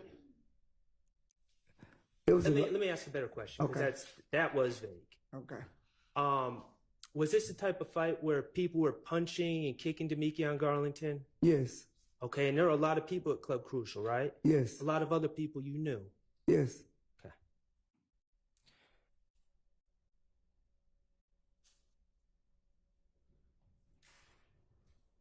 Demekion, you said you left the club without Demekion Garlington. Yes.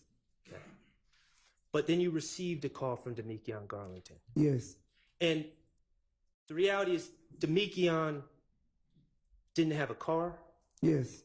Okay. You had a car. Yes. Right. So Demekion asked you to pick him up. Yeah, he asked me to come back and pick him up, yes. Okay. Demekion was upset, correct? Yes. Was Demekion drinking that night? I can't tell you if he was drinking that night. He probably wasn't even in the club that long. So I don't know if he was drinking or Do you not. know if he was using drugs, popping pills, anything like that night? Probably before he got there, but I didn't see him popping the pills. Okay, were you drinking that night? Yeah, I was drunk. You said you were drunk? Yeah, I was drunk. Yeah, drunk, yeah. Okay. So Demekion is upset after getting jumped in the club, and he calls you to come pick him up. And you're drunk, and you think he might have been popping pills and don't know what else, right? Yes. Okay. Demekion had been publicly humiliated, right? Yes.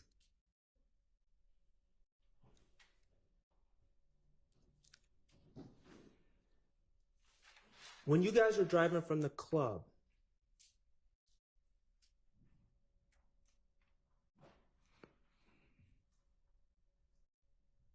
Summer Good and Alexis Bryant were following y'all's car, correct? Yes. They were leaving the club at the same time. Yes. And again, Summer Good being Quindarius Zachary's girlfriend. Yes. Okay. And to your understanding, Summer Good was scared. Yes. Because people were following her car. Objection, Judge. Call for speculation. Sustained. Okay. Well, it was your car and Summer's car. Was there another car following behind y'all? Yes. Okay. And Quindarius Zachary, who wasn't in the club, was called about the situation, correct? Calls for speculation. And hearsay. Well, you went to pick up. Sustained. Okay, you went to pick up Quindarius Zachary, right? Yes. Okay. And the purpose of you picking up Quindarius Zachary was to take him to the house where Summer Good was. Yes. To protect her. Yes. Your Honor, objection and answer that part speculation. It's going to be. She knows the discovery. It's going to be completely obvious. It's background hearsay. Well, I mean, it's happened at this point. Let's kind of get to whatever it is that you're trying to get to here. Summer Good was at a house, at Alexis Bryant's house on Landrum Drive, correct? Yes. And you and Demekion Garlington, this is after the fight, picked up Quindarius Zachary and drove to that house on Landrum Drive. Yes. Where Summer Good was. Yes. Okay. And when you all arrived at that house, you saw someone shooting at that house. Yes. Shooting at the house that Summer Good and Alexis Bryant were in. Yes.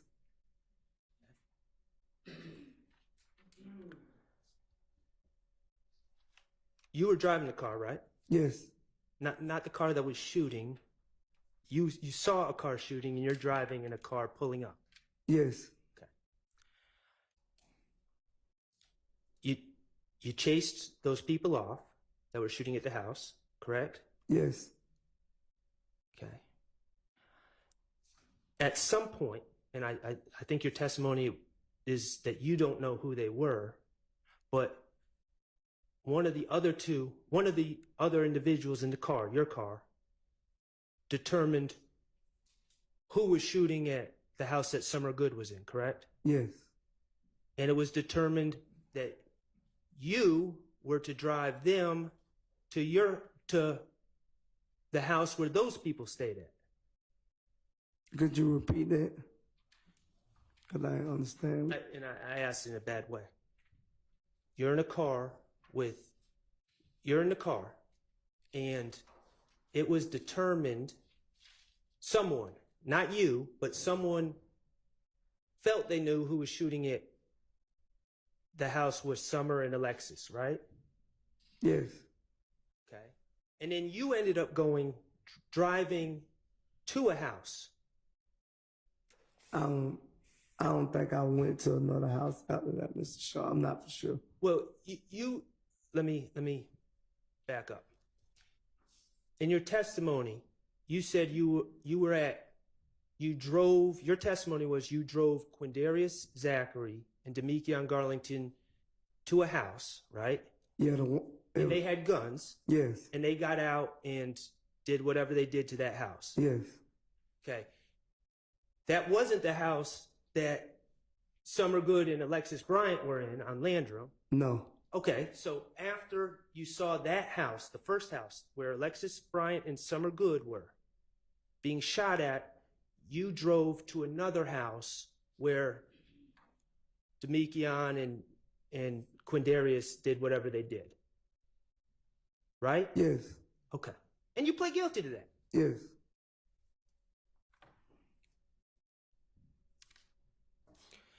You don't know who jumped Demekion Garlington? No. Okay. You drove to the first house on Landrum where Summer Good was because Quindarius Zachary wanted to protect his girlfriend. Yes. And once you saw people shooting at the house, Demikian Garlington and Quindarius Zachary wanted revenge, right? Yes. Quindarius Zachary wanted to go back at the people that were shooting at his girlfriend. Yes. And Demikian Garlington wanted to go back at the people who he felt jumped him in the club. Yes. Okay? That was personal revenge, correct? Yes.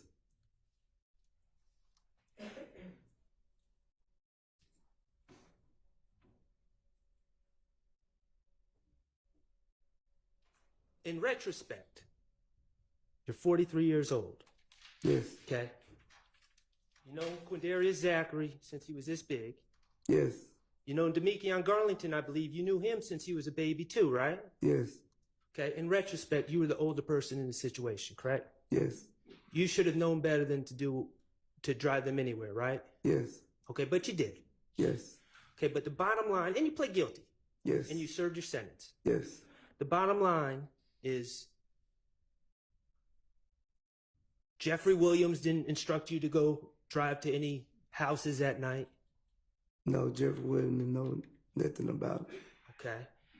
Objection as to speculation about what someone else knew. Sustained. Ask that portion be stricken from the record. Okay, you don't know what Jeffrey Williams knew on any given night, but he didn't order you to go to any house? No. No. Okay. And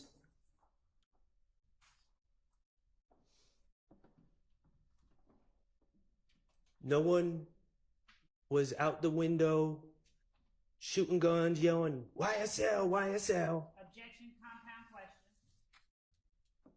Overruled. No.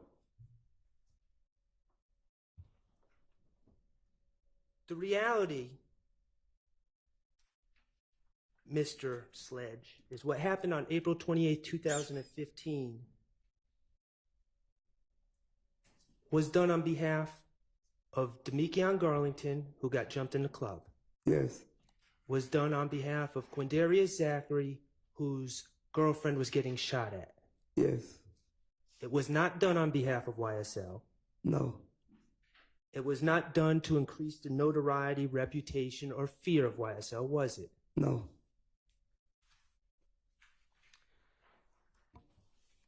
Okay. The state asked you about, I'm on page 5, Mr. Sledge, number 14 and 15.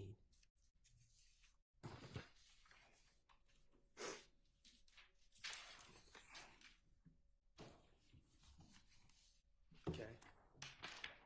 And I'm gonna read those in a second, but I just want to ask you some questions. Okay. We already established it. Did you grow up, Mr. Sledge? Yes. We'll get to that in a second. Okay. I want you to listen to my question. Okay. Yes. Thank you. You grew up. We've established that you lived in Capitol Homes. Did you grow up in Capitol Homes? Yes. Okay. And Capitol Homes, does that still exist, or has it been torn down by now? They tore down, but they call something else now. Capitol Gateway or something like Capitol that. Gateway. Yeah. Okay. Could you help me understand what area of town, what street is Capitol Homes on? Memorial Drive. Okay. It's on Memorial Drive, maybe 5 minutes from this courthouse, right? Yes. Okay.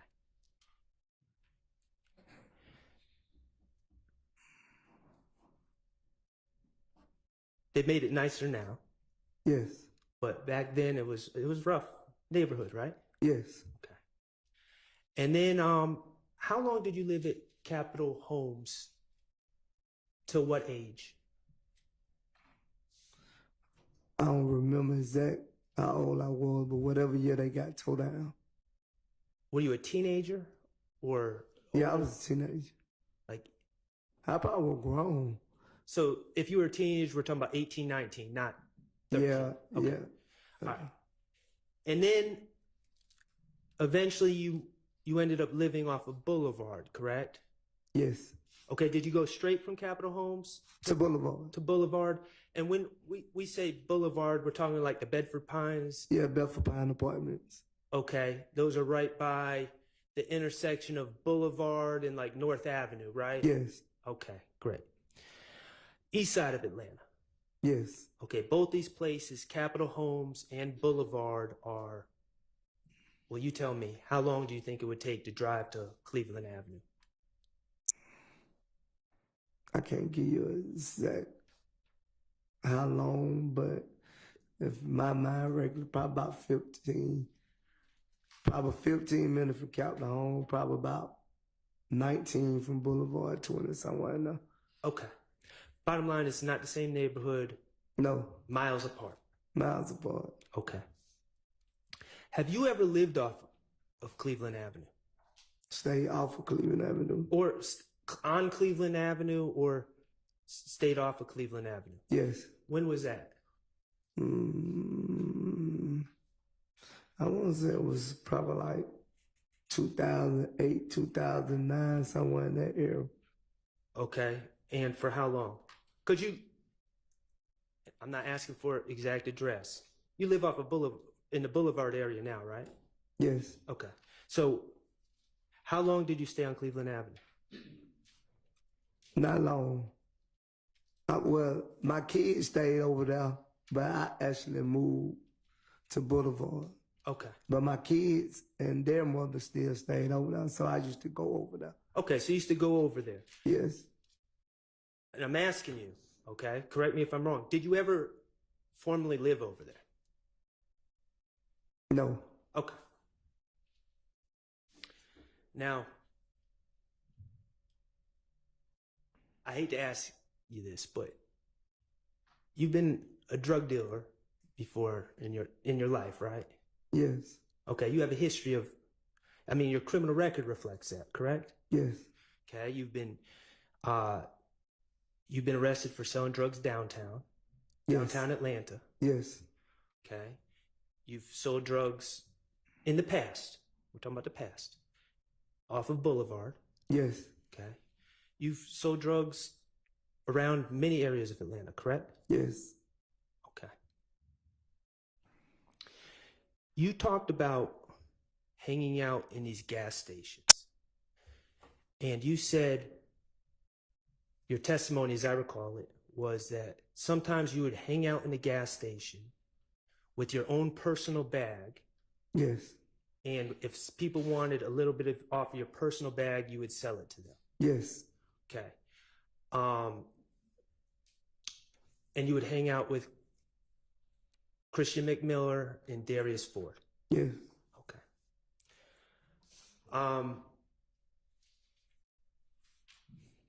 Personal bag, we're talking about bag of marijuana? Yes. Okay.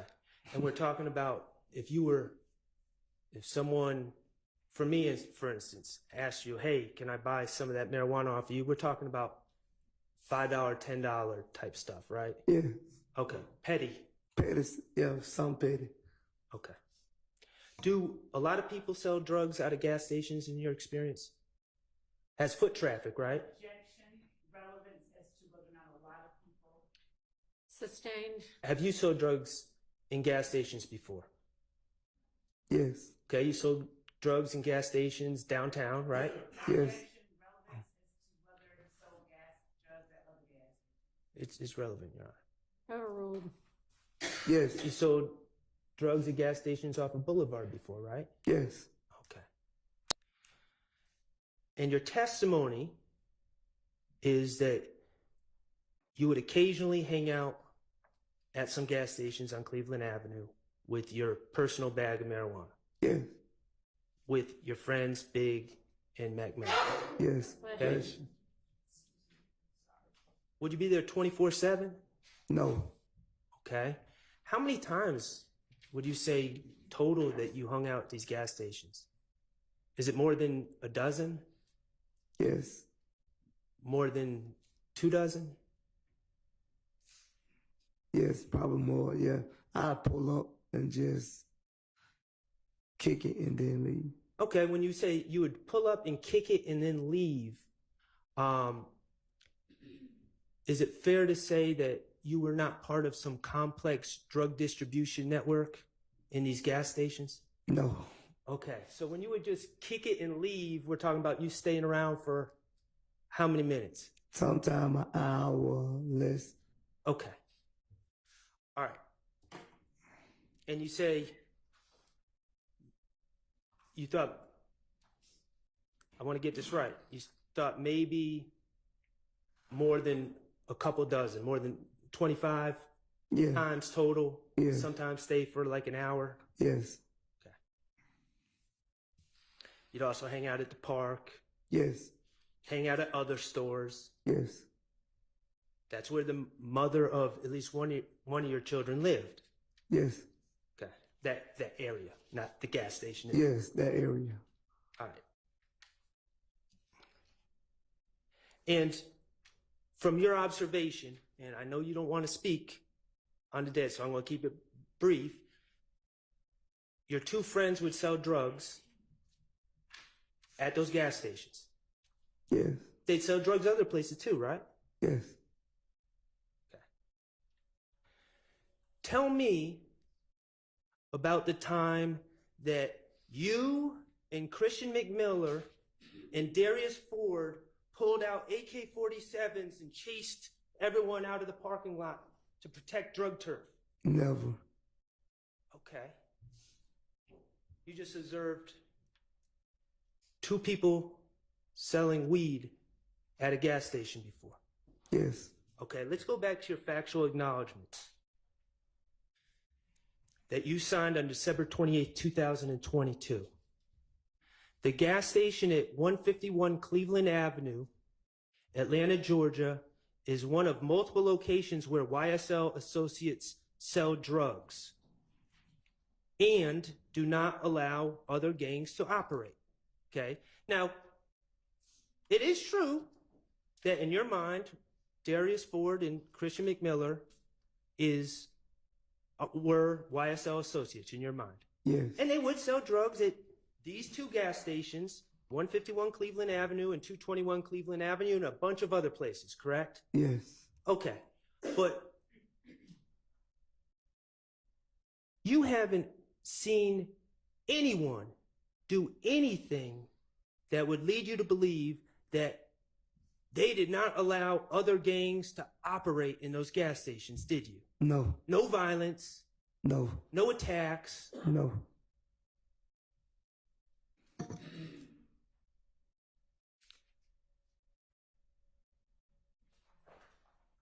The factual acknowledgement that the video about Shell Kell had Yes. something to do with YSL, that was incorrect. Yes. The factual acknowledgement that the shootings on April 28th, 2015 were done on behalf of YSL, that was incorrect. Yes.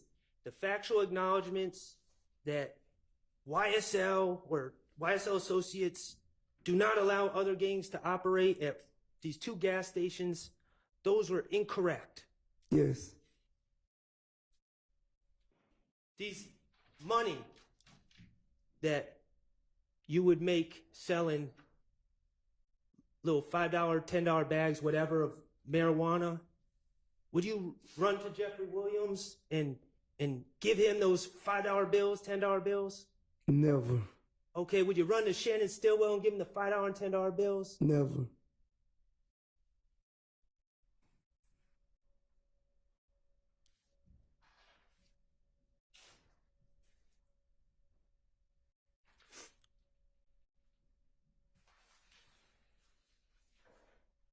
Mr. Sledge, I'm going to ask you to go to page 6 or 7 again.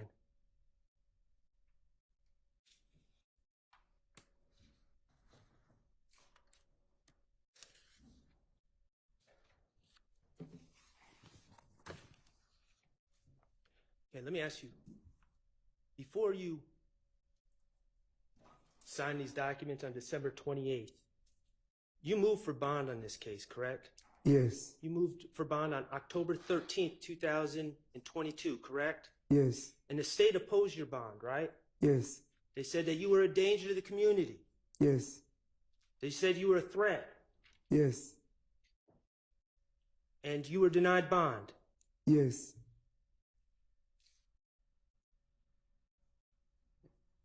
That kept you away from your family. Yes.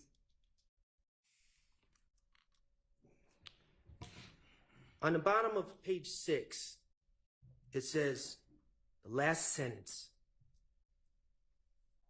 I freely, knowingly, and voluntarily entered into this agreement without force, threat, or coercion. And we already said you didn't know what coercion meant. Yes. Let's just say pressure. Yes. That's not true, is it? You were pressured. Yes, I was pressured. In fact, you were pressured into signing a document that claims that you're entering the agreement without pressure. Yes.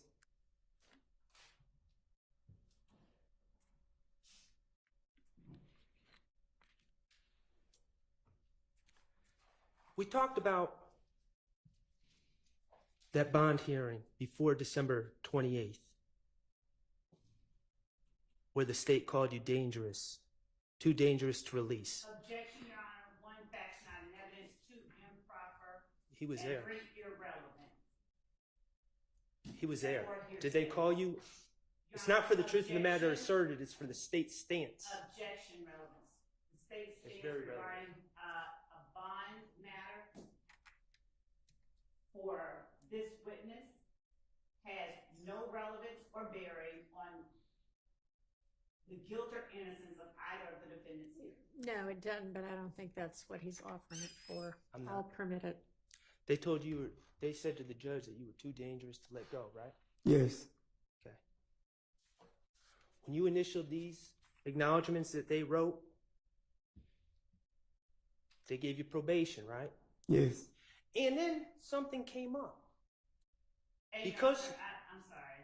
I know that the objection needs to be at the same time, but as I thought about it, that was hearsay as well. What the state told him about his dangerousness or whatever being too dangerous. I'm not saying to it's let go. dangerous.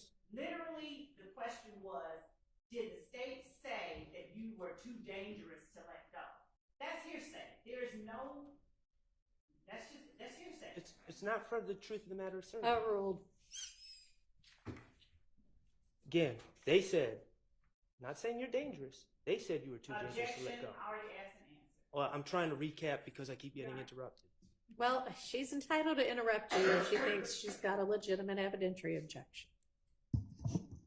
Okay. After you initialed these documents next to the statements that they wrote, they gave you probation on count 1, right? Yes. Objection, asked and answered. Okay, sustained. And something came up in court because you pled guilty to count 30 but weren't being sentenced. You had to be given a bond on that in order to be released. Yes. And all of a sudden on December 28th, after you initialed these statements, the state recommended a signature bond. Isn't that correct? Yes. A signature bond means you get released and you don't even have to pay any bond at all, right? Yes.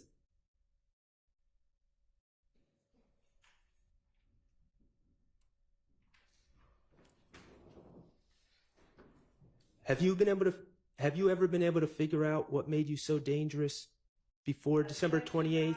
Sustained. I have no further questions. Thank you. All right. Charity, I'll need a break before we move on to the next cross. Okay, let's take a 10-minute or so break.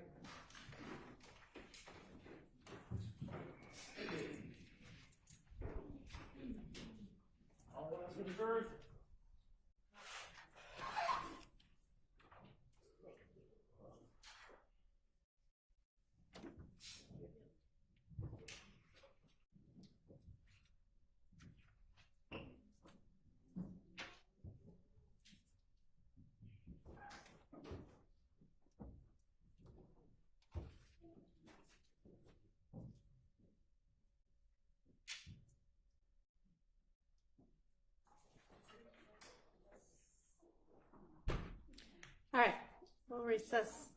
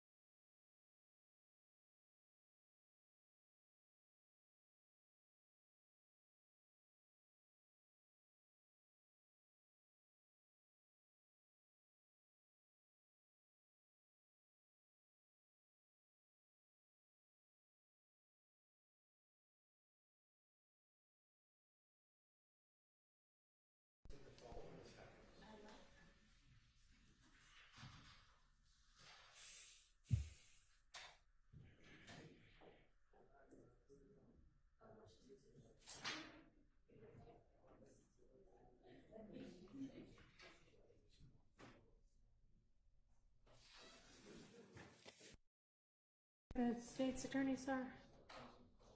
There they are.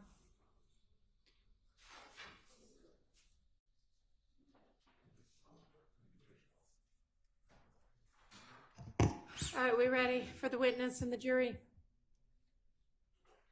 Yes. Yes.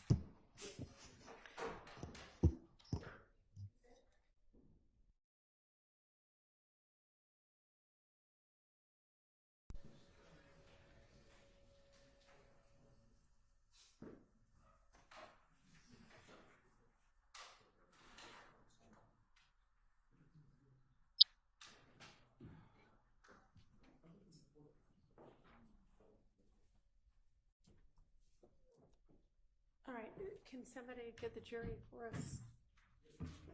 Thank you.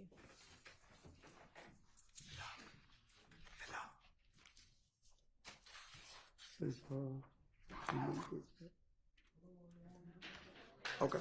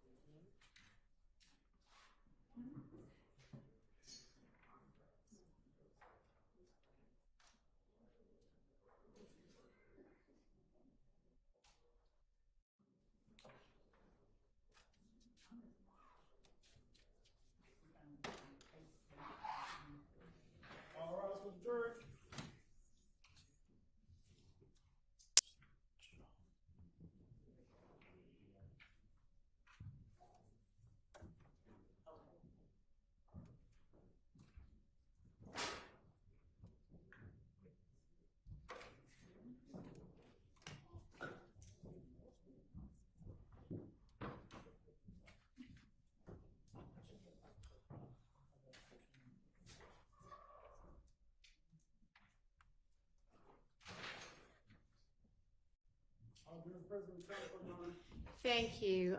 Is there other cross-examination of Mr. Sledge? All right, come on.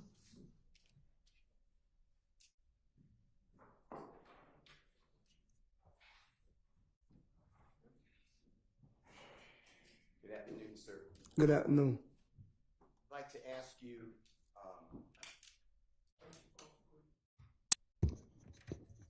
I'd like to ask you, if you don't mind, to lock in on June 9th, Sunday, 2024, if you can. Do you remember being located at a Starbucks in Fayetteville, Georgia? Yes. And the gentleman who is seated in the first row here, the nice-looking young man in the who's now smiling, can you tell, ladies and gentlemen, Jerry, who that person is to you? My attorney. Okay, and he has a great reputation. Yes. And he's been with you, you said, approximately 15 years. And when I say with you, representing you, and he knows you and your family personally. Yes. He has become a lawyer for you, but also a friend to you. Is that fair to say? Yes. And his name is the Honorable Derek Wright. Is that right? Yes. All right. And he was kind enough to put us on a Zoom call at my request. Do you remember that? Yes. And that was shortly after, in fact, it was later on Sunday, June 9th, 2024. Is that fair to say? Yes. And during that call, I identified myself as Mr. Jeffrey Williams' lawyer. Is that fair to say? Yes. All right. And you told me, as well as your lawyer, that you met earlier that day with Prosecutor Love. Yes. An investigator who's a female with dark hair. Do you remember that? Yes. Do you remember her name as you sit here today? I don't know her name, but I see her in the courtroom. And is she the very, very kind young lady, third row back, smiling as well? Yes. Okay. And she identified herself as a coworker to District Attorney Love. Is that right? Yes. And you freely went there to meet on your own time in Fayette County, right? Yes. And you did that to be courteous. Is that Yes. fair to say? Yes. And you did that because it's also, you knew you were going to testify and you wanted to tell the district attorney's office any information that they wanted to hear, right? Yes. And you also want to learn from them what it's like to testify. Is that all fair to say? Yes. And you said earlier on your, it's called a direct examination. It doesn't matter what it's called. When you were being questioned by Ms. Love, you said that she had a cell phone with her. You remember that? Yes. Either a laptop, an iPad, or some sort of device. Yes. And was she taking notes? Do you remember? I think she wrote something on her notepad. I don't know what she wrote, but I know she wrote something on her notepad. And I want to go over with you a couple things that you tell the jurors, whether it's true. And then my second question is going to be whether you told District Attorney Love that, okay? Yes. When I say that, I'm talking about Wednesday, June 9th, Sunday, June 9th, 2024 at Starbucks, okay? Yes. Do you remember telling, with your lawyer there and the investigator at District Attorney's Office and District Attorney Love, that shortly before, days before, the God forbid death of Donovan Thomas, Yes. you and a gentleman named Brian Williams, known as Birdman, do you know who I'm talking about? Yes. And others, including Jeffrey, Yes. were all together. Yes. And you were outside in the parking lot of TIG Studios. If I'm mistaken, I want to say it was TI Studio, not TIG. That's fine. Yes. And you were having a good time. Yes. When you told District Attorney Love that you were with Donovan Thomas and Jeffrey, did you make it known that there was no animosity? That's a bad word. Let me change it. Let me ask a different question, okay? Did you make it known that everyone was having a good time? Yes. Did you see any type of argument or spat or anger from Jeffrey towards Mr. Thomas? No. Did you see any anger or spat or argument from Mr. Thomas towards Jeffrey? No. In fact, you observed that they were friendly, right? Yes. You knew they were good friends, right? Yes. You knew that Jeffrey really cared for Donovan Thomas. Is that fair to say? Yes. Objection, Your Honor, as to this witness's ability to know. That would be speculation. You can ask something foundational. Okay. Did you observe, from your observations, did you observe that Jeffrey liked Donovan Thomas? Yes. It's sustained. Did you observe from your observations the demeanor is a bad word too. Did you observe that there was friendship between the two of them? There, rephrase, please, sustained. Let me ask you this. When you told that to District Attorney Love, was your lawyer right there at the same Starbucks? Yes. Was he there at the same table? Yes. Do you remember sitting outside the Starbucks? Yes. Okay. Did you see District Attorney Love make any notes when you told her that? No. I noticed she didn't ask you about that. Do you remember her asking? Maybe I missed it. Did she ask you about that when her 3 days of questioning you? No. Let me ask you this. When you were at that Starbucks on that Sunday, June 9, 2024, in the afternoon hours, do you remember telling District Attorney Love that on the evening after Donovan Thomas was, God forbid, shot, so it's January 10th, 2015. That's the date I'm locking on, okay? Yes. You remember telling her that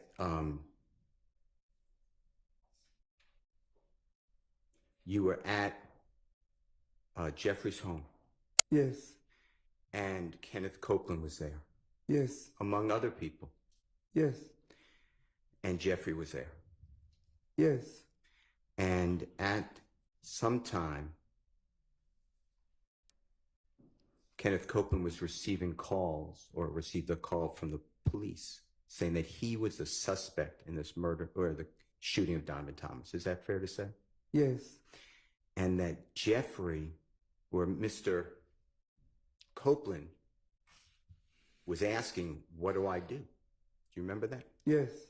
And Jeffrey said to Mr. Copeland, if you had nothing to do with the killing, you should go and talk to the police. Yes. And you told District Attorney Love that, right? Yes. In front of the Honorable Derek Wright, your lawyer. Yes. In front of, or I don't know if she's paying attention, I'm not saying she was, but the investigator was around. She was there. And do you remember District Attorney Love telling you that she would prefer if you don't state to the jury that Jeffrey told you to take Mr. Copeland to the police department if he was not involved in the murder? Yes. Did you ask why? No, I never asked why. Now, you also said, and it's the truth, and if it's not, you correct it, that you were very close with Donovan Thomas. Yes. In fact, your relative, I think cousin, but tell the jurors if I'm wrong, dated Donovan Thomas's relative. Yes. And Donovan Thomas is close with your mother. Yes. And you told District Attorney Love that? Yes.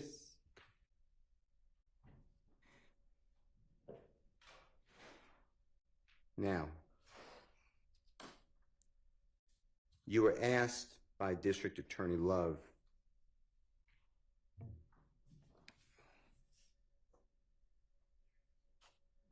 whether you remember anything else anyone said regarding the murder of Donovan Thomas on the night of January 10th, 2015, going into January 11th, 2015. Do you remember that question by any chance? No, not actually. I don't remember that question. Okay.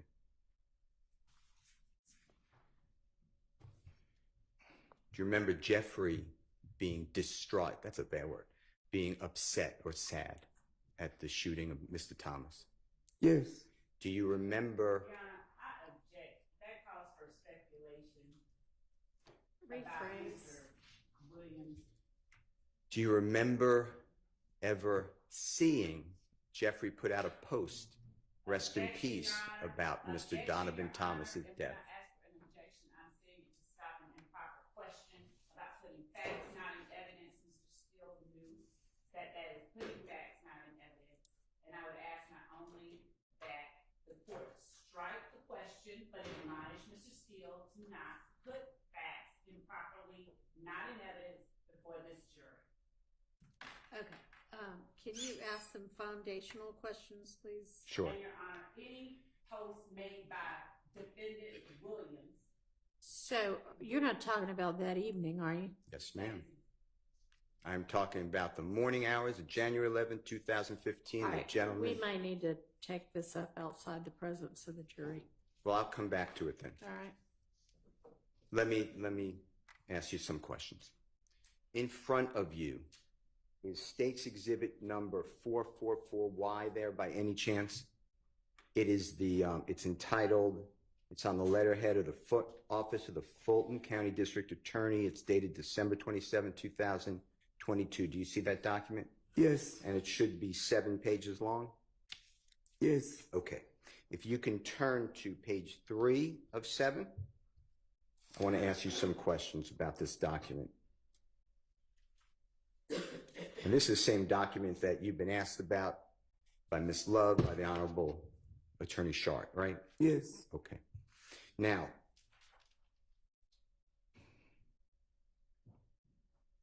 at the time of entering this guilty plea, December 28th, right before New Year's of 2022, right after Christmas, right? Yes. All right. I want to go through the factual acknowledgments. And I'm specifically focusing on Jeffrey, okay? Yes. Number 1, it's on page 3 of 7. Do you remember acknowledging and signing, and the jurors heard and watched your guilty plea before Judge Glanville? Yes. You saw that too, okay. Number 1, Young Slime Life, aka YSL, is an organization made up of 3 or more members or associates who share common identifiers that include, but are not limited to, colors, hand signals, and terminology, who have committed crimes intended to increase notoriety, street credibility, and reputation of YSL. You see that? Yes. And that's, of course, your initial. Yes. The A and the S. Okay. Tell the ladies and gentlemen jury about Jeffrey. I'm focused on Jeffrey. What did Jeffrey benefit Objection. from any type? Objection. Let me hear the question. All right. Don't answer the question yet, okay? I got you. What's the question? From your personal knowledge, when you sign this, tell the jury what Jeffrey benefited That's outside of the witness's knowledge. from his personal observation. It's his acknowledgement that the state introduced. Well, that actually did not introduce these parts. They read this. They did. Rephrase your question. Okay. When you sign that, do you have any evidence to share with this jury No. that Jeffrey, No. Rephrase your question. did Jeffrey, when you signed that, were you talking about Jeffrey Williams? No. Okay. Number 1. I'm still on number 1. I just read, okay?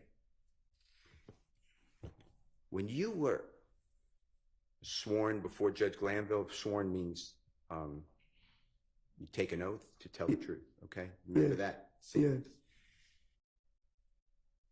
You were asked questions, right?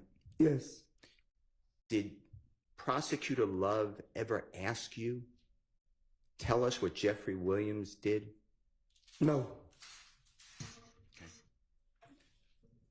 At that point in time, you wanted to go home, right? Yes. You would have answered all questions. Objection. Right. 1 calls for speculation. Sustained. Number 2, on page 3 of 7, Yes. states 444Y. It reads that you have been a member or, it says, and/or associate of YSL since 2012, right? Yes. Now, you told the jury that anyone can join YSL. Is that true? Yes. I mean, if I just today said I want to get a tattoo of YSL on my face, is that a problem? No. Objection made, whether or not it's a problem. Is there any type that you know about, like beat-in or initiation to say I'm with YSL? No.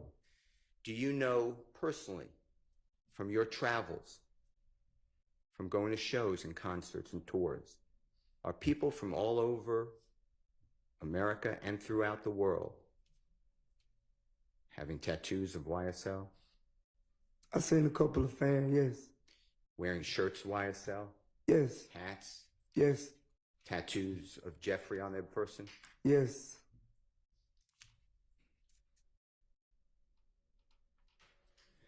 On issue 3 of that same document, it should read, while associated with YSL and to support and express loyalty to YSL, you, co-defendant Mr. Garlington, and Mr. Zachary appeared in a video, and then there's a parenthesis that says the video, with another person, AS, wherein you brandished a weapon used in a drive-by shooting, and wherein on behalf of YSL, you threatened to harm a person named Kel, a rival gang member who had begun a relationship with your ex-paramour or girlfriend. You see that?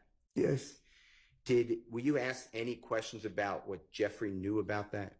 No. He knew nothing to your knowledge, right? Objection, Your Honor. Speculation. Sustained. On your personal knowledge, Objection. It was still called for speculation. on your personal knowledge, did you ever speak with the prosecution? Did they ever want to know, what did Jeffrey Williams know about that? Objection 1, that calls for speculation. 2, I can approach, Your Honor, because that. Okay, I mean, it doesn't, that one does not call for speculation, but if you have some other issue, then I don't need I'll to go approach, ahead. Your Honor. I'm going to continue. Approach, Your Honor, because I have an objection that I need to put on the record. Okay. I would rather not stop, because that's all Ms. Love does. I'd rather continue. I'll waive that. Well, we're gonna approach.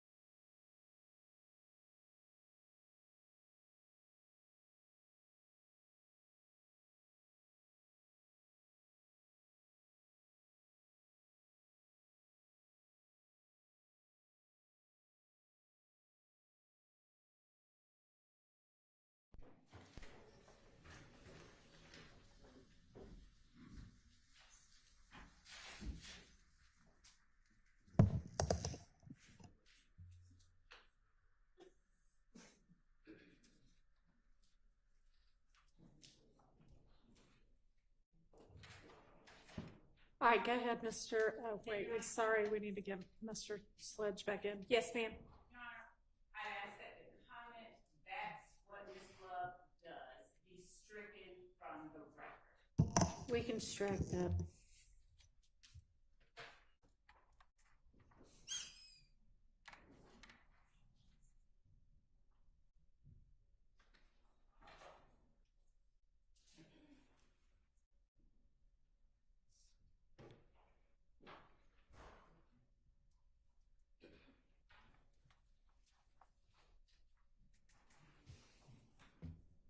All right, go ahead, Mr. Steele.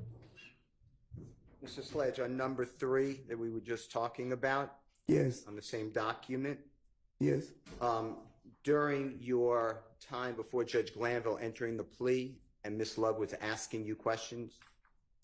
Yes. You saw the video, audio of that as well? Yes. Did Ms. Love ever ask you anything about Jeffrey at that point? No. Okay. And you were under oath at that point? Yes. And you were going to answer questions if asked, right? Yes. Okay. I'd like to go to number 4, same page. Yes. On or about April 28th, 2015, as reflected in Fulton County indictment number, and I'm not going to read it, but it ends in 8994. You see what I did? Yes. I just skipped the first bunch of numbers and letters. You and fellow YSL associates, Mr. Garlington and Mr. Zachary, committed a drive-by shooting using the firearm that you wielded in the video referenced in part 3 of this section, targeting family members of a rival gang. You see that? Yes. Okay, and you initialed that, obviously. Yes. And again, did Miss Love ask you any questions on December 28, 2022, under oath in front of a court reporter on video, audio about Jeffrey? No. Number 5, same page, same document. You and your fellow YSL associates committed the drive-by shooting referenced in section 3 and 4 above on behalf of YSL and to increase the notoriety, reputation, and fear of YSL, okay? Yes. Were you asked anything on December 28, 2022 about Jeffrey? No. You would have answered questions asked, right? Yes. By this time, April 28, 2015, if you personally know, did Jeffrey launch a tour across the United States of America with Travis Scott? I think it was around that time. If I'm not mistaken. I'm not for sure. You went on part of that tour? Did I go on board? Yes. On part of the tour? Yes. And you told the jurors what it's called. Do you remember what you called it? The rodeo tour. With the court's permission and your permission, I'd like to approach you with a document, okay? Yes. Your Honor, may I approach? You may. Ms. Winfrey, may I approach and get that document? I would like to know what document it is. I'm sure he'll show you. Your Honor, this has already been shown to the state. It's been previously marked, partially admitted as on 1/8/24, so it'll be January 8th, 2024. It's Mr. Williams, exhibit number 19. All right, I'm not sure what you mean by partially admitted. Parts of it were admitted. Okay, are you Not- going to admit yes. for the admission of the rest of it? Yes, I'm going to see if Mr. Sledge can identify it. All right.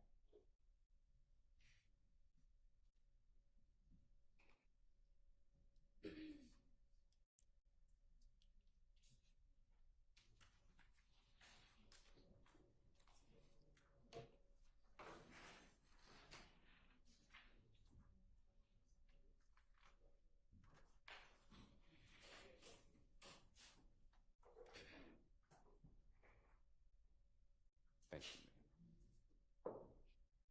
You may.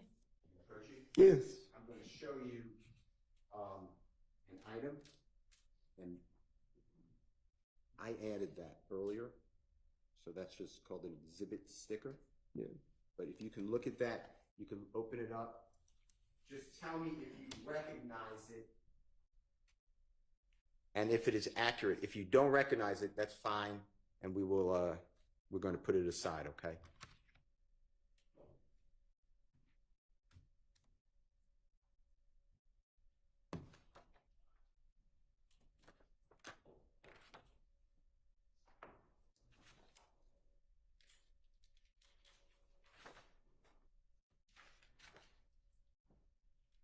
Yeah, I remember this.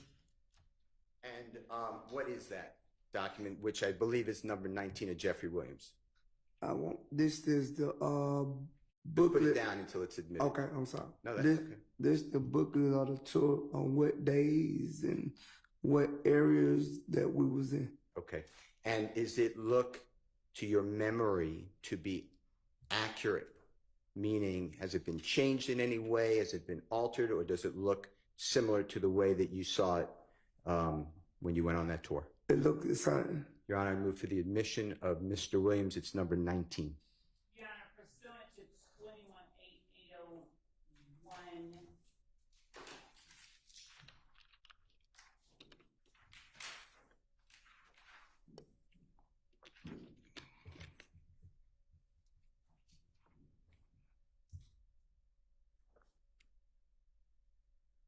I object on the grounds of hearsay. For what purpose is this being offered? The purpose of showing the cities and the states for the certain tour. And the dates? That's what it is. That's all it is. That part, Your Honor, that he's describing is already in. Just that portion. It's there. That's the official tour guide to that tour. Your Honor, and I object to the testifying, but there is a portion we can show the court. Okay, well, I may need to see it myself then, because I don't know what Okay, might approach. be problematic, yes. You mind approach? Yes. Can I take that back?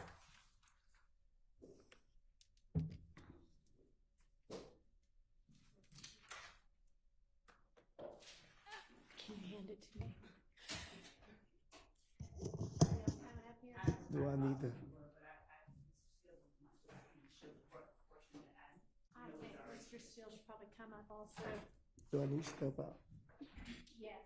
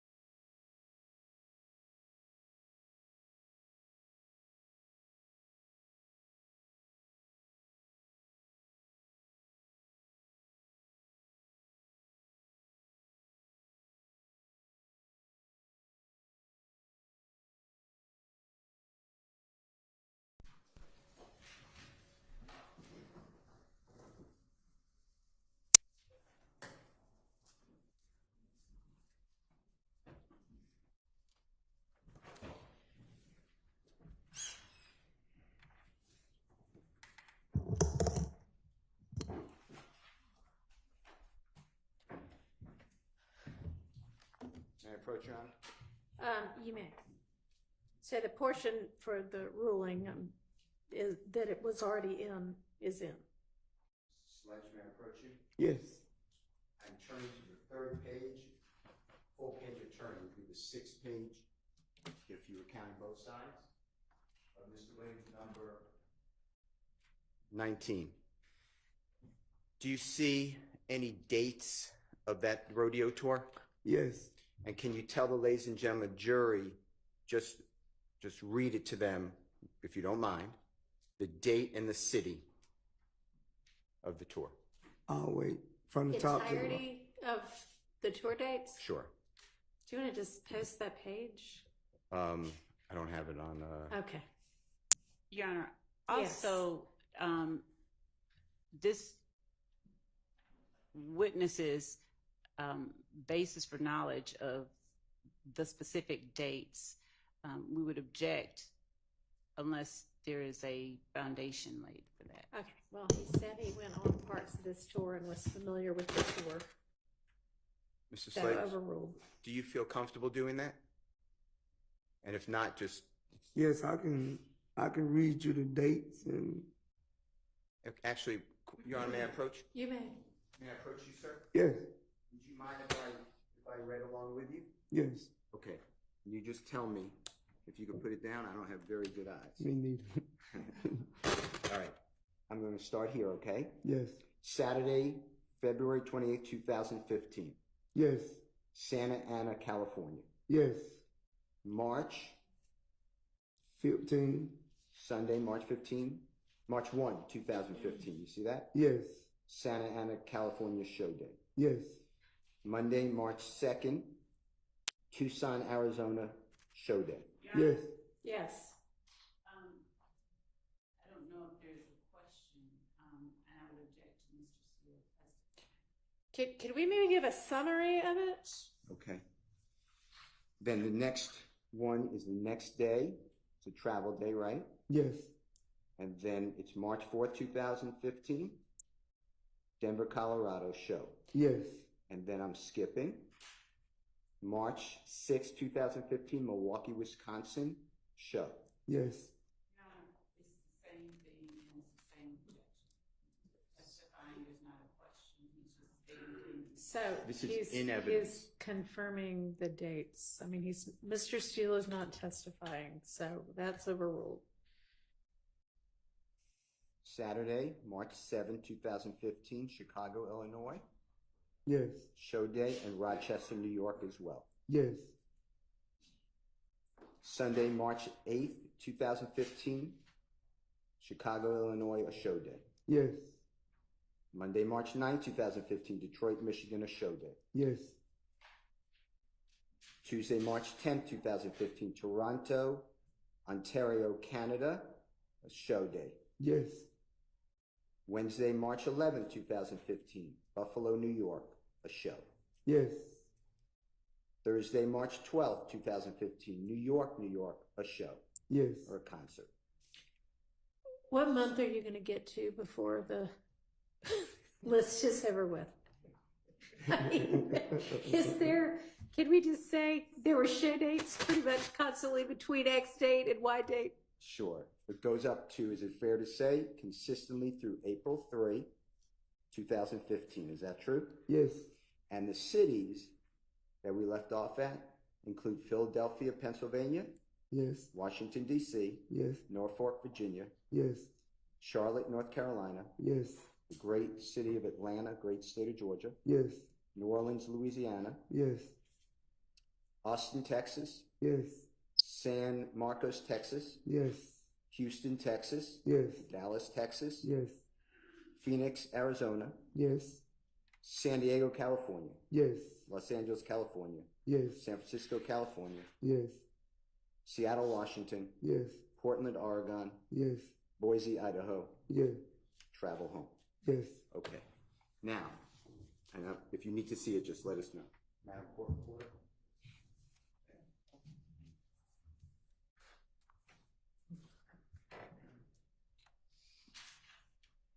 Knowing Jeffrey Williamson since about 2009 when you were released from prison, Yes, and seeing him on tour throughout our country,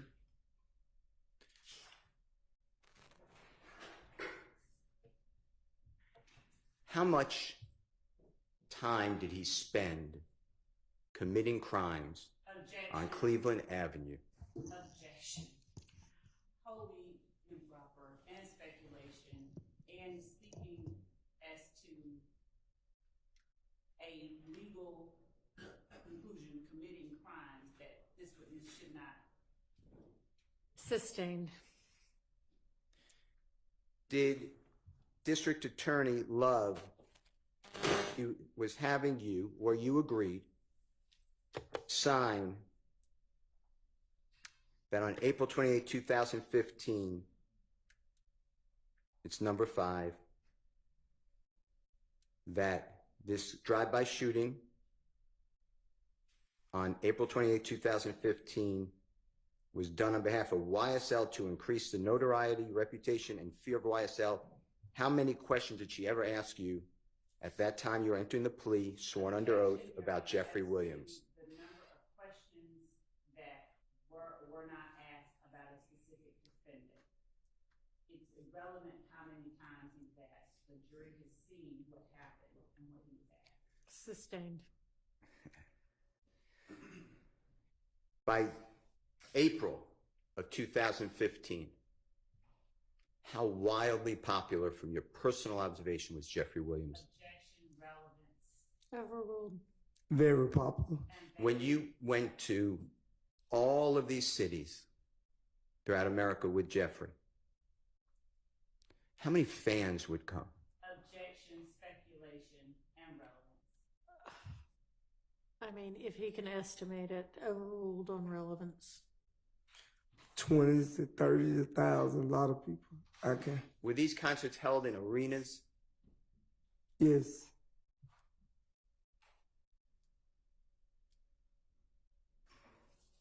Number 6, it's on page 3, it goes into page 4, okay?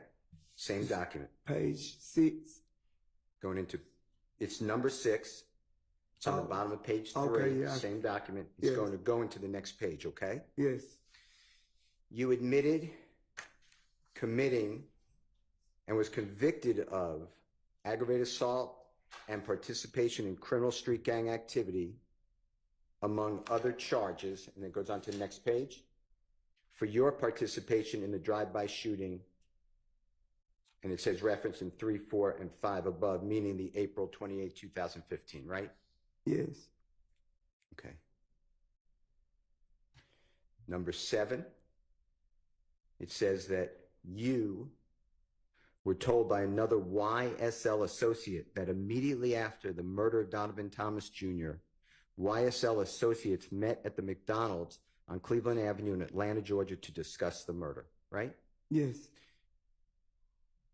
Did anyone ever ask you any evidence that Jeffrey was at the McDonald's? Objection, improper question as to evidence. Did anyone ever ask? Sustained. Did Miss Love on December 28th of 2022 ask you, was Jeffrey at the McDonald's? Objection, again, one relevance. The jury has heard and seen what was asked, and it's not relevant, and an improper question. Oh, that's overruled. So Okay, so the entirety of the plea transcript is not actually in there. I don't know. What number are we on right now? 6? 7? Yes. So 7 is in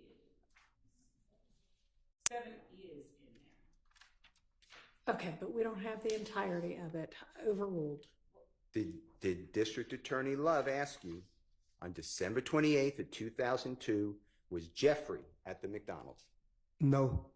You have any evidence that Jeffrey was at this McDonald's? Objection as to that question. Sustained. Do you know personally, or what you were told is reference in number 7, was Jeffrey at this McDonald's? No. Number 8, you personally know that one or more YSL associates committed the murder of Donovan Thomas on behalf of Jeffrey. That's what you signed, right? Yes. Okay. Do you have any personal knowledge that Jeffrey Williams committed the murder of Donovan Thomas Jr.? No. In any fashion? No. You know what a party to a crime is? You know what that means? Overruled. Yes. Was Jeffrey, Overruled. do you have any information? I mean, I'm sorry, sustained. Sorry. You may not ask that question. It just feels like yes. Sorry, my bad. My bad. he said overruled. Sorry. All right, number 9. You see where I am, number 9? Yes. January 10, 2015. After the murder of Donovan Thomas Jr., you and other YSL associates gathered at the home of Jeffrey Williams, a.k.a. Young Thug, who gave you and other YSL associates cash money to lay low. You see that? Yes. You already told the jury, you made it clear that Jeffrey did give you $300. True? Yes. Because you feared for the safety of yourself and your family, right? Yes. Did anybody fire weapons, bullets into your home where you were living on June 10th, 2015, or the 11th, or the 12th, or the 13th? No. And then even after you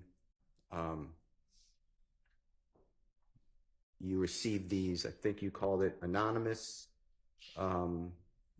statements that you and Mr. Copeland killed Donovan Thomas, you used some word. It was from an account on social media. Yes. What was your word? The DM.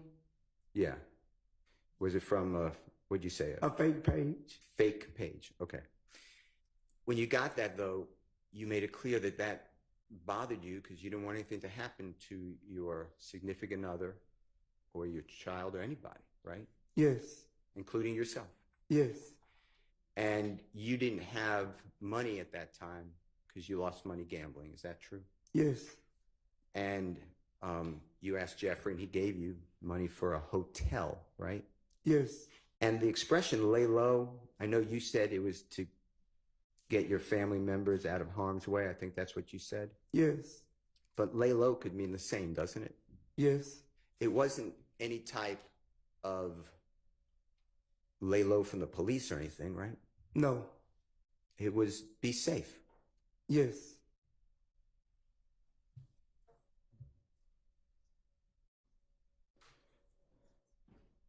Do you have any information, personal knowledge to share with the jury that Jeffrey gave any money to anyone as a reward for killing Donovan Thomas? Objection, Your Honor. That would call for speculation and hearsay as to the reward part. Overruled. And I actually mean overruled. No. I'm going to go to number 10, if you don't mind. Same document, page 4. That you have personal knowledge that on January 10, 2015, after the murder of Donovan Thomas, YSL associates traveled to Miami, Florida, with co-defendant and YSL founder Jeffrey Williams, aka Young Thug. I want to talk to you about that, okay? Yes. Now, you made it clear that you knew that Jeffrey Williams was already going to Miami, Florida for a video music shoot. Is that, when I say shoot, filming it, is that true? Yes. And you knew that this was already set up before January 10, 2015, right? Yes.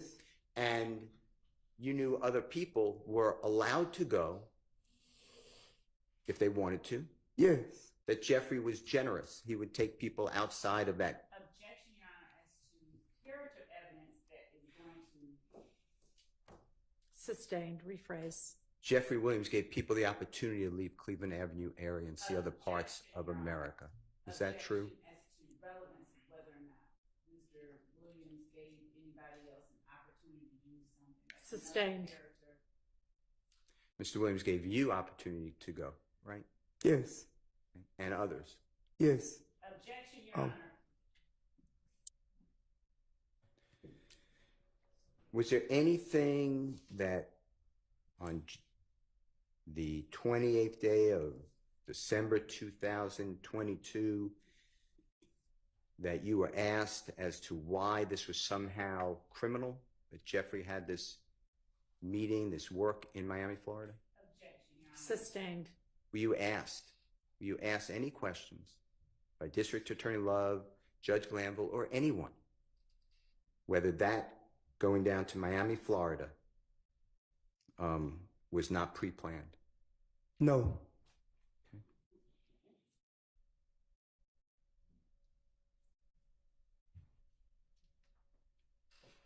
Number 11 says that you did not murder Donovan Thomas Jr. and you're not a party to that crime. That's true, right?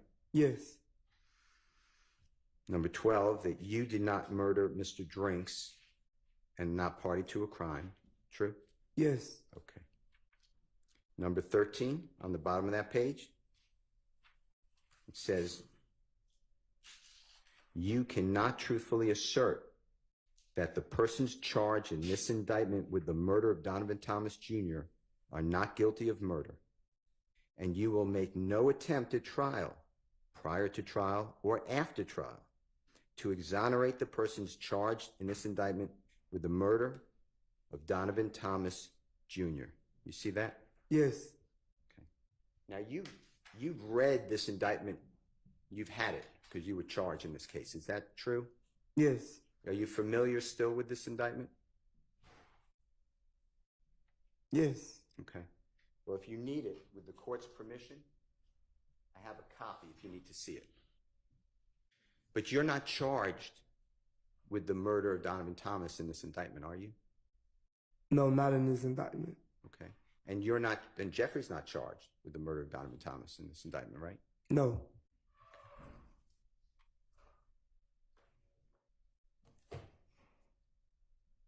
You're not charged with the murder of Mr. Drinks in this indictment, are you? No. And Jeffrey's not charged with the murder of Mr. Drinks. No. If you go to page 5,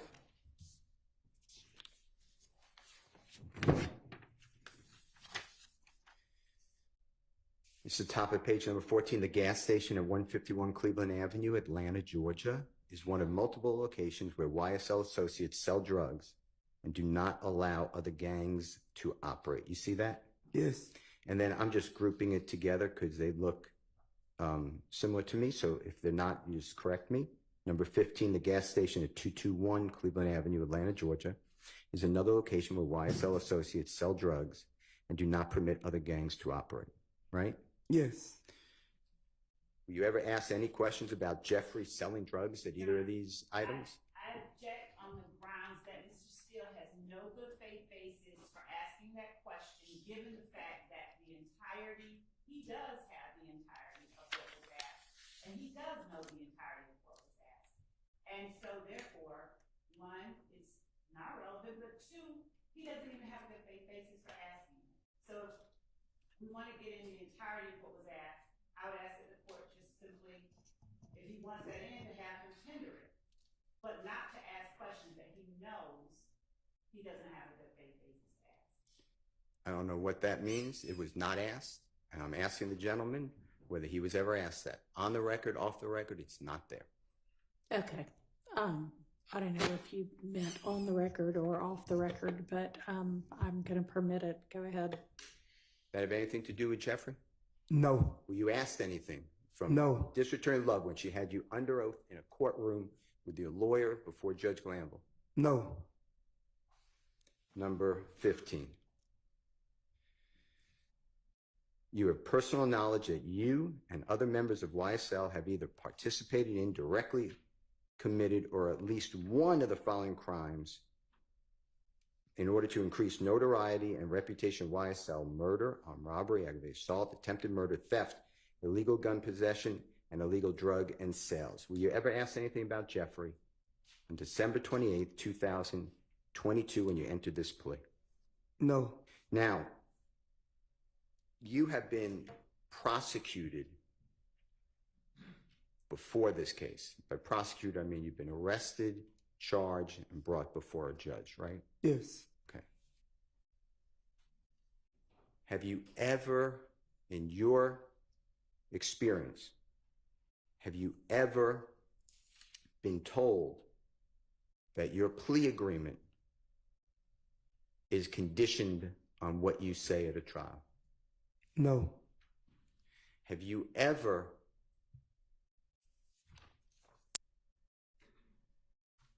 been told by a prosecutor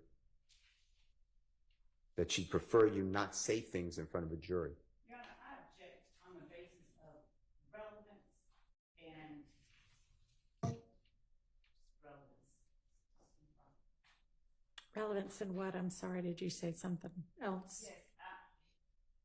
The question was, have you ever been told by a prosecutor something?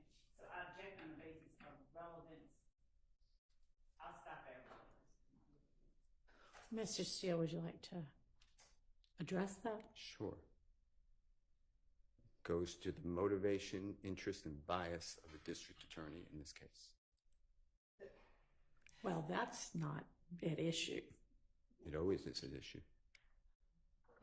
Telling a witness The not bias to of do this so. witness, maybe. Is that what you mean to say? It's a party opponent. No, sir, that's not how that works. Okay. So if that's your only justification for it, then granted. I mean, sustained. Okay, I want to talk with you about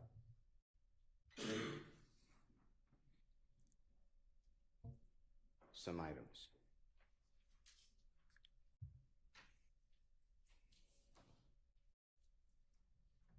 When you met Jeffrey, he was approximately 17 years of age. Is that fair to say? Yes. And it's about 2009. Yes. And the way you remember 2009 is because you were in prison and then was released in about 2009. Is that true? Yes. And then you went over and found a place to live on Cleveland Avenue. Yes. So you met people who were in that area. Is that fair to say? Yes. And Jeffrey was at times in that area, right? Yes. Did you observe Jeffrey working hard? Objection paid. Okay. Sustained. Did you observe Jeffrey practicing his craft, art, music? Yes. Did you see him in the studio? You ever see him in the studio? Yes.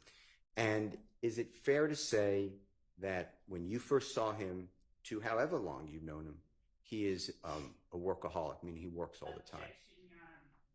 Vague speculation, workaholic, whole characterization. So objection on the basis of relevance, vague. I think on relevance, sustained. You've seen him in studios in the morning time? Yes. Afternoons? Yes. Nights? Yes. Evenings? Yes. You mentioned on direct examination that Jeffrey idolized Lil Wayne. You remember saying that? Yes. And that there was this, these are my words, so you correct me, there's almost this belief, this feeling that Jeffrey had that he had to make it out. As to defendant Williams' feelings. Sustained. You said on direct examination, meaning when you were questioned by Ms. Love, that you believed that Jeffrey was going to be a Objection, Your Honor. popular. Objection as to one, relevance of the witness's belief about something he may have speculated about regarding defendant Williams. All right, I don't know because I haven't heard the question. Could you tell me what the question is? Sure. And it came out on direct that there was a belief by Mr. Sledge that Jeffrey was going to be a successful musical artist. Okay, and way back when. What's your question going to be? That I'm going to follow that up. That was his drive. That was Jeffrey's mission, his drive. Objection, that would be speculation as to defendant Williams' intent and No, he's asking about this witness's belief about that, but that's irrelevant. Okay. All right. Now,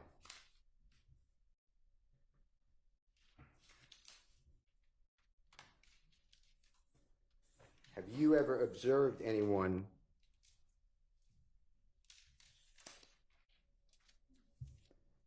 or have you observed Jeffrey when you first met him? When you got out of prison, I think May 2009, is that right? Yes, that's correct. He played in a lot of first local clubs, is that right? Yes. And when I say local clubs, in the area of Atlanta. Yes. And then you saw it go a bigger location, is that true? Yes. And then multiple states? Objection, Your Honor, relevance. This is his career. Go ahead. Yes. And people, including you supported Jeffrey's musical career, didn't you? Objection as to that compound question because it calls for speculation as to people supporting defendant Williams, and it's not It's relevant. personal observation. Okay, sustained on other people and sustained on relevance. Would would you observe, meaning did you personally observe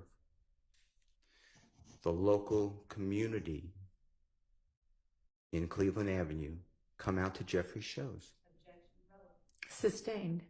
Would you see people, including yourself, put up signs that Jeffrey's performing? Sustained. Move on to another topic.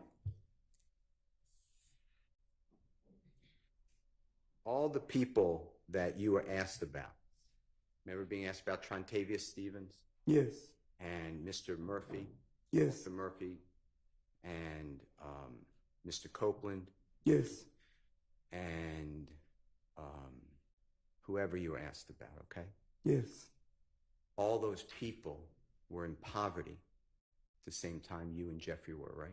Objection calls for speculation, and it is irrelevant, and it is compound as it relates to, at the same time, you and Jeffrey, and it assumes facts that are not in evidence. Sustained. Were you in poverty in 2009 when you met Jeffrey? Overruled. Could you repeat the question, Mr. Steele? Yes, sir. Were you poor? Were you struggling financially in 2009 when you got out of prison? Yes. All those other people that you're asked about on direct, were they struggling to your observation? Yes. Financially. Jeffrey gave you a job, right? Yes. And by that job, you called yourself, and I'm not saying that was not your title, I object as to but the vagueness of the line of questioning regarding he gave him a job. When, what? Overruled. you were called head of security, right? Yes. And by that, what that meant was that you would assist others in We've locating. established what it meant. I'm sorry? We've established on direct what it meant, what his duties were. You would assist in any capacity needed to put on these shows. Yes. And you got paid by direct deposit, it's called. Is that what you, and if you don't know that term? Yes. You got a bank deposit. Transfer, yeah. Okay. And to your knowledge, Jeffrey offered other people jobs too, from your area. To Not his if knowledge. he says to your knowledge. That makes it not speculation. Overruled. Overruled. Could you repeat it, Mr. Steele? Yes, sir. To your knowledge, Jeffrey would give other job opportunities to other people too, right? Yeah. Yes. So instead of giving money, you knew Jeffrey had money by 2014, right? Yes. He was flying on planes, right? Yes. He had cars, right? Yes. He had places to live. Yes. He had multiple places to live. Yes. He had jewelry.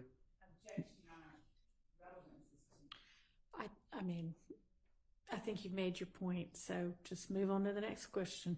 But instead of giving just cash to people, he gave people opportunity to earn that money, right? Yes. Oh. Okay. Now, do you have any evidence to tell this jury that Jeffrey ever told you or anyone else to harm another person? No. To your knowledge, and I am not including drug use, and I am not including gambling, but to your knowledge, did Jeffrey ever encourage? You know what? Encourage. Apparently we need to take a restroom break, so let's break for a few minutes. All right, for the jury.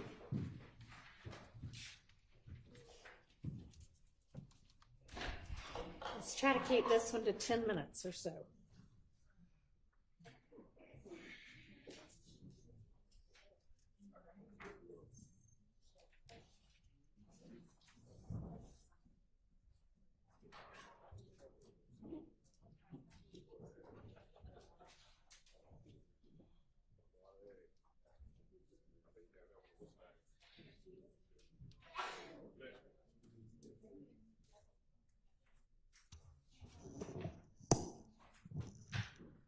All right, y'all, we just took a fairly long recess an hour ago. I'm going to remind y'all to please, whether you have to right then or not, use the restroom during recesses so that we don't then have to take another bathroom break less than an hour later.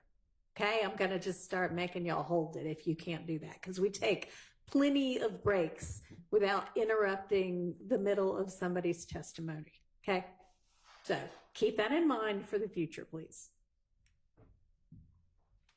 Go ahead and go if you need to.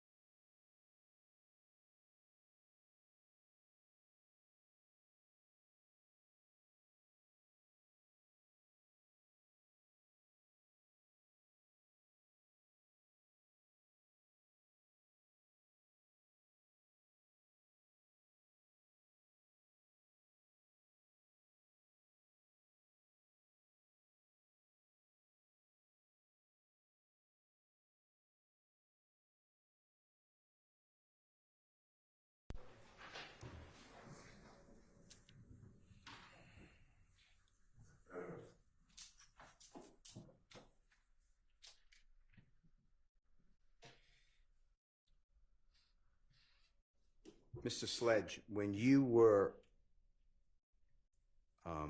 permitted to go on the Travis Scott rodeo tour Yes, for the dates that the jurors heard? yes. Objection, Your Honor, that assumes facts that are not in evidence. There was not testimony from the witness that he went on that tour on those dates that he heard, that he talked about. Matter of fact, he specifically said he didn't go on all of them. Okay. On generally some of the dates, could you rephrase it? Sure. Do you remember on direct examination when questioned by Prosecutor Love, you explained that you went on the rodeo tour with Jeffrey Williams and others? Yes. And do you remember telling the jury that you actually were sent home before the tour ended? Do you remember that? Yes. And you said for doing stupid stuff. Do you remember that? Yes. And that stupid stuff was committed a crime, right? Well, I didn't commit the crime, but Okay. it was to that occasion. And Jeffrey said you and others are going home. True? Speaking of words, it would be hearsay from the defendant that the witness is not, there's no rule that, there's no exception that would allow that hearsay. Oh my God. Sustained. Why were you sent home? Objection, ask and answer. Who sent you home? Jeffrey. I'd like to show you, with the court's permission, I'd like to approach and show you what I've marked as Jeffrey Williams exhibit number 220A. And it's consecutive, meaning it goes then 220B. Yeah. But it goes up to JW exhibit 220XX. Yes. Your Honor, may I approach? You may. Yeah, these are the ones that the court, I think, had ruled a smattering. No, he's gonna, no, that's, yeah, May I approach? you may. May I approach? Yes.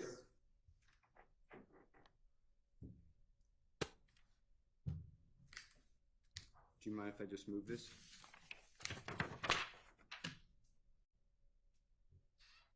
I'm going to give this to the court reporter, okay? Yes. So it says JW, Jeffrey Williams, EXH is exhibit, and then you'll see the numbers followed by a letter. Do me a favor, flip through these. If you've seen these before with your lawyer and recognize them, just tell us that as well. If you don't recognize some, put it to one side. If you recognize others, put it to a separate pile, okay? Your Honor, and the question was if you've seen them before with your lawyer. That wasn't, I thought, the question that the court required. If you've seen him before today. If I've seen him before today, Yeah, you may have seen them today. So if the only time you ever saw them was today, then put it aside as something you've never seen. What he means is if you saw it before today. Is that right, Mr. Steele? Yeah, yesterday, Your Honor. If you said before yesterday, that's when he gave it to him. Okay, Yesterday. before yesterday. If you saw it before yesterday.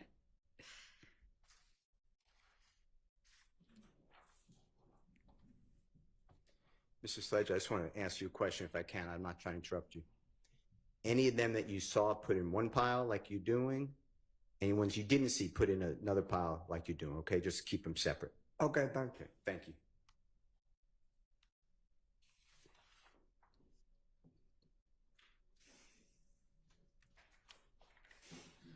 And then I know where you might be confused. It's going to be a composite exhibit, and he will publish, to the extent this witness says he recognizes any of them, a smattering of those, not the entirety of them.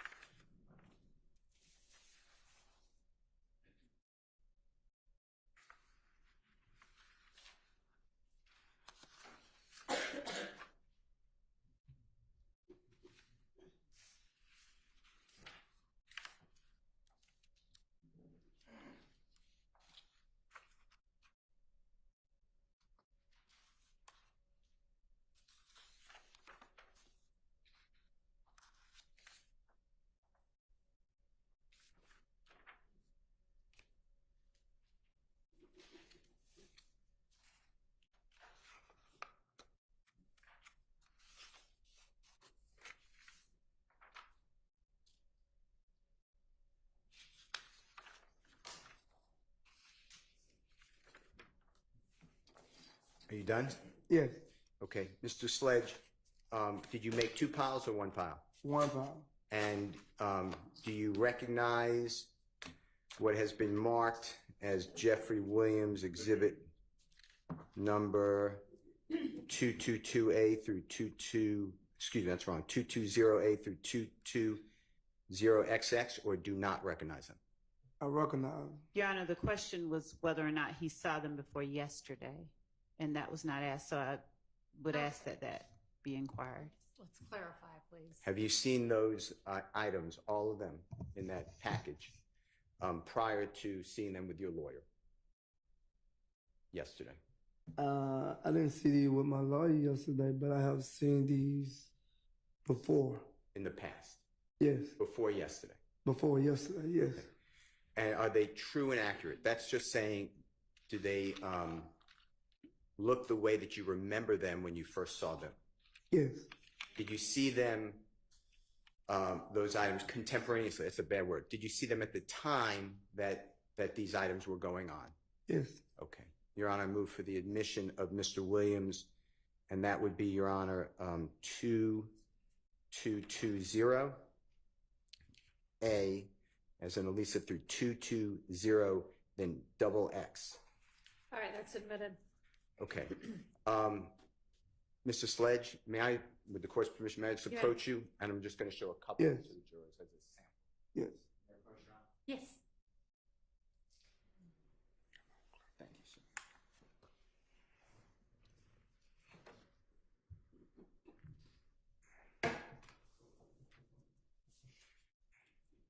Now, Mr. Sledge, is it fair to say that these exhibits, and I've numbered them all, but that they're all advertisements or posters for Jeffrey's work, concerts? Yes. And is it fair to say that they range from places all over the United States? Yes. And when I say range from, shows, concerts all over the United States. Is that Yes. true? Yes. And the date range goes from, this is just from 2014 into 2015. Fair to Yes. say? Yes. Okay. And if we could just pull up a couple.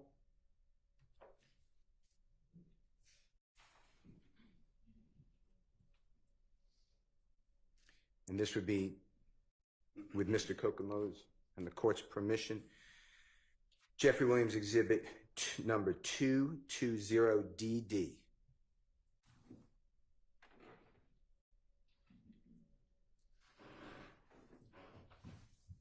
And it should come up on your screen, Mr. Sledge.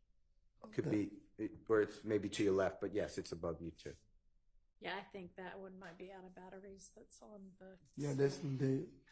Mr. Kokomo, can you clear the items on the middle of the screen?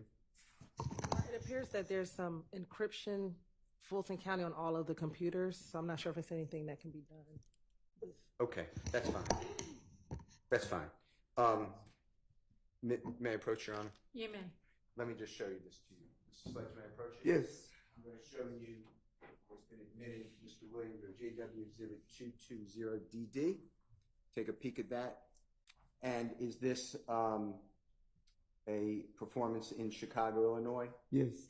And is it, do you recognize those performers? Yes. Tell the jurors who they are. Birdman and Rich Homie Quan. And anybody else? Jeffrey Williams. Okay. And this is the date. Do you see the date? Yes, December 26th. And Christmas time? Yes. 2015? Yes. To your knowledge and observation, and if you don't have one. Yes. I do not see. Do not see, and so I would ask for clarification. If the testimony is that there is a 2015 on this exhibit that I'm looking at, because there is no year of 2015, as Mr. Still has suggested, unless I'm missing it. If you could just show me, I'd be okay. First of all, Yes. it comes from the state of Georgia when they subpoenaed Mr. Williams' Twitter account for 2014 and 15, Okay. A and B. Your Honor. If I go through all of them, you can see the dates in order. Your Honor, there is no. I mean, I think that the objection was that the date might not be, the year date might not be on this one, and I don't see it on there either. So, All right. but but he's already testified that the entirety of that composite exhibit shows dates from 2014 to 2015. So it's one or the other. Your Honor, there is a difference that matters. It's a distinction with a difference, because what Mr. Steele is putting up is a picture of Defendant Williams with a young man whom evidence has come out did not associate with Defendant Williams after a particular time. Okay. Now I have a motion. All right, so we'll take up the motion in just a minute. With regard to this particular exhibit, I don't see a date on it either. Is there a date on it of a year? If not, maybe pick a different exhibit. Fine. And Your Honor, can my motion be reserved as timely? Yes. May I approach? Yes. All right. Mr. Slade, may I approach you? Yes. All right. Let's just flip an exhibit here. How about the next exhibit? Jeffrey Williams exhibit number 220EE. Okay? It says December 31st, Well, 2015. let the jurors see it first. Oh, there it is. Okay. All right. Go ahead. You can look. It's the same. It says December 31st, 2015. New Year's Eve. New Year Eve. And NYE, do you know that stands for New Year's The Eve? Yes. 2015? Yes. And did that come, this 220EE, come shortly after, immediately after 220DD of Jeffrey Williams' exhibit? Yes. And this one, again, the date on 220DD is in Chicago, and it is on 26th. Thank you. Tell the jurors. December 26th. And does this help you orient that December 26th on 220DD is 2014? No. Okay. Does it help you with 220EE? Is the date New Year's Eve going into 2015? Yes. And who is performing on New Year's Eve, December 31, 2014, going into January 1st, 2015? Who are the performers? Jeffrey Williams, Who else? Birdman, and Rich McCorn.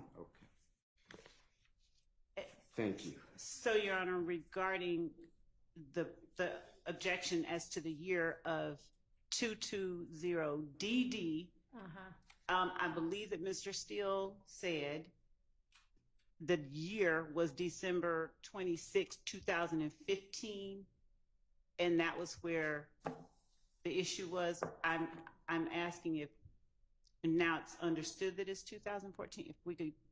I don't know that we have that understanding because we don't have evidence that, I mean, I realize these are handed to the witness in a particular order, but I don't know that there's any evidence to suggest that the order that they're in is a chronological one. So we still don't have any evidence as to which of the 2 years that other one was. We just know that this one that we're looking at right now, 220EE, is for a concert date, December 31st of 2015, with those performers.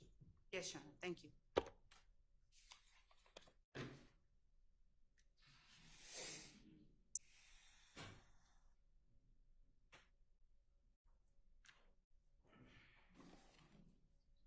Did you want to ask him about another?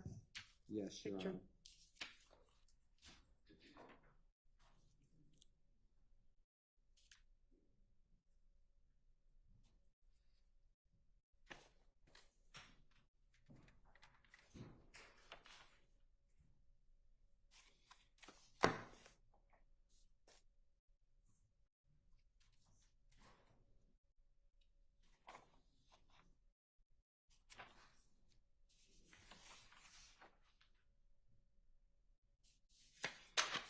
When you go through these, or you've gone through this, Mrs. Slade, Yes. are they performances, and the jurors will have that exhibit out with them. They'll be able to look at it. Are those performances all over the United States? Yes. Okay. I'd like to, did your lawyer show you any potential exhibits yesterday or today? He showed it to me today. Then I shouldn't have said yes. I apologize. All right. I'm going to approach with a screenshot. If you need to see the actual potential exhibit, just say I don't recognize the screenshot, okay? Yes. Your Honor, I'm showing Mr. Williams number 46, 47, and 49. Right. These are videos, but I was doing it this way, but if needed, Your Honor, Mr. Kokomo. All right.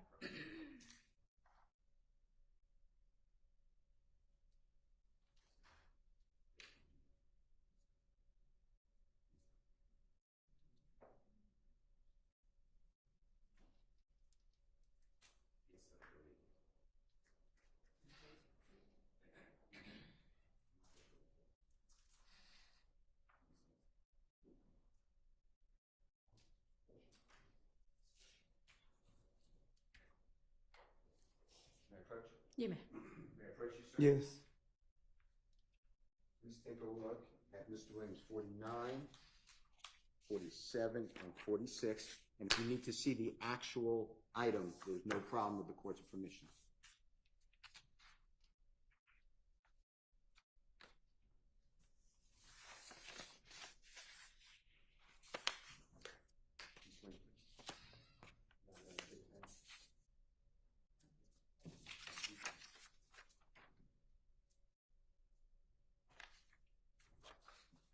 It's only with 3.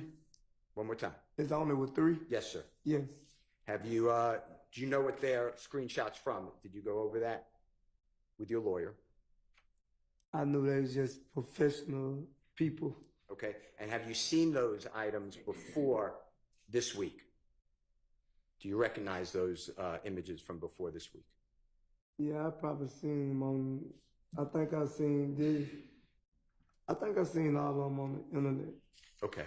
And when you say the internet, just be clear. Instagram. That's before. Okay, that's fine. But before this week, is that fair to say? Before yesterday? Before, yes. Or today? Okay. And I know you're not seeing the exact video. Do you need to see those videos? Or are you comfortable, confident? How about that? That you've seen these items before? Yes, I have seen them before. All right, Your Honor, I move for the admission. Mark Jeffrey Williams, 46, 47, 49. Your Honor, with the court, I apologize. Would the court permit an inquiry into foundation? Because I heard the witness say, I think I've seen them. And then when Mr. Steele said, are you confident that you've seen them? He then said, because at first he said, I think I've seen them somewhere on the internet, Instagram. And then Mr. Steele said, are you confident? He said, yeah, I've seen them. So I would ask permission to inquire where it is or in what to further inquire as to his foundation. No, because he's now said he's confident he's seen them. Yes, Your Honor, thank you. They're admitted. Mr. Sledge, now, there may be something on the screen, it sounds like, that's not anyone's doing, so this may not be the best way to play it, but we're going to try, okay? Yes. Your Honor, can Mr. Kokomo, well, before he publishes, I know the first one is Jeffrey Williams, 46.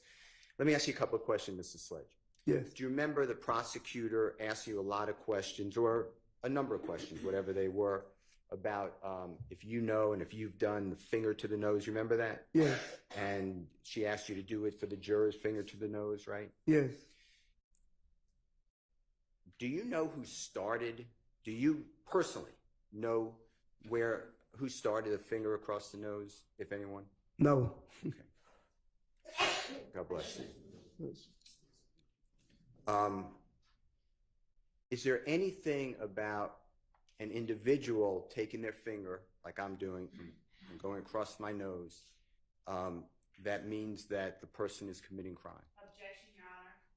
Objection calls for A conclusion, a legal conclusion, and objection as to outside the province of this particular witness. It's an improper question to ask whether it suggests that they are committing a crime. Okay. Sustained. With the court's permission, Mr. Kokomo, would you play Jeffrey Williams exhibit number 46? take a look at it, Mr. Sledge. I'll have a question for you. If it's not going to work because the item up over the screen, we'll just do it another time, okay? Is that that Yes. box that says something about a hard reset? Just click close.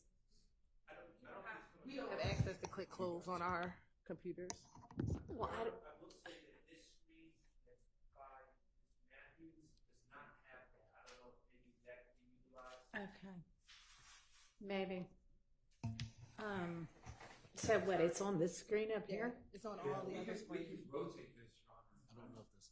Okay, I mean, because, IT.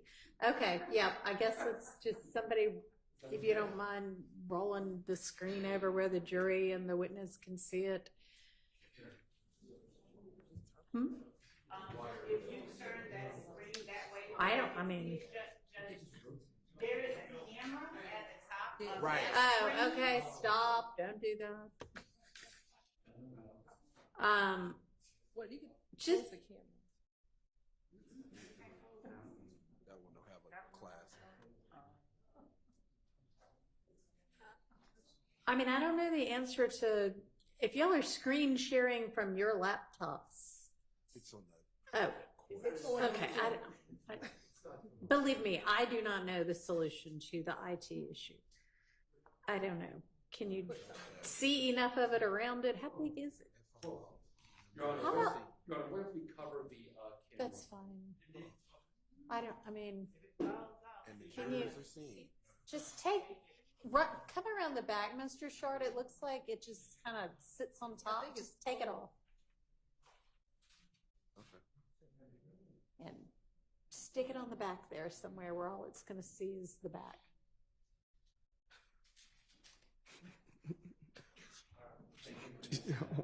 No back. It rolls, right?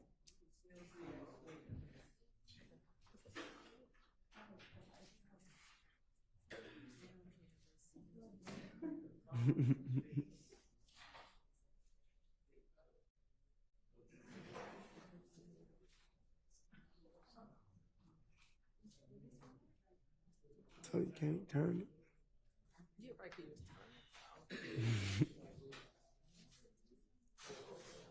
What if I just close the windows? We'll try. I can. There we go. There you go, Mr. Look at you. So that was, yes, okay, good job. So it was that one that was, okay. Thank you. Yeah. Embarrassment, a broken toe, who knows what else. All right, you may take the IT crown away from Miss Persifield since she's not here this week. We can worry about that later. All right, we now have the ability to see on a screen that is not covered by some strange IT notification.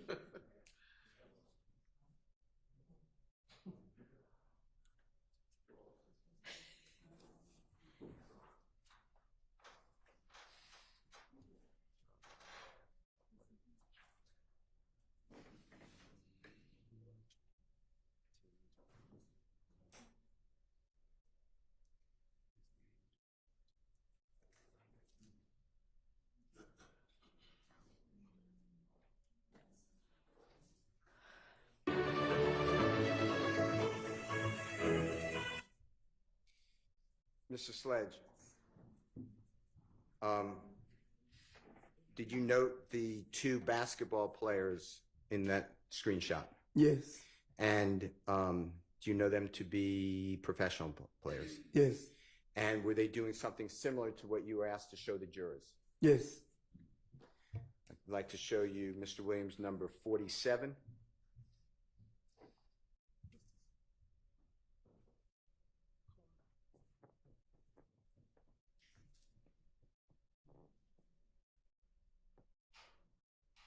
Do you know who that person is? Rod Wade. Can you tell the jurors, please, into the microphone? Rod Wade. And who is Mr. Wave? He's a rapper, an entertainer. And that's W-A-V-E.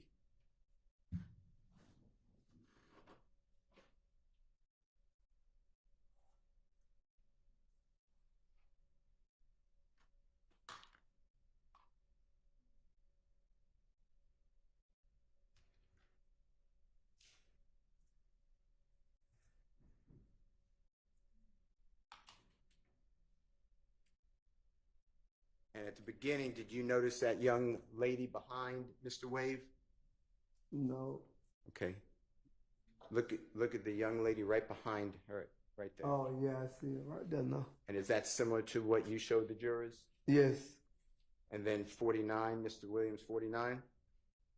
Do you remember discussing with the jurors that you've seen Nickelodeon slime? Do you remember that? Yes. Okay. This is going to be Jeffrey Williams, number 49.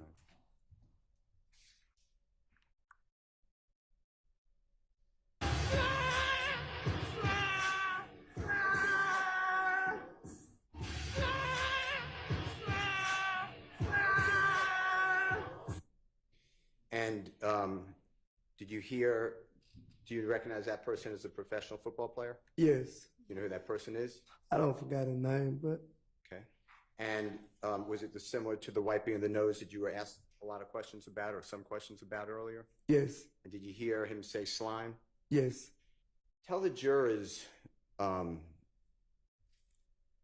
why is slime significant to YSL?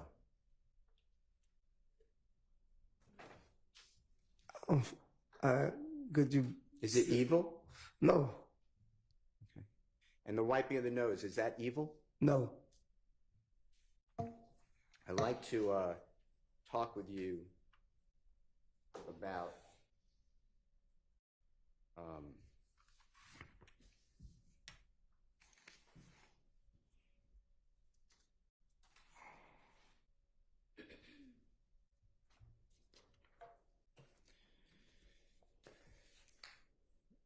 a posting that you were shown, and I forget the state's exhibit number. Give me 1 second.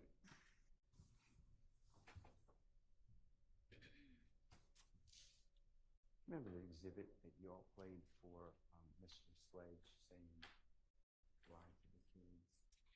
Know the number? Do you play it for me? No, I'll use yours. Your Honor, it's already in evidence. Can I discuss with Mr. Sledge number 435? Sure. And that's state's exhibit, Your Honor. Yes. 435Y, right? Yes. Yes. That's what I'm being told. Could you? Thank you.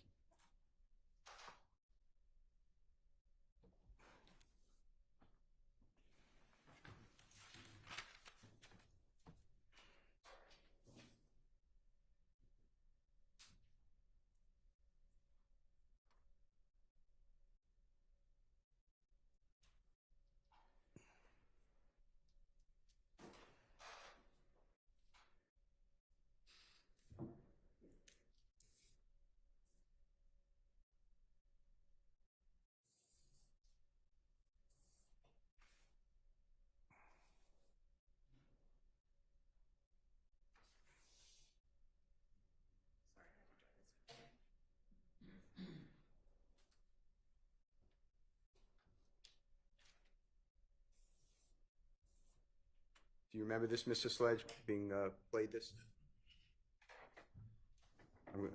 Yes. I'm going to ask the Honorable Court to allow it to be played one more time by Ms. Knight, and then I'd like to ask you some questions, okay?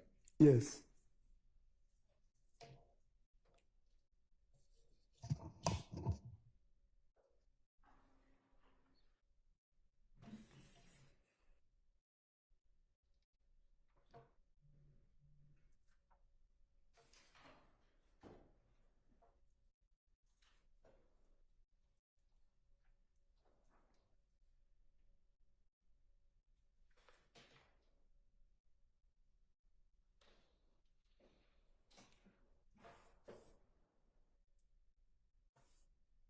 You lie to your kids, you lie to your mama, but you get in the courtroom and in the investigation room and tell them punk ass people the God honest motherfucking truth.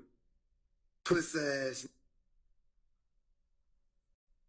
Now, Mr. Sledge, you told the district attorney when questioning that this is not a new statement. Do you remember something like that? Yes. And Had you heard this before from growing up? From where? Growing up, I have heard it before though. Okay. Have you seen it and listened to it or read it on the internet? I think I have seen it on the internet. And you related this and you made this statement which is now memorialized as State's Exhibit 435Y. Do you remember what was going on at that moment? No. Okay. I'd like to show you what's already in evidence, and it's the State's Exhibit number. Do you have Jeffrey Williams making, what number is that? I'd like to show you 447Y. Your Honor, it's already in evidence. All right. May we publish it? You may. Thank you.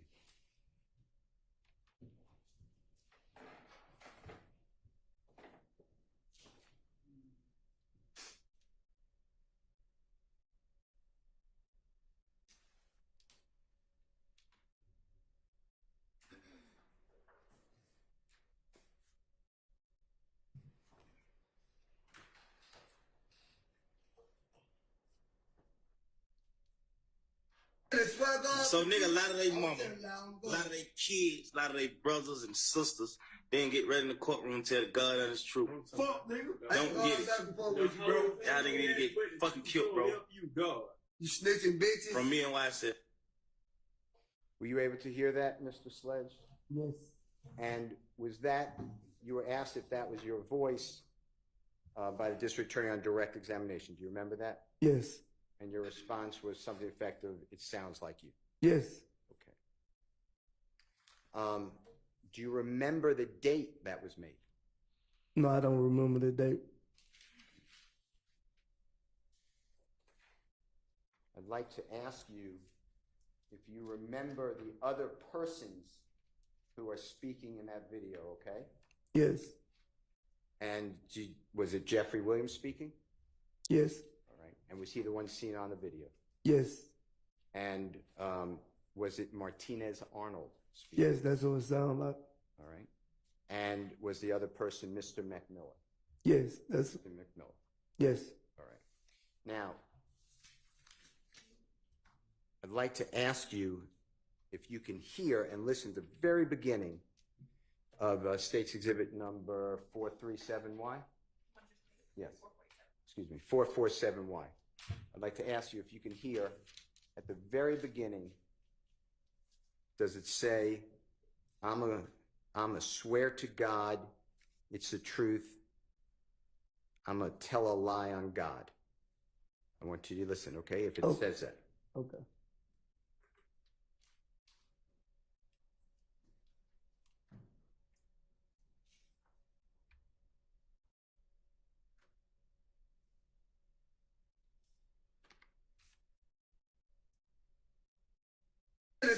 So nigga, a lot of they mama, a lot of they kids, a lot of they brothers and sisters.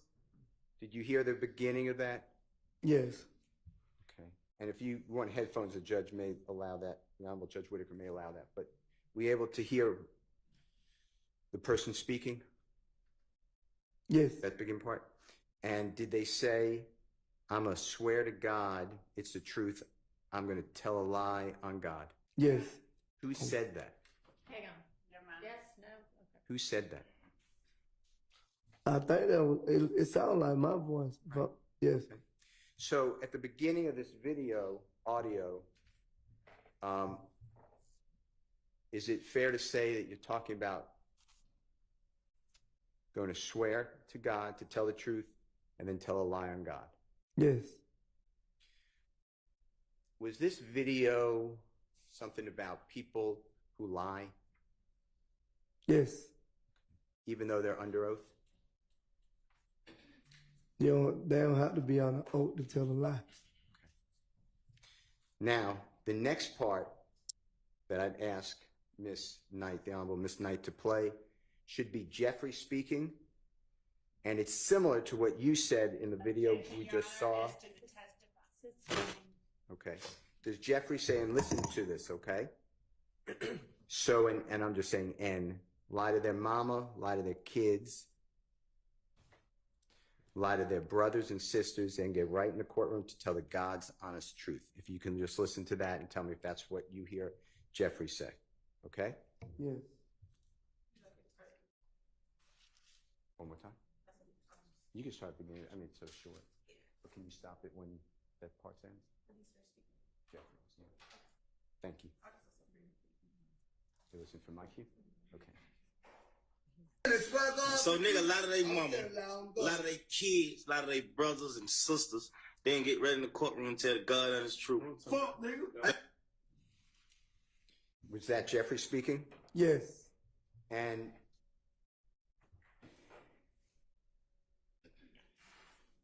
is that similar to what you said on the other exhibit, which is escaping me, the exhibit number? 435Y, State's Exhibit. Was that Yes. similar? Yes.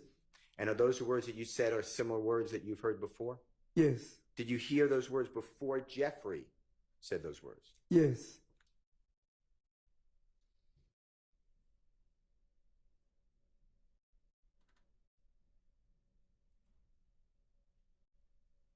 And then on the next part of it, I'm not going to say it, but it's FN. Ain't going back and forth with you, bro. And then Jeffrey saying, or then another person saying, tell nothing but the truth, so help you God. If you can listen to that, okay? Yes. And tell the jurors who's saying that. Yes. Don't get it. Y'all niggas need to get fucking killed, bro. You snitching bitches? It's true. Fuck. Thank you. God honest truth. Fuck, nigga. Don't get it. Y'all niggas need to get fucking killed, bro. You snitching bitches? From me and YSL. Okay. Did you hear that? Tell nothing but the truth, so help you God. Yes. Is it accurate to say that in the criminal justice system, from your upbringing and your observation, people come in and lie under oath? Objection, Your Honor. That would call for speculation about other. He says from your observation. Of course, I don't know how he can know that. You can know it So- from personal experience. So speculation until there's a foundation established for his ability to answer that. A basis for knowledge, speculation about other people lying. You can try to lay a foundation. When you said this, when you were part of this, and when I say this, I'm talking about States 447Y, what's up there right now? Yes. Tell the jurors what you were talking about. Talking about people lying. Okay. Now, I want to show you. I may have one moment. You may.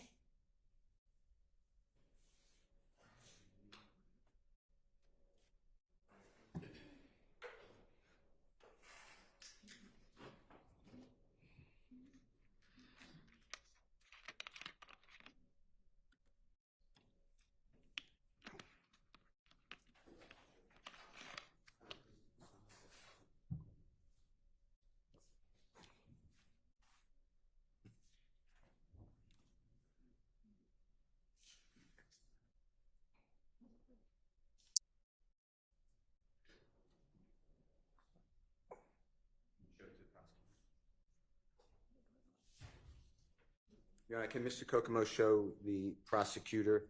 This will be Mr. Williams. Thank you. Exhibit number 255. Okay.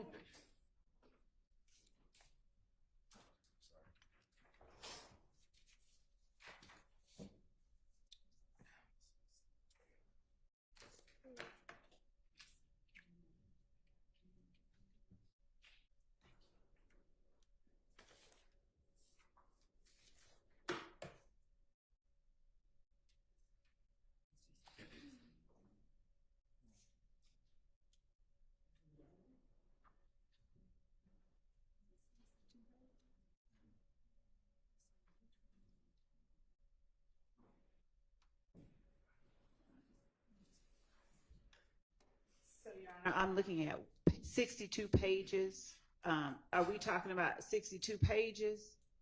That's what this is. I'll shorten it, but I just did the dates from the.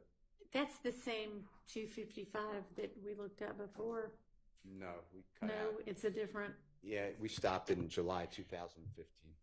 Okay, and. Starts, I think, December or November 2012. Okay, and you were just gonna pick a couple of pages. I'm not going to go through 6. Can we?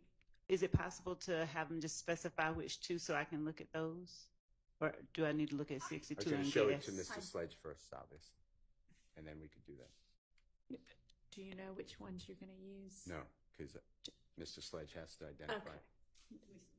I mean, you know generally what. Yeah. I'll use the one from November 2012, I believe, and I'll look at it, but there'll be 2 or 3. That'll be it.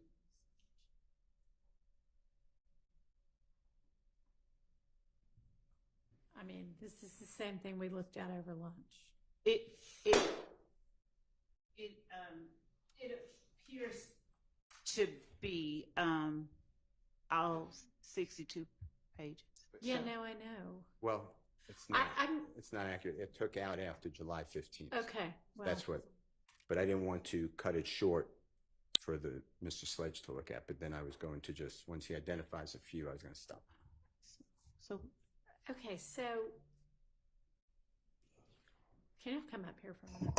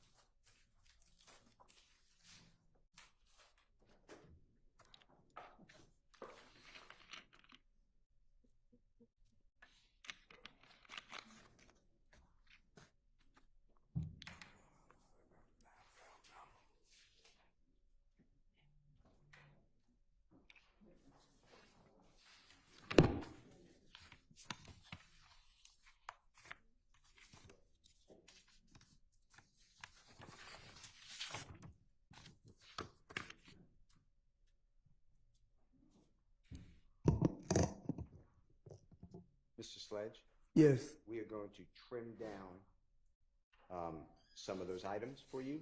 Yes. For me. And we're going to get back to that, okay? Yes. I will not, I promise you I'll come back to it. Yes.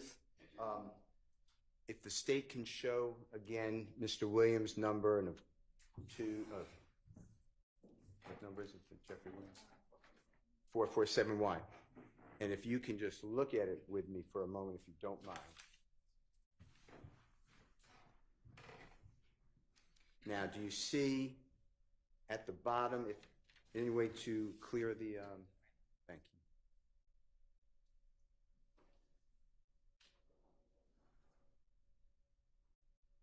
Do you see at the bottom, it says repost, whiz at? Yes. And then it says, it's tagging at Thugger1. You see that? Yes. Do you know what a repost is? Someone else posted it, and it was posted to somebody else posted. So for an example, if I posted something a week ago and you liked it and you wanted to post it, what would happen? I hit the repost app, and it'll let me repost it on another date. So the state was saying that this was done and shown and reposted on January 26, 2015. Yeah. Do you remember that in the indictment? Hang on just a second. Just as to the characterization of that question, the testimony. Okay, yes, I mean, the state would have asked a question and established that through a witness. Okay. It's in the indictment as well. And if you're not familiar, do you remember this being in the indictment? Okay, well, that's just an assertion. Exactly. So I want to show you, are you ready? What number is it? Actually, can you show it to the prosecution first?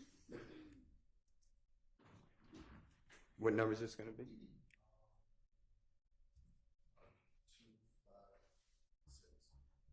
It's going to be Jeffrey Williams, number 256.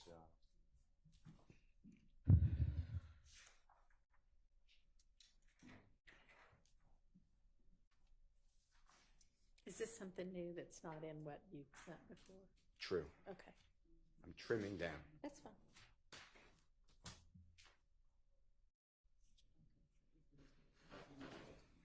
Oh, I got you. Okay.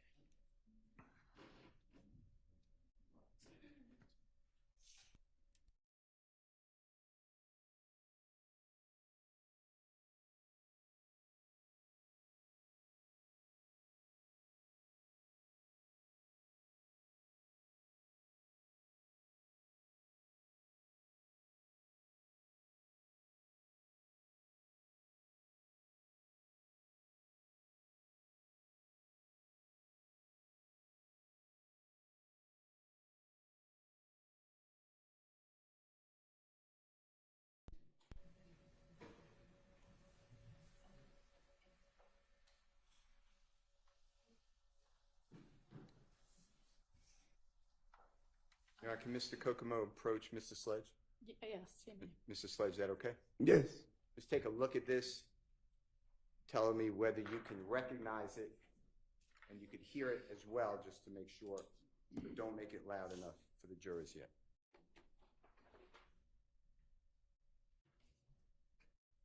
So, Your Honor, prior to that being displayed, what we have not heard is the sound in that video, because this is the first time we've seen it. So Right. we'd ask that before anything be done with it, the state be allowed an opportunity to hear what is being said in that particular video, which is a little different. I don't know if it's different or not. It is. I'm looking at it. It is not the same exact thing that we just Okay. put up. Okay. Then I guess this will be where we break for the evening. Your Honor, it's 11 seconds. I mean, if that matters. Well, or we can see if Miss Love can hear it without. Do you want to step out into the hall? That would be easier than excusing all of them to the. Yes. All right. She'll be right back. We'll sit for just a sec, and I'll let y'all go soon. Go with your computer. And Mr. Steele, estimate for me how long you think the rest of your cross is going to take.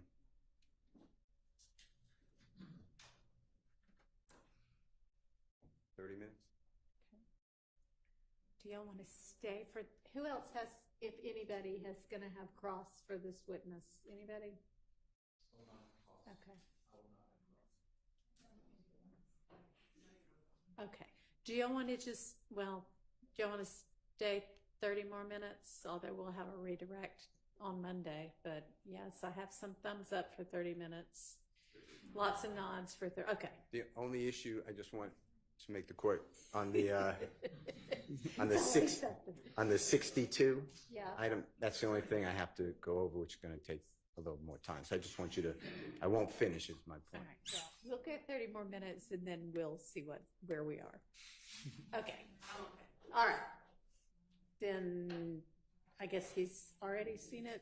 Yes. So go ahead and ask whatever you need to ask. Mr. Sledge, have you seen what is now marked as Mr. Williams number 256? Have you seen that before? Yes. And is it accurate? And does it depict the way it was when it was first filmed, or filmed and audioed? Yes.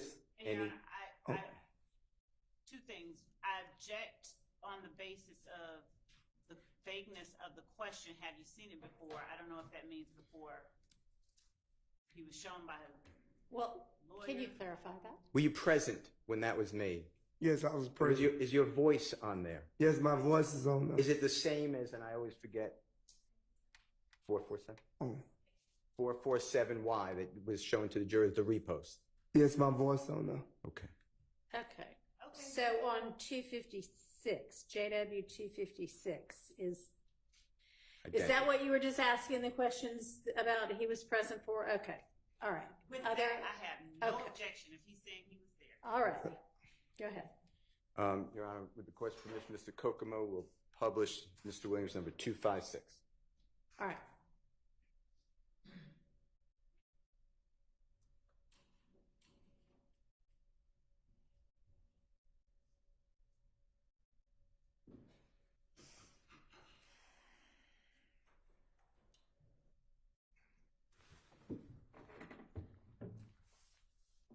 A lot of they kids, a lot of they brothers and sisters, they didn't get ready in the courtroom and tell God honest truth. Fuck, nigga. Don't get it. Bro. Y'all niggas need to get fucking killed, bro. You snitching bitches. From me and YSL. So nigga, a lot of they mama, a lot of they kids, a lot of they brothers and sisters, they didn't get ready in the courtroom and tell God honest truth. Fuck, nigga. Don't get it. Y'all niggas need to get fucking killed, bro. You snitching bitches. From me and YSL. Mr. Sledge, did you hear your voice? Yes. The voice of Mr. Jeffrey Williams and the face of Mr. Jeffrey Williams? Yes. Did you hear the voice of Mr. McMiller? Yes. Did you hear the voice of Mr. Martinez, also known as Duke? Yes. Is it the same exact video that was played earlier as the repost? Yes. And on Jeffrey Williams number 256, I'd like you to tell the jurors, it's small writing, if you could read it to them, what date at the bottom right was this made? January 4th, 2015. And on January 4th, 2015, what was Jeffrey Williams' relationship like with Donovan Thomas from your personal observation? Objection vague. Overruled. They had a great relationship. And does this video on January 4th, 2015 have anything to do, from your own personal knowledge from being in it, about Donovan Thomas or threatening some witness or anything? No. Objection. One is compound, so I don't know which part of that he's asking about. And then the second part, he is speaking to the intent of Defendant Williams when he says, does it have anything to do with threatening something? Okay. Well, it's his personal knowledge. And while Mr. Steele does ask long questions sometimes, he has a lot of clauses in there. I don't believe it was a compound question. Just had a lot of descriptive clauses. So overruled. So the indictment, and if you don't remember, we'll show it to you. No one's trying to keep anything from you. Says that this was done 16 days after the killing of Mr. Williams, that it was reposted. But this was made 6 days before, God forbid, the killing of Mr. Thomas, right? Yes. Now, if you can look at the very top right-hand side, you see where it says watch your post? You see that at the top? Yes. And then underneath it, it says watch your post, and then it says best said at MPA Duke, DUKE 1, the number 1, said it first, 3 exclamation points. You see that? Yes. Who, to your knowledge, is MPA Duke 1? Mr. Arnold. Martinez Arnold? Yes.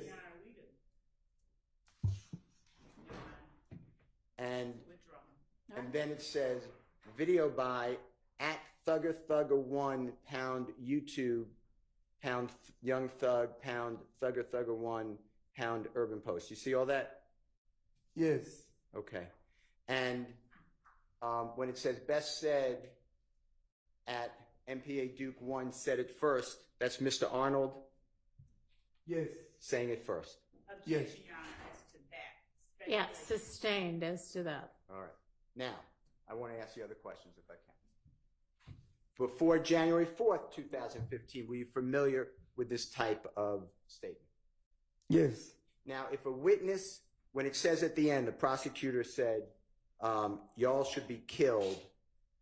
Let me make sure I got, hold on one second.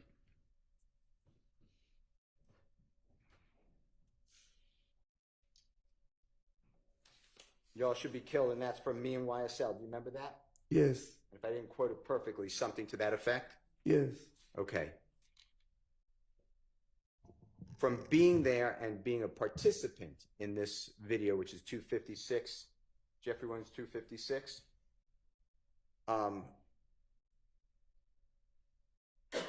what do you believe should happen to a witness who lies about someone in trial? Sustained. Okay. All right. Let me ask you this. You were released from prison from the drive-by shooting. Remember, the jurors heard a lot about that, April of 2015? Yes. And is it fair to say you were released in year 2019? Yes. And when you were released from prison, you needed a job, didn't you? Yes. Okay. You were financially depleted. You didn't have much money? No. All right. And is it fair to say that Jeffrey at that time was even more popular than he was in 2015? Yes. And did Jeffrey offer you a job? Yes. Was it conditional? Did you have to promise something? No. How about no more crime? No. Are you withdrawing that objection?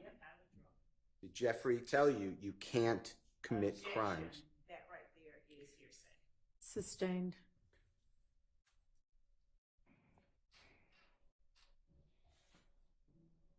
When you were on tour with Jeffrey, and from your personal observation, so I'm not asking you what other people said or anything, did you ever observe people who would steal from other people, from stores or anything like that, and Jeffrey would find out about it and repay those people?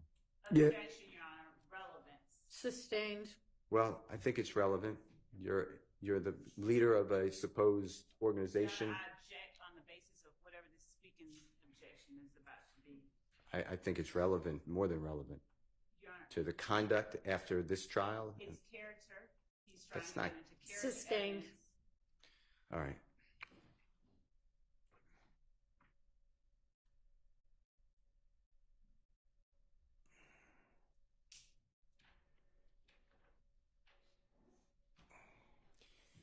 Do you remember seeing in the days before Donovan Thomas was killed? Do you ever remember seeing, personally seeing, Mr. Kenneth Copeland with an Infiniti vehicle? No. When you drove Mr. Copeland to the police department on the early morning hours of January 11th, 2015, is that true? Yes. And your significant other, the mother of your child, was with you, as well as your youngest child at that time, right? It was he ain't my youngest child, he my oldest son. Apologize. Okay. And Mr. Copeland didn't have a car there, right? That's why you drove him? Am I correct? He didn't have a car there. Do you remember at all whether Mr. Copeland asked you to pick him up and drive him to Jeffrey Williams' house with you for safety? I don't remember that. Okay. Do you know how, as you sit here today, do you remember how Mr. Copeland, if you know, got to Jeffrey Williams' home on January 10th, 2015? I don't know. All right. Has Jeffrey ever paid for your lawyer fees? No. Has he ever paid for your bond? No.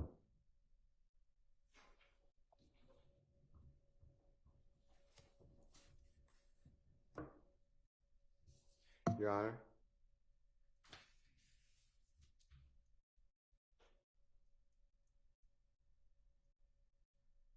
I believe except for the, I have to break down the 62, which I probably can't do in a short period of time. I don't have any other questions. Okay, well, so is your plan to?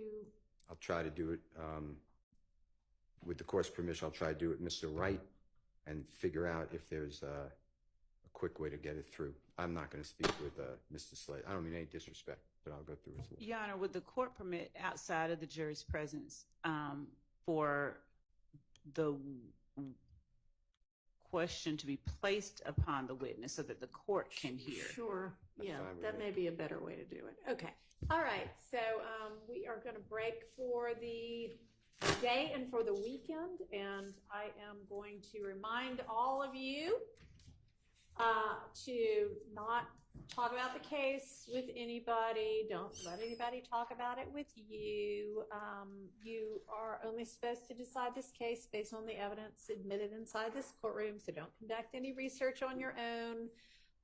Don't try to find out anything on the internet or from old school sources or from other people, from social media. Don't do research about the law. Do not read, watch, listen to any accounts of this trial online, in print, television, otherwise, radio, social media, anything like that. And leave your notes in the jury room, and we will see you on Monday at 9. Y'all have a great weekend. You stay here with us for a minute. Oh, okay. We're going to ask you some more questions. Oh, okay. You better say something. I'm trying to go.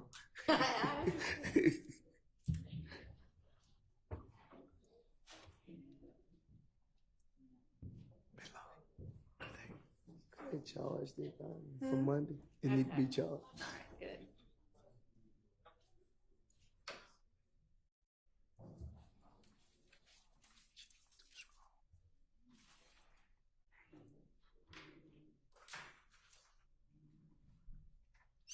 Okay, go ahead and attempt. Okay, Mr.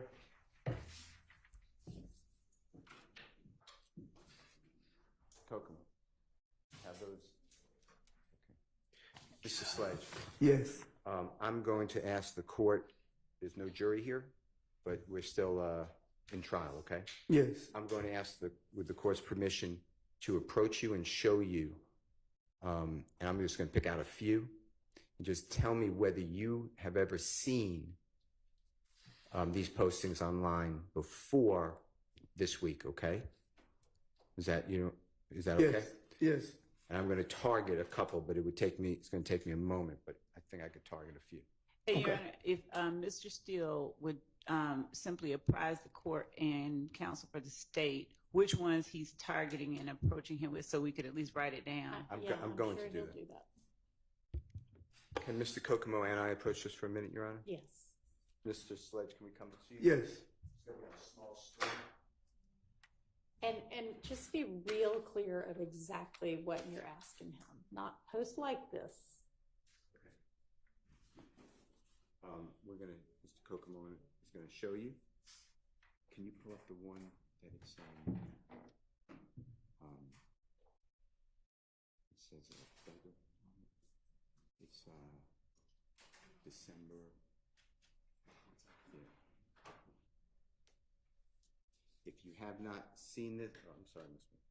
Okay. And If you have not seen this before, you'll just tell us I haven't read it, I haven't seen it, okay? Yeah. If you have seen it and read it, just tell us I have seen it and read it. Your Honor, could Mr. Steele place just on the record the one he just identified for Mr. Kokomo, but I could barely in some hear. way. Or just Just say spin it. around and show Miss Yeah, Love. if I could This see it. This is DMAC. Just spin around and show Miss Love. It'll be easier than trying to. Some people's names or tags or whatever are kind of hard to read out.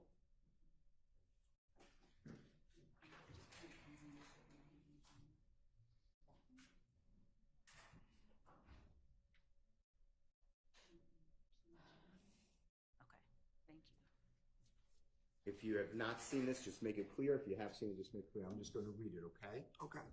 And it is, I'm just orienting myself. This is Mr. Williams' exhibit number We can call it 255A. 255A.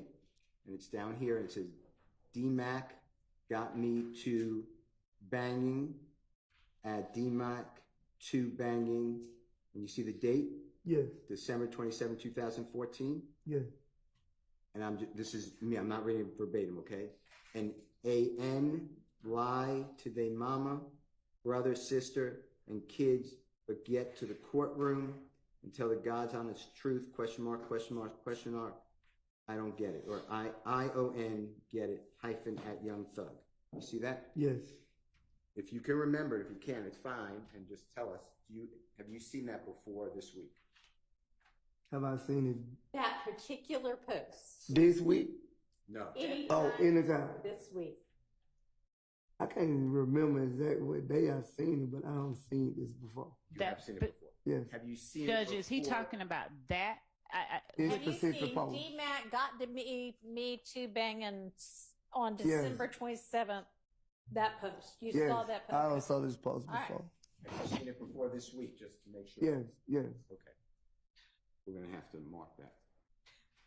Can you pull up the one that says, no, she dies. You know that one? Can't remember the exact term. And if you don't know it, I have my notes. I put the.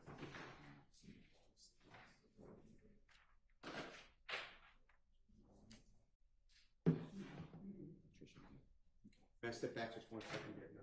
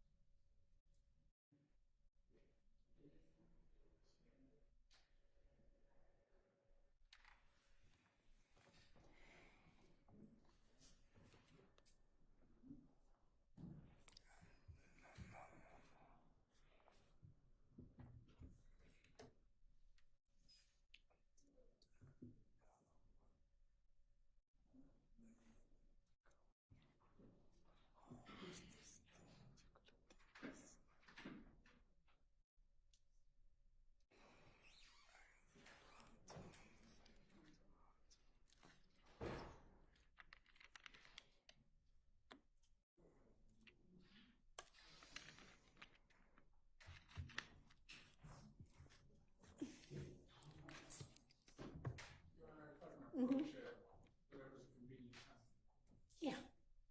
This seems to be a convenient time.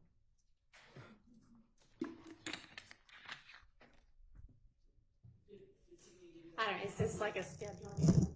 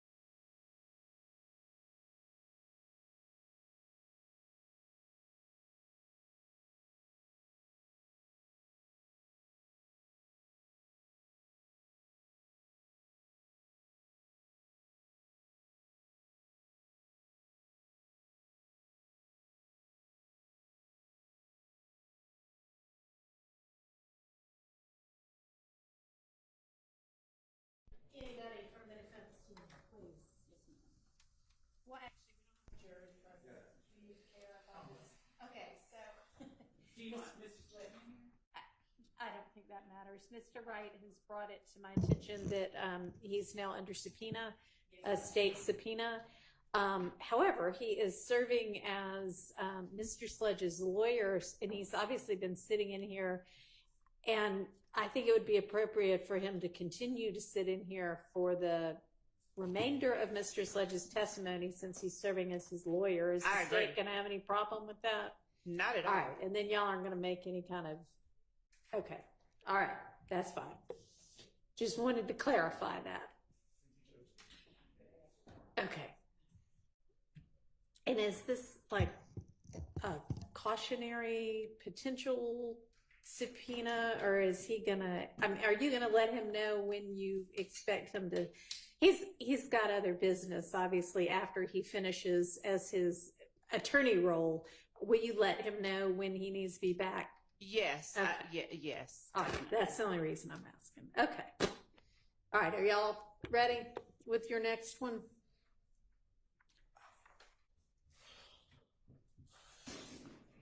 We'll just do the one then, Your Honor. Okay. Well, We're great. going to call then. it 225. Okay, and it'll just be that No, one. I said it wrong. 255. 255. Even. Just 255. We'll call it 25 with the court's permission, and then we'll just start with that on whatever you tell us. All right, and it'll just be that one, and then And we'll suspect rearrange you'll it. be pretty much done at that point. I actually turned the page. I have more, but yes, it's not much. I mean, It'll be that's 15 minutes, okay. 20 minutes. All right. But I'm going to start with that, and we'll make it just one, like exhibit, Okay. one thing. So we'll crop it. That works.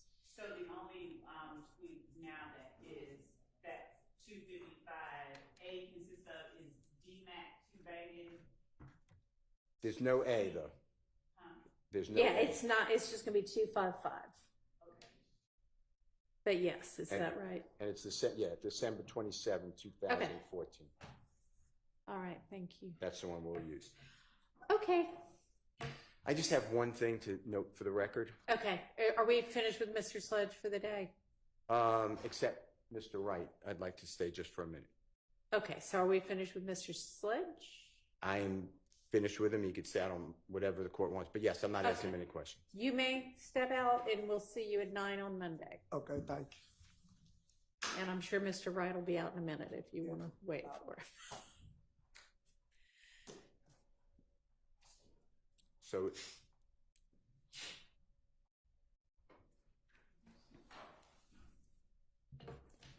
So it's not my desire to say that a prosecutor or any lawyer or anybody told someone don't say something in front of the jury. Yeah. But I cleared that with Mr. Wright, and I want the court to note that the state never put us on notice. It's not Brady, because with due diligence, I found out about it. So I'm not saying it's a violation of Brady, but it's just not the way, if believed, it's not the way that I was understand that lawyers conduct themselves. So I'm sure that I wasn't there. I'm sure that Ms. Love will say whatever she says, or maybe say that didn't happen, but I just Or wanted to maybe it didn't happen in quite that way, but I I just wanna let- don't know if Ms. Love wants to say anything. I or just not. want you to know that I cleared it with Mr. Wright beforehand, and he was on the actual Zoom. So I just want you to know that I didn't speak with Mr. Sledge without Mr. Wright. So Okay. Thank you. Just a small follow-up. And of course, Mr. Wright will have the ability to say what Mr. Wright recalls, but I believe that Mr. Wright informed Mr. Steele before Mr. Steele asked that question that he has no recollection of that ever being stated by me to Mr. Sledge. But I'll let Mr. Wright speak for Mr. Wright. And I inquired, I know that I would not say that. So whatever Mr. Sledge said, Mr. Sledge said. I don't know how the question was posed. I don't, that's all right. It'll happen on redirect. We can flesh it out. But this notion about, all of that. You know, Mr. Steele can ask whatever questions he wants to ask, and Mr. Sledge can answer however he feels he needs to. I'll handle that on redirect. Okay. Yes, sir. Sure. I want to go in and speak. I have indicated to both sides as I'm trying to stay calling this balls and strikes and staying neutral, but my client has repeated to me that that's how he heard it. I indicated to both sides that I heard her indicate that she was not going to be asking him, as in she clearly didn't like the subject matter, but I did not hear her affirmatively try to tell him not to disclose or say or secret it. So it's a slightly different interpretation of the non-lawyer and lawyer.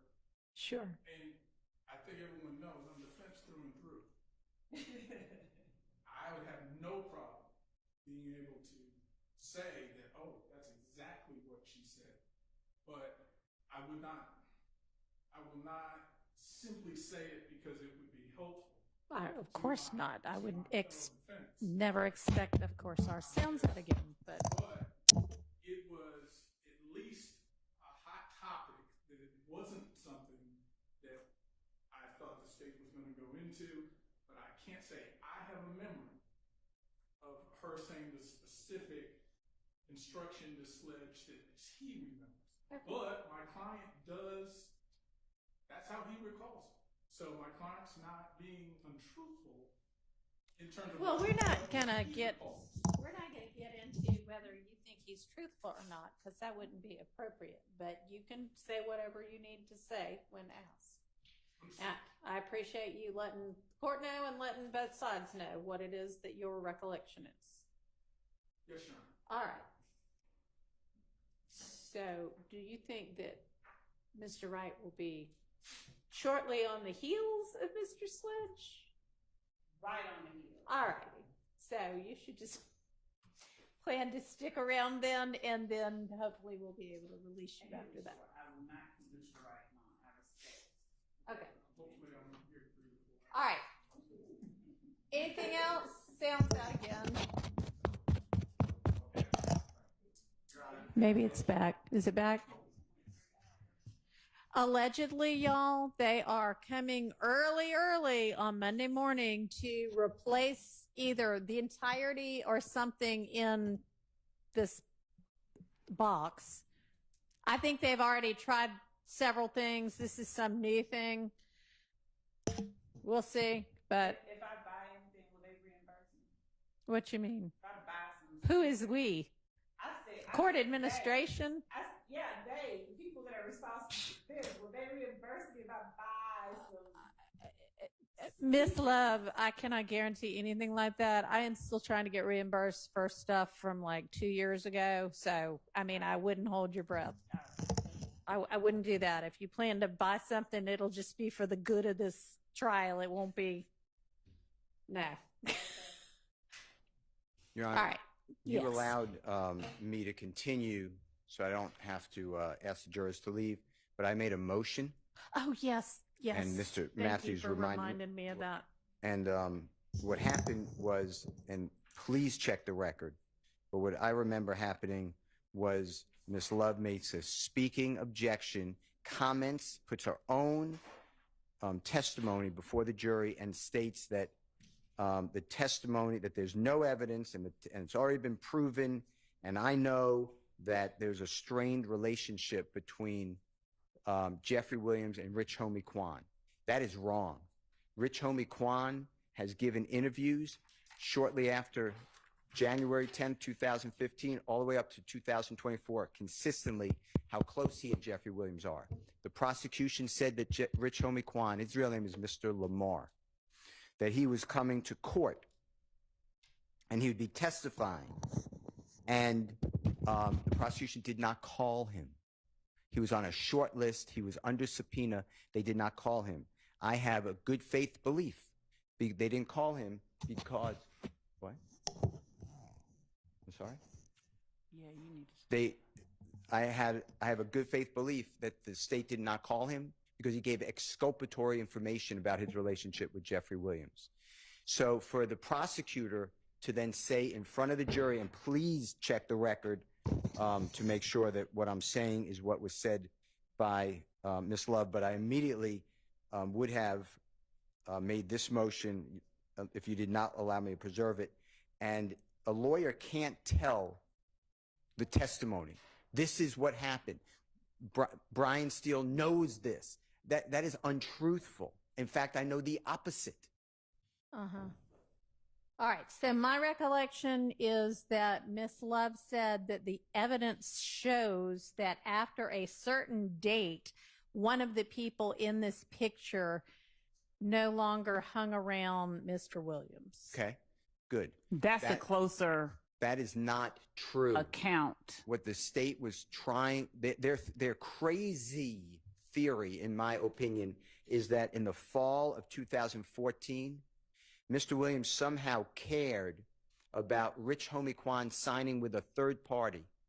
His name is Mr. Brian Williams, which is Birdman. Right. And somehow that because Donovan Thomas said, no, Mr. Rich Homie Kwan, don't sign with Birdman, that Jeffrey Williams has now a motivation to kill Donovan Thomas. None of that comes out. And it's untruthful. As you saw, they are playing together, they being Jeffrey Williams and Rich Homie Kwan, on New Year's of Well, you know what? 2014. There are plenty of band members who play together and hate each other. So them playing together doesn't establish anything. But yeah, that's all again. So Miss Love, you maintain that it is in evidence. So can you That there was. what part of the evidence and who said it? Yes, and I would ask if the court has in front of it my exact words, or if there's a way I to don't grab. have Okay. your exact words in front of me, but I'm sure we can get them by Monday. Okay. But it was So what I was referring to was the testimony that has been given that after a certain date, at least one witness, there may have been two, testified that the relationship between one person in that photograph and defendant Williams changed. I can definitely say that I can definitely say that apart from that testimony that the jury has already heard, personally, I definitely have a great faith basis for saying it, but that is not what I said. I said what I was referring to the second part of what was asserted by counsel. Do you know which witness or witnesses it would have been? Because I think Miss Weaver's probably transcribed a good bit of this, and she's pretty fast. I'm happy to ask her to. I believe it would have been Mr. Thomas Sr., who was asked about the relationship between one of the people in the photograph or having seen them after a certain time, or that it was strained. That's why I'm asking. And then I'm not certain whether Detective Dennis talked about it. That I'd have to look back. Okay. Why don't you look back? I mean, did Mr. Thomas Sr. testify for any real length of time? I mean, He would was that there for be a easy? day. Okay, that'd be easy enough for Miss Weaver to put together. I'd imagine Mr. Dennis testified for longer. Yes, All but right. Maybe you could look at your notes on that and maybe pinpoint that more directly, and then I could ask Miss Weaver, with some parameters, maybe. And I'll also just check with the team, because it's not been a topic that has been discussed. So we've discussed those things anyway, and I can clarify, because it was not.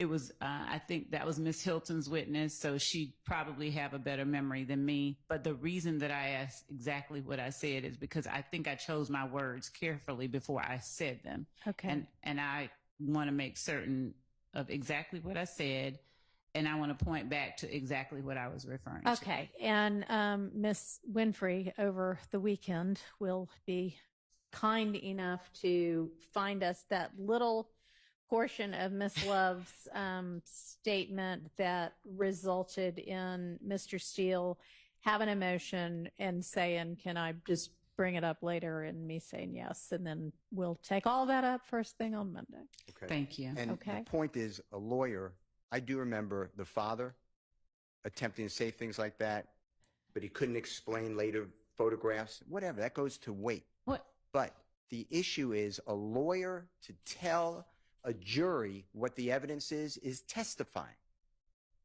It's inappropriate.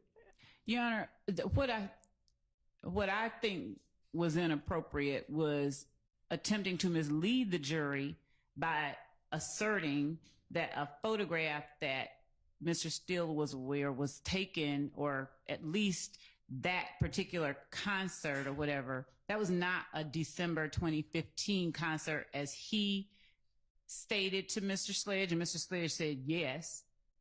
Even after Mr. Steele put up the next flyer or whatever it was, and led Mr. Sledge by saying, this happened December 2014, That New was Year's actually Eve 2015. that was 2015. That was it was going into 2015.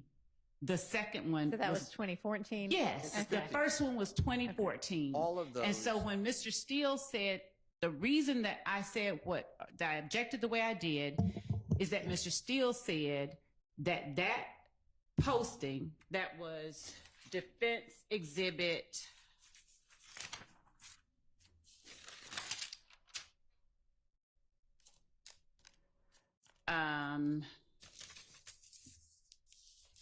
So when people say New Year's Eve 2015, they actually mean December 31st, 2014? Yes, ma'am. Yes, Your Honor. Yes. That's what they meant. So, Your Honor. But, and Your what Honor, may I happened- finish excuse me, before just one he's second. allowed? May I finish This- before Mr. Steele is Hang allowed? on. Yeah, let's see what Ms. Love was saying. Go ahead.